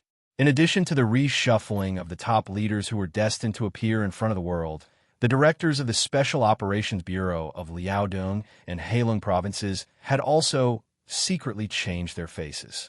Gain and loss. This was the theme that ran through the entire meeting. The Li family gained something, but the transfer of Wu Zhengmin and Ning Ziyuan was also a loss. The Wang family of Beihai gained something.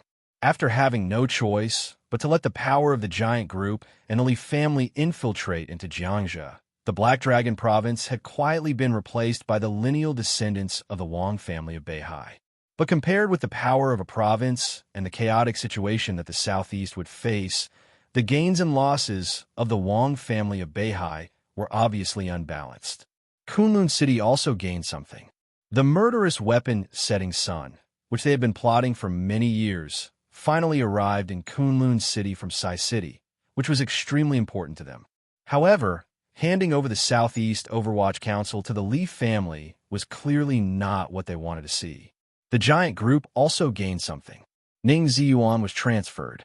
General Wang Wantian, the commander of the Blood Battalion of the Border Control Corps, was transferred to the Eastern Theater of Operations as the commander. This had been regarded by the outside world as the first step of Dongcheng Wudi's strong control of the military. But Wang Wantian's transfer to the Eastern Theater of Operations was also the beginning of the Dongsheng clan's abandonment of the dominance of the Border Control Corps. This was bound to be a far-reaching meeting. Many of the effects would only appear after several years, or even longer. This time, only the Jiangxia and Eastern Theater of Operations were moving in the southeast. However, with the emergence of the Overwatch Council and the resurgence of the Li family, the entire southeast was shrouded in a fog. Regardless of whether it was the people involved or the bystanders, no one could see the fog clearly.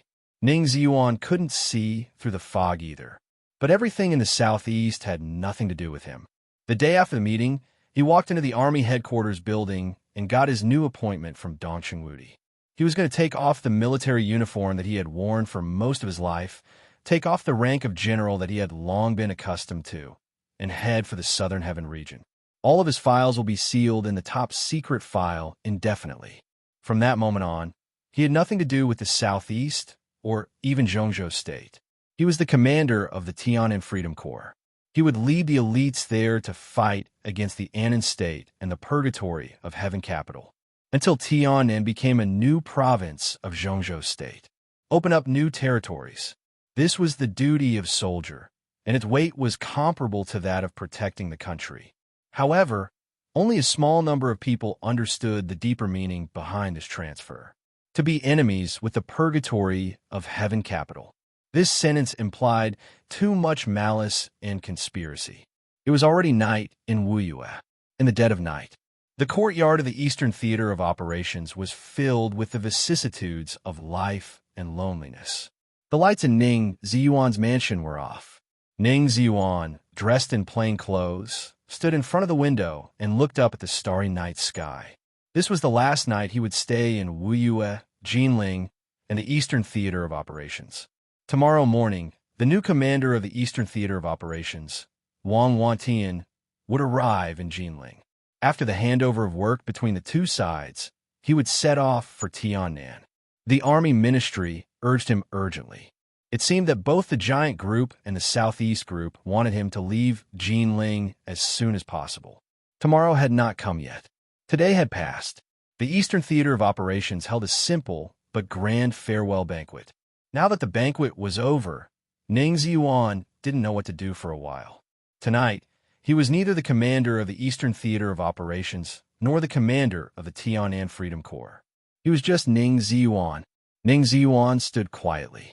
The cold moon on the horizon rose and began to set again. The courtyard of the Eastern Theater of Operations became quieter and quieter. Ning Ziyuan sighed. His eyes showed no reluctance to say goodbye to the past or excitement to welcome the future. They were dull and almost empty. Insomnia? A somewhat hoarse voice sounded behind Ning Ziyuan without warning. Ning Ziyuan turned around reflexively. The living room of the mansion was dark. A man's figure appeared on the sofa without anyone noticing. He raised his hand and waved it. In the night, it could be vaguely seen that he was holding a bottle of wine. "What are you doing here?" Ning Ziyuan frowned and quietly closed the curtains in front of the window. "Don't be so nervous." The black shadow laughed in a low voice. His hoarse voice was a little magnetic. "I have wine. Do you want a drink?" Ning Ziyuan came over and sat opposite the black shadow. He didn't turn on the light. In the dark, his tone was with suppressed anger. "You came to me just to drink with me? Don't get excited," the black shadow said with a smile. "I happened to come to Jinling to patrol. I knew that you were leaving tomorrow, so I came to have a look. Don't worry, no one will find out that I have been here. In the past. Now is not the past." Ning Ziyuan interrupted the black shadow's voice with some gloominess. He used to be the commander of the Eastern Theater of Operations and a core minister of the Wang family of Beihai. The black shadow in front of him was also an important figure in the Wang family of Beihai. The two had occasional contact. Even if they were discovered, it would not be a big deal. But it was now. He left Jinling. It was almost equivalent to leaving the Southeast Group. He was originally a member of the Li family. After the collapse of the Li family, this identity did not seem obvious. But now the Li family reappeared. If he went to Tian'an, It was tantamount to re-entering the Leaf family's camp. Now he was meeting the man in front of him. Once he was discovered, it was very likely to cause a stir. The living room was quiet for a while. The Black Shadow shook his head and then said seriously, "Don't worry, there will be no problem. Don't be careless." Ning Ziyuan said in a low voice. The Black Shadow in front of him was Migrez, who Li Honghe personally mentioned to him in Lin. He was different from Ning Ziyuan, whose code name was Alcade. He was different from Wu Zhengmin and even Zhang Qi. Migrez's identity was the most hidden.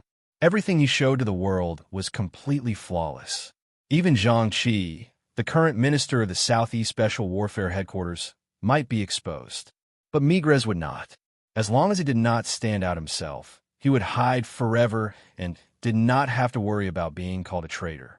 With such a hidden identity, he was bound to play a greater role in the future of the Li family. He was even more useful than Ning Ziyuan. "I won't come if I have nothing to do, but you will leave tomorrow. Time is a little tight, so I can only take some risks to come here."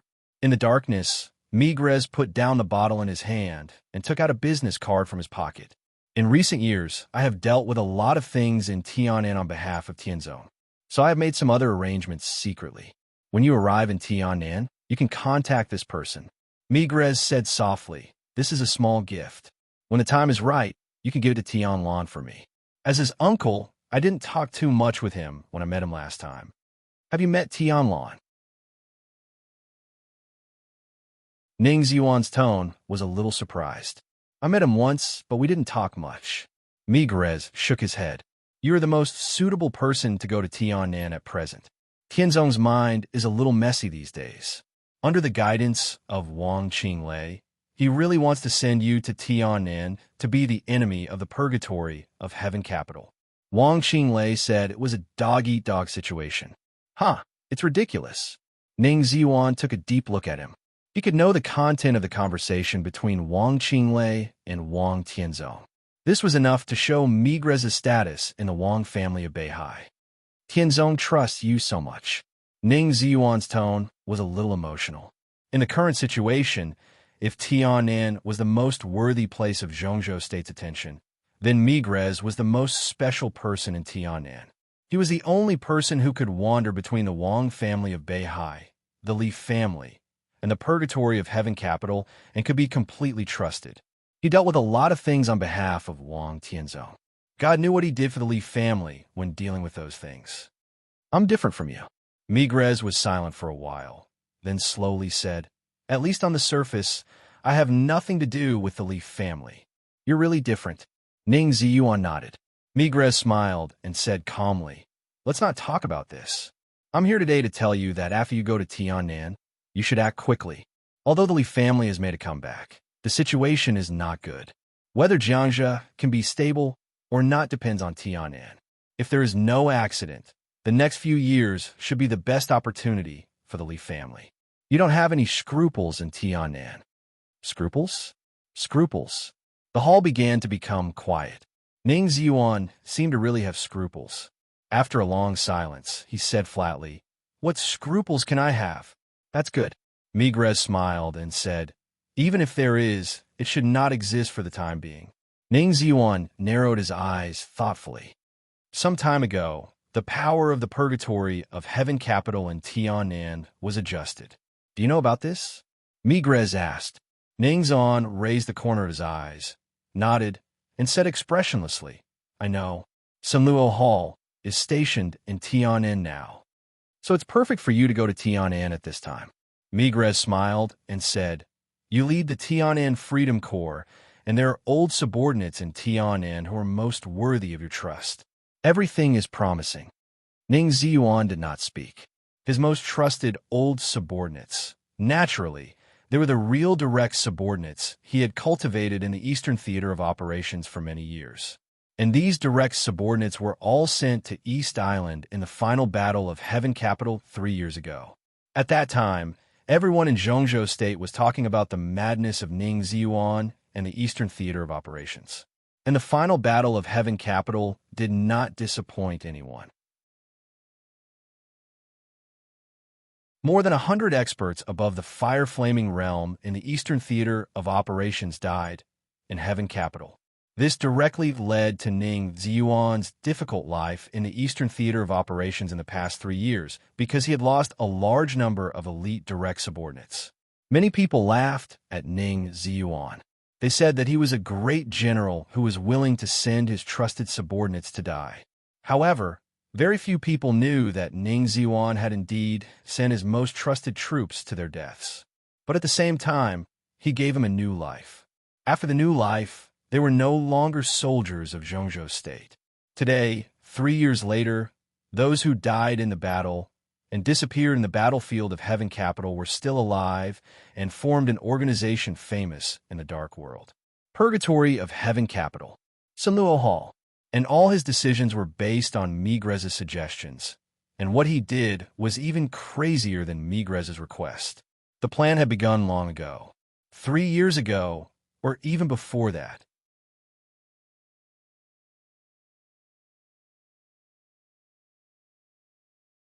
Chapter 340.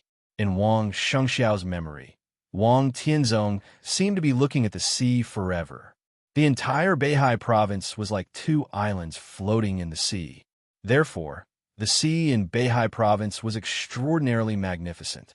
Wang Tianzong often stood alone on the stage of Formidable Person and looked at the sea. The ancient stone platform, the raging sea, and the silent man. A man who was silent like a mountain and indomitable, blending the sea with the history and glory of the Wang family of Beihai.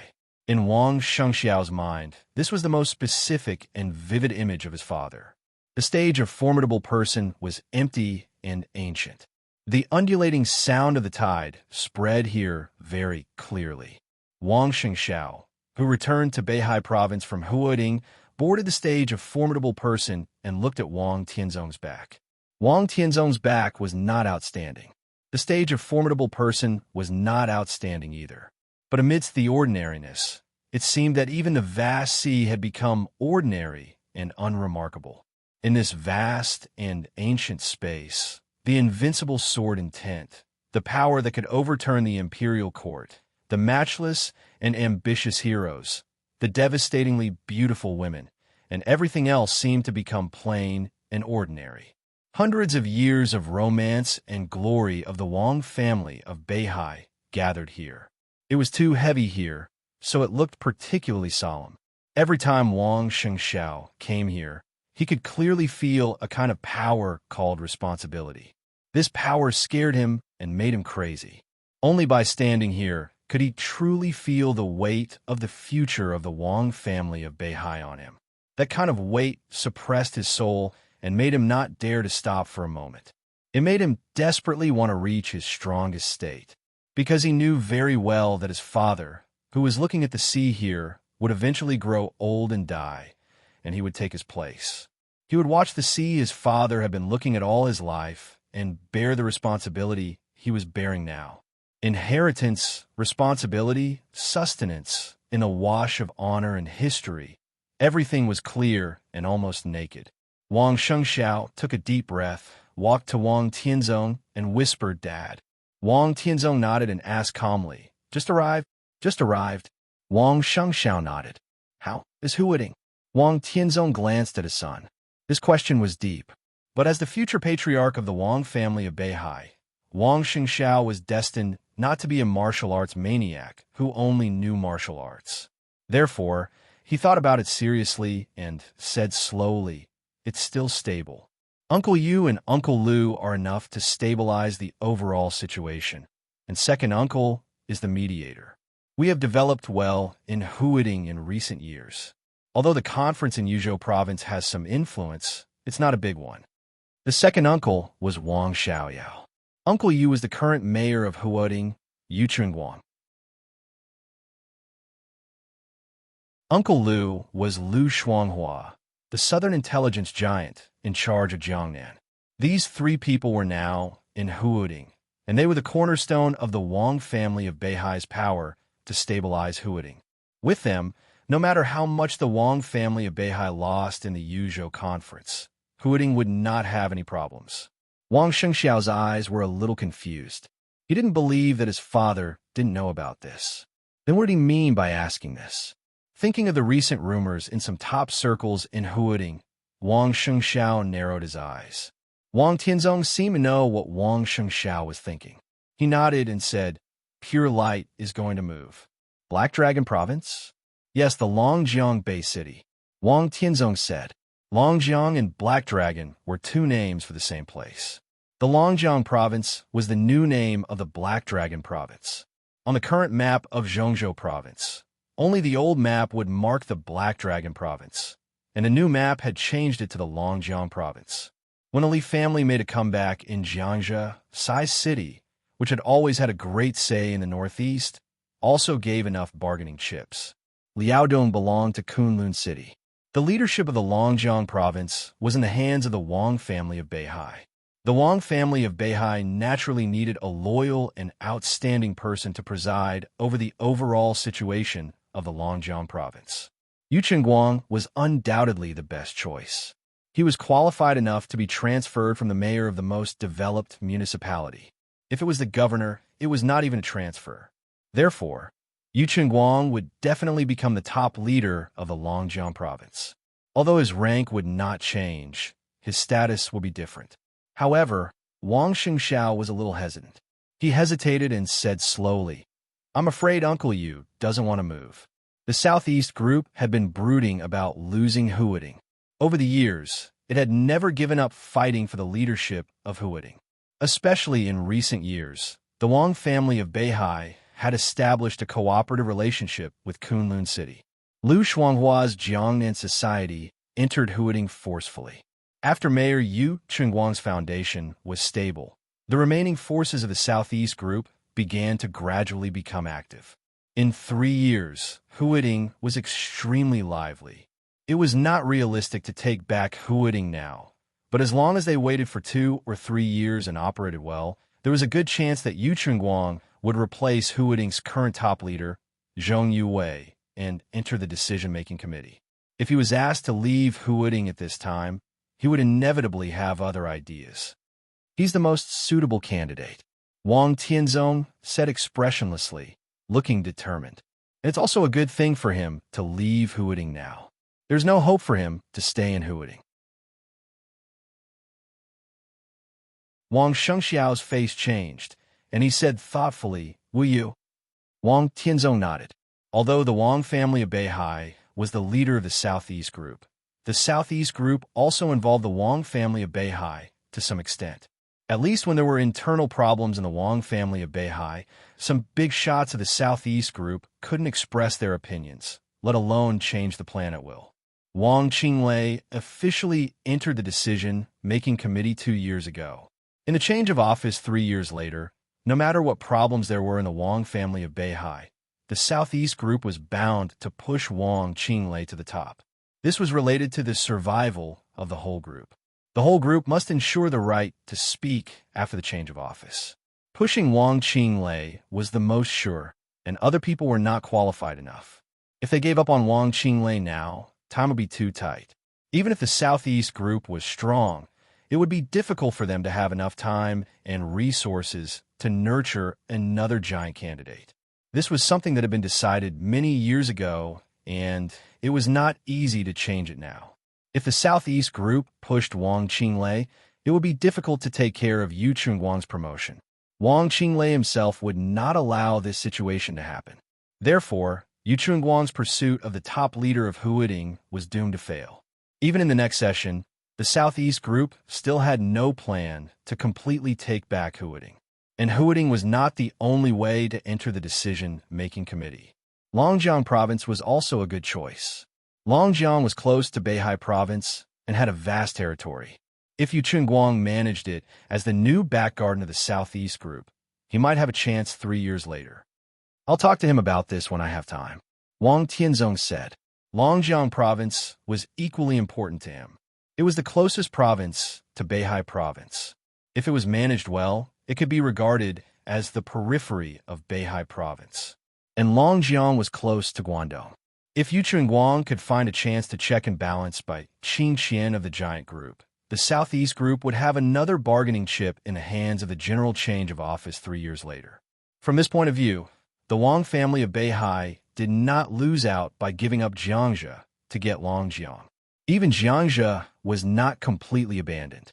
Zhou Yuanshan entered Jiangzhe as the governor. The top leader was Su Xinghe, the former governor of Jiangnan province. Jiangnan had always been the traditional territory of the Southeast Group. There was no doubt about Su Xinghe's position. It was still unknown who Jiangzhe belonged to. Will you talk to him yourself? Wang Shengxiao was a little stunned. Wang Tianzong nodded and said nothing more. Wang Shengxiao fell silent. After a long time, he hesitated and asked, "Dad, you and second uncle," he didn't finish his words. He had rarely been in the Wang family of Beihai in recent years, but he vaguely noticed that there was something wrong between his father and second uncle, especially after Wang Qinglei entered the decision-making committee. Now almost everyone in Zhongzhou State noticed that there was something wrong with the Wang family of Beihai. Although it was not completely out of control for the time being, it was not something that Wang Tianzong could suppress alone. The atmosphere between the lineal descendants of the Wang family of Beihai and the major branches became more and more delicate. Even the relationship between Wang Xiaoyao and Wang Tianzong, the two brothers, had become a little strange. For example, if it had been before, Wang Tianzong would not have talked to him personally about the matter regarding Yu Chengguang. Wang Xiaoyao was enough. Wang Shengxiao could even see the crack between his father and second uncle. For the Wang family of Beihai, this was even a fatal crack. Wang Tianzong twitched the corner of his mouth, glanced at his son, and said calmly, "Do your own thing. Don't think too much about the rest." Wang Shengxiao wanted to say something, but stopped on second thought. "What's the matter?" Wang Tianzong asked. "I'm going to meditate on the stage of formidable person for a few days and adjust my state to deal with the final maneuver of the two academies." Wang Shengxiao took a deep breath and said calmly. It was close to the end of July. There were about 10 days before the final maneuver. Wang Shengxiao hoped to use the huge psychological pressure on the stage of formidable person to make himself stronger. Wang Tianzong nodded and suddenly said, "Have you ever thought about what will happen if you lose?" Wang Shengxiao suddenly turned to look at his father and said seriously, "Do you think I will lose? If you're sure to win, you won't come back at this time." Wang Tianzong said calmly. Wang Shengxiao was silent. "It's not terrible to lose." Wang Tianzong said, "I lost in the past. The unique skills of the Li family are indeed more flexible than ours under the invincible realm. But as long as we are not dead, we have a chance to turn the tables." Wang Shengxiao took a deep look at his father and asked, "How strong is Li Tianlan now?" "It's hard to say." Wang Tianzong shook his head. "But it's not impossible for you to lose to him. I may leave in a few days, and I should be able to catch up with the final maneuver of the two academies. If I can't make it, you have to be careful of Li Tianlan. Now he is likely to—" Before Wang Tianzong finished his words, the phone suddenly rang. In the sound of the waves, the ringtone of the mobile phone was faint but clear. Wang Tianzong calmly took out the mobile phone and answered, saying hello. On the phone, the voice of Lu Shuanghua, who controlled the largest civilian intelligence organization in the south of Zhongzhou State, sounded. "Your Majesty, my people have confirmed Yuedong's location." Lu Shuanghua smiled bitterly and said with some difficulty, "After she came to Huuding, until Li Tianlan went to Linen, she had been living with him." His words were vague, but Wang Tianzong instantly understood what he wanted to say. The muscles at the corners of his eyes twitched, and an extremely sharp, cold light flashed in his eyes. Lu Shuanghua did not continue. Wang Tianzong was also silent and finally hung up. "Dad," Wang Shengxiao looked at Wang Tianzong. "It's all right."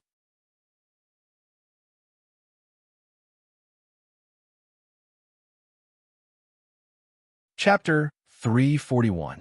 When countless reporters and media were still digging for the truth of the disappearance of Lonely Mountain overnight, the cabinet, the Jiangzhou provincial government, and the Lin and municipal government had clearly issued a document. In the most official and formal manner, Lonely Mountain was completely removed from the tourist attractions of Westlake. It was no longer a tacit attitude under the guise of renovation. On the edge of the ruins of Lonely Mountain, a sign of a military restricted area was set up. The address of the Southeast Special Warfare Headquarters was in Huading, and Lonely Mountain would become the office of the Southeast Special Warfare Supervision Council. The Supervision Council was a new institution of the Special Warfare System of Zhengzhou State, different from the Special Warfare Headquarters.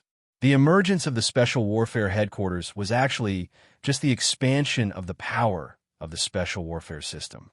For the whole system, it was not big enough to subvert the fundamental rules. But the Procuratorate was different. It was a new institution, different from the division of labor of the party committee and the government in the political circle, and different from the military generals and political generals in the army. The Supervision Council had a single function. In terms of duties, it was more similar to the Discipline Inspection Department, supervising the performance of their duties by various special warfare agencies. It was supervision. It only had the right to supervise. The emergence of any system or any new institution took a relatively long time to become mature and stable. So strictly speaking, the newly established Procuratorate, which only had the right to supervise but not the right to dispose, was actually in a very awkward position. The Special Warfare System was different from the military and the political circles. Its duties were secret, its power was hidden, and the rules were loose. So even if it had the right to supervise, the scope of supervision was somewhat vague. The director of the Procuratorate was at the same level as the director of the Special Warfare Headquarters, but he did not participate in the meetings of the decision-making committee, and there was no supervisory bureau under him. In addition to the Southeast, the director of the Special Warfare Headquarters concurrently served as the supervisory director in other regions. All this showed that Zhengzhou State was still in the stage of exploration and observation of this new institution.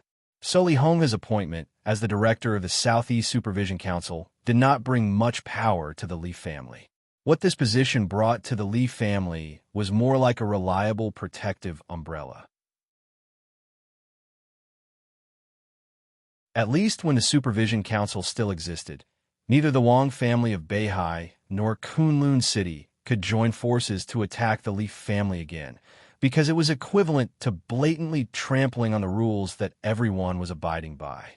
And with only a dozen people left, the Li family could not use their limited power to do anything against the Wang family of Beihai and Kunlun City. The situation would roughly stabilize. The so-called balance was like this.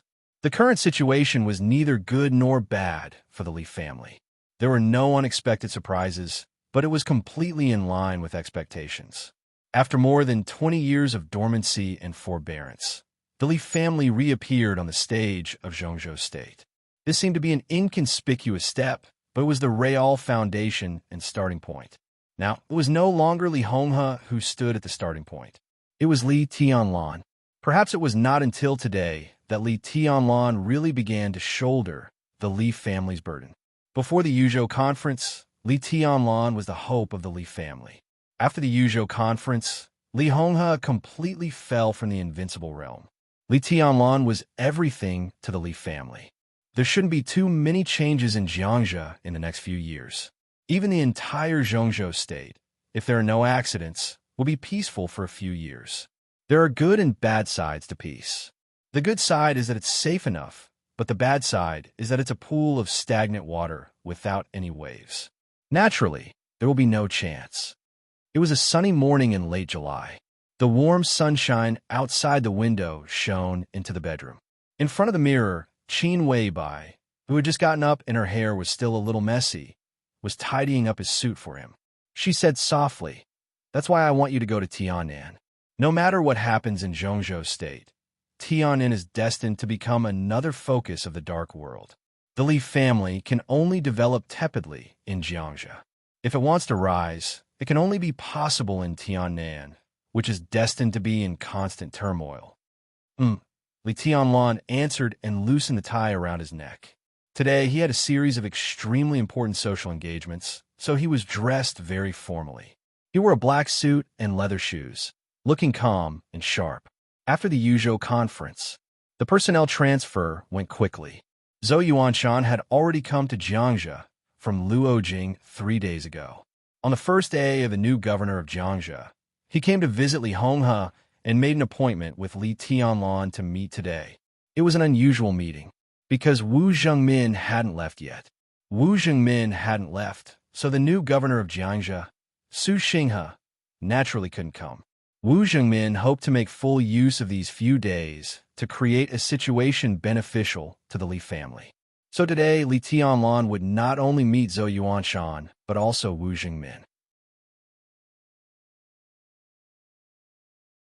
To be exact, Wu Zhengmin took Li Tianlan and Zhou Yuanshan to visit various powerful figures in Jiangxia, so that Li Tianlan and Zhou Yuanshan could get their support. Li Tianlan was a little upset. This was the first time he had contacted the high-level political forces of a province. He was not uneasy, but his heart was a little complicated. There won't be any problem. Qin Weibai said softly, "Don't underestimate Zhou Yuanshan." As the leader fully supported by the giant group after 20 years, his ability and means are absolutely the best. After Wu Zhengmin left, there would definitely be people in Jiangxia who would change their stance, but there wouldn't be too many of them. Over the years, Wu Zhengmin had been very good at controlling Jiangxia. Most of Wu Zhengmin's forces would support Zhou Yuanshan.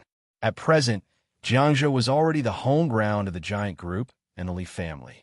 Although Su Xinghe of the Southeast Group occupied the position of the top leader, the biggest help was only Wang Jingxin. The battle between the two sides was destined to be long, and no one could crush the other side at once. But then again, as long as it was delayed, it would be beneficial to the Li family. The next 2 or 3 years were the rarest opportunities for the Li family. Tianlan, don't worry about Jiangxia for the time being. As long as you open up the situation in Tiannan, Jiangxia will gradually stabilize. If possible, don't have any concerns. The most important thing is to strengthen yourself. You talk a little too much today. Li Tianlan looked at Qin Weibai and said softly. Qin Weibai froze and suddenly fell silent. Will you go to Huading with me? Li Tianlan asked.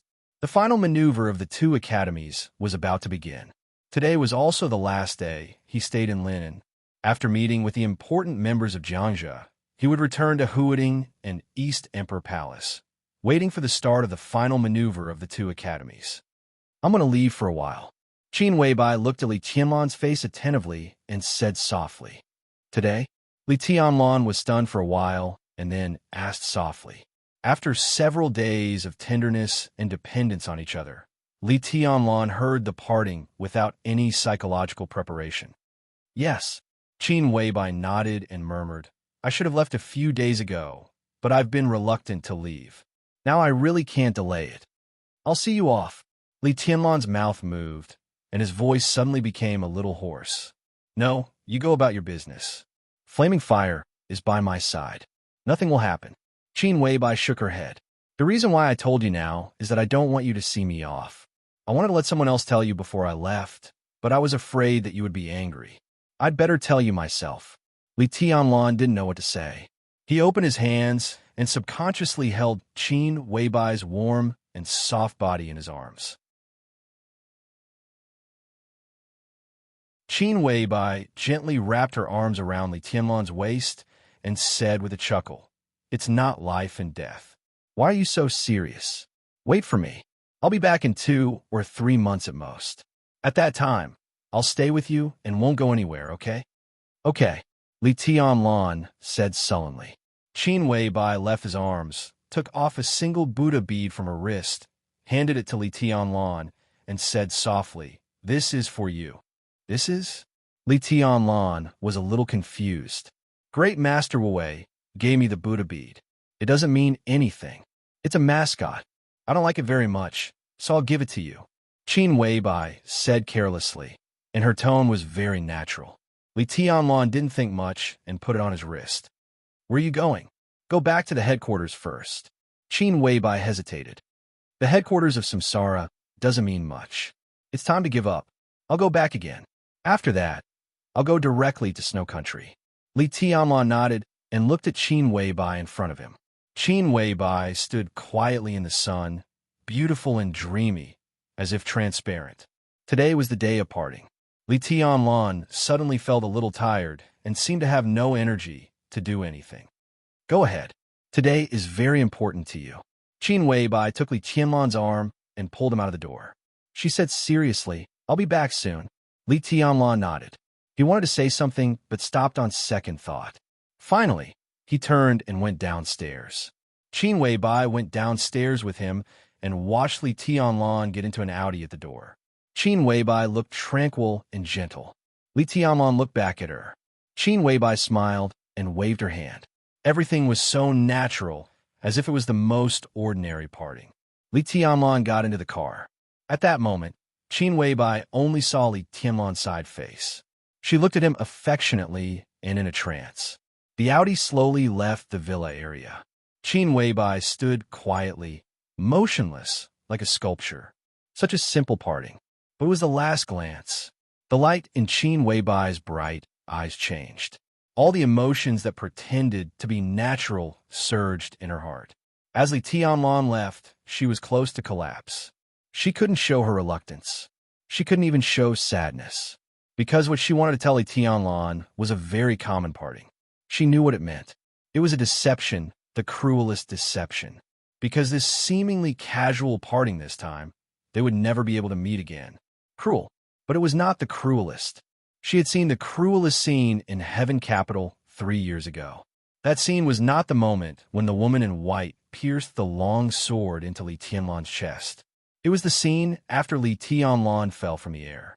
That was the real cruelty. The Audi disappeared completely from her sight.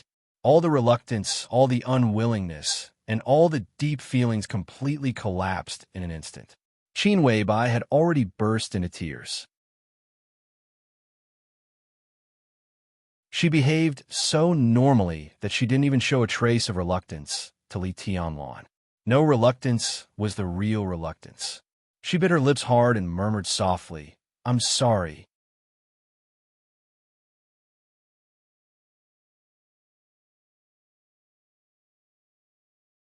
Chapter 342.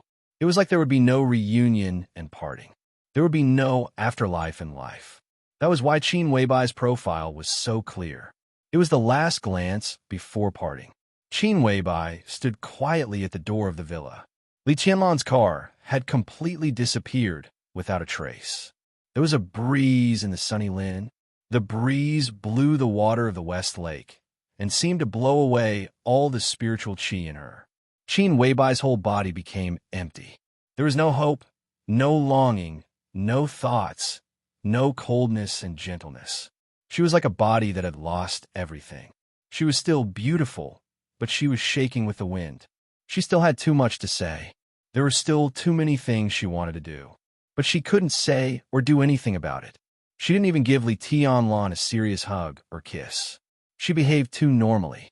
Only normality could make Li Tianlan believe in their future. But there was no future. Even this parting was so incomplete.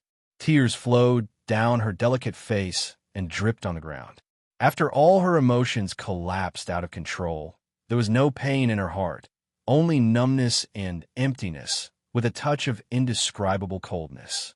Her body seemed to be weightless, floating with the wind, empty, getting higher and higher. There was no foundation or tie, no past, and no future. Qin Weibai squatted down with her arms around her shoulders and lowered her head. She was silent, like a child who had been wronged. But what she suffered was not grievance, but the most heart-wrenching coldness and despair. The wind stopped. The wind rose again. Qin Weibai squatted at the door, as still as a sculpture. Lin Fengting, who spent all his time in linen and didn't say a word about the Li family's comeback, walked over quietly and whispered, "When will you go to Snow Country?" "Today." Qin Weibai was silent for a while and whispered. She was in a mess now, but she was unwilling to stand up. To be exact, she was too lazy to stand up. Since she knew there was no future, why did she care so much? "Shall I go with you?" Lin Fengting asked. "No need." Qin Weibai raised her head and looked into the distance. The villa area was very high. Staying at the door, She could clearly see the turbulent and swaying West Lake outside the villa. Her eyes were a little dazed, but her tone was very serious. She whispered, "Sir, please stay in Zhongzhou State for a few more days. It's not too late to set off after the final maneuver." Lin Fengding raised his eyebrows in confusion. Snow Country has nothing to do with the final maneuver, right? It has something to do with Tianlan. Qin Weibai choked with sobs and took a deep breath. Her perfect and delicate face was like a pear blossom in the rain. There was a kind of softness in her. "I don't want him to go to Snow Country. After the final maneuver, he probably won't be able to go for a while." She knew very well what resistance Li Tianlan would encounter in the final maneuver.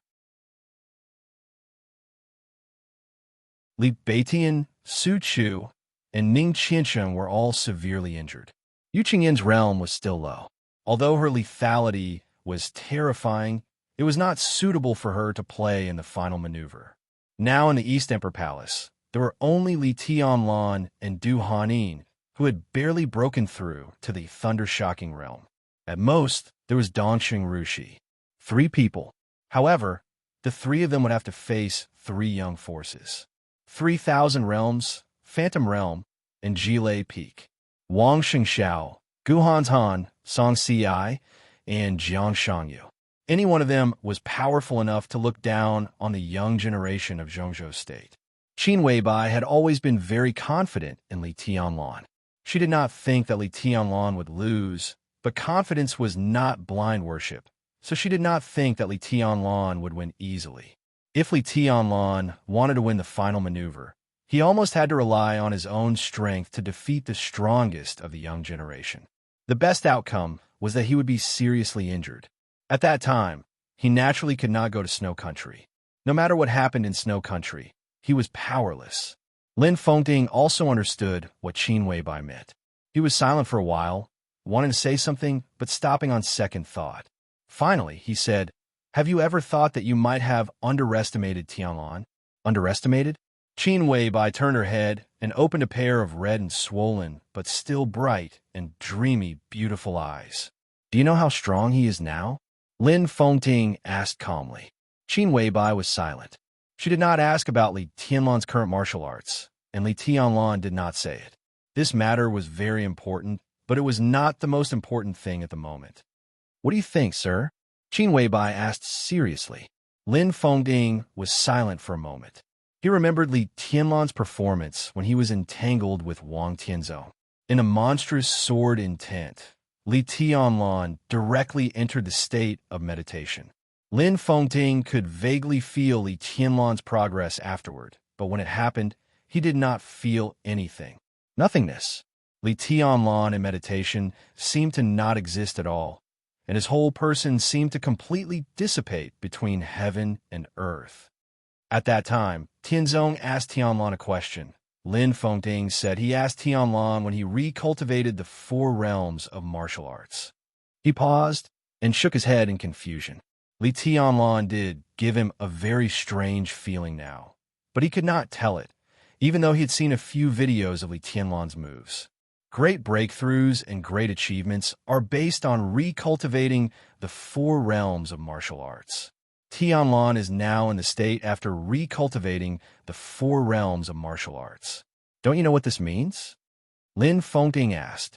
Qin Weibai's eyes changed, and her eyes were full of vigor.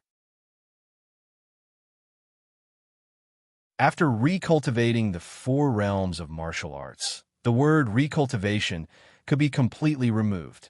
After the 4 realms of martial arts, there was only the invincible realm. "Sir, do you mean that Tianlan is now in the invincible realm?" Qin Weibai's eyes were a little happy. The stronger her man was, the happier she would be. "Yes and no." Lin Fengding shook his head. "He is certainly not in the real invincible realm, but at least he is no longer in the thunder-shocking realm." Qin Weibai fell silent. Even so, it is unlikely that he can win this maneuver unscathed. Qin Weibai whispered. Lin Fengding's eyes were deep and meaningful. Qin Weibai wanted to face the tribulation for Li Tianlan, so she dragged the entire Samsara palace to destruction. But it was related to the future of the Lin clan, so Lin Fengting had to protect her. In this case, some words did not need to be too clear. Lin Fengting smiled and changed the topic. What happened on Mount Dibbing was your doing, wasn't it? He said it vaguely, but Qin Weibai knew what he was talking about. Yes. Qin Weibai's tone was calm. How do you know summer solstice? Lin Fengting was a little curious. Summer solstice's strength was a secret of the Wang family of Beihai, and even some giants of Zhongzhou State were not very clear about it. When the four of them learned swordsmanship together, summer solstice's progress could even be said to be the fastest, but she never fought. The treason case on the border more than 20 years ago was the only time she fought. But that case itself had too many secrets, and Kunlun City could not publicize it, so few people knew the details of summer solstice. In any case, Qin Weibai should not know. Why don't I know? Qin Weibai asked. Lin Fengting fell silent. He was a little embarrassed. In fact, it did not matter why Qin Weibai knew summer solstice's strength. What mattered was whether the Wang family of Beihai knew that the sneak attack on summer solstice was actually the doing of the Samsara Palace. Lin Fengting did not expect this matter to be a secret, because the Samsara Palace hardly concealed it. Summer solstice could be said to be Wang Tianzong's reverse scale. In her current state, if she forced a fight, it would not be good. Wang Tianzong was not the kind of person who would not fight back after suffering a loss. In the upcoming final battle in the Dark World, the Samsara Palace, which had little hope of survival, provoked Wang Tianzong, and the hope of survival was now almost infinitely close to zero. Tianzong will go crazy. You didn't do this secretly. Lin Fengting shook his head, and his tone was a little complicated. I just gave him a chance to go crazy. Qin Weibai stood up and said in a flat tone, at this point, it's time for the Samsara Palace to give up some less important things. I'm waiting for Wang Tianzong's revenge, and even prepared clues for him. Let's see if the intelligence system of the Wang family of Beihai is really so pervasive. Lin Fengting instinctively did not want to talk about this topic. Are you leaving now? Qin Weibai tidied up her messy long hair, shook her head, and said, I still have to see two people. Lin Fengting took a deep look at her, nodded, and said, take care. He passed by Qin Weibai and walked out. The scenery in Lin was charming, especially the West Lake, which was the most memorable. With the establishment of the Supervisory Council, the West Lake scenic spots had recently been guarded by a lot of armed troops. Inevitably, the number of tourists had decreased a lot. The sparsely populated West Lake was a holy land for Lin Fengting, who was unrestrained and unrestrained in his bones. Qin Weibai seemed to have calmed down. She went back to the bedroom and changed her clothes. She was dressed simply in a white shirt and black straight pants. She washed her face in the bathroom. Qin Weibai, who had been empty and desperate and a little weak, suddenly became dreamy and cold again. She called Flaming Fire and asked them to prepare a car, book a plane ticket, and get ready to leave. Sam was still recovering in the small villa at the end of the villa area. Qin Weibai did not intend to see him again. From the very beginning, it was a deal between her and Saint. For her, the meeting in the villa a few days ago should be the last meeting in her life. Saint seemed to be aware of this, so he took off his cloak that day. She went downstairs and walked out of the villa. Before leaving Zhongzhou State, she still had to see two people. It didn't matter in which order, as long as she saw them.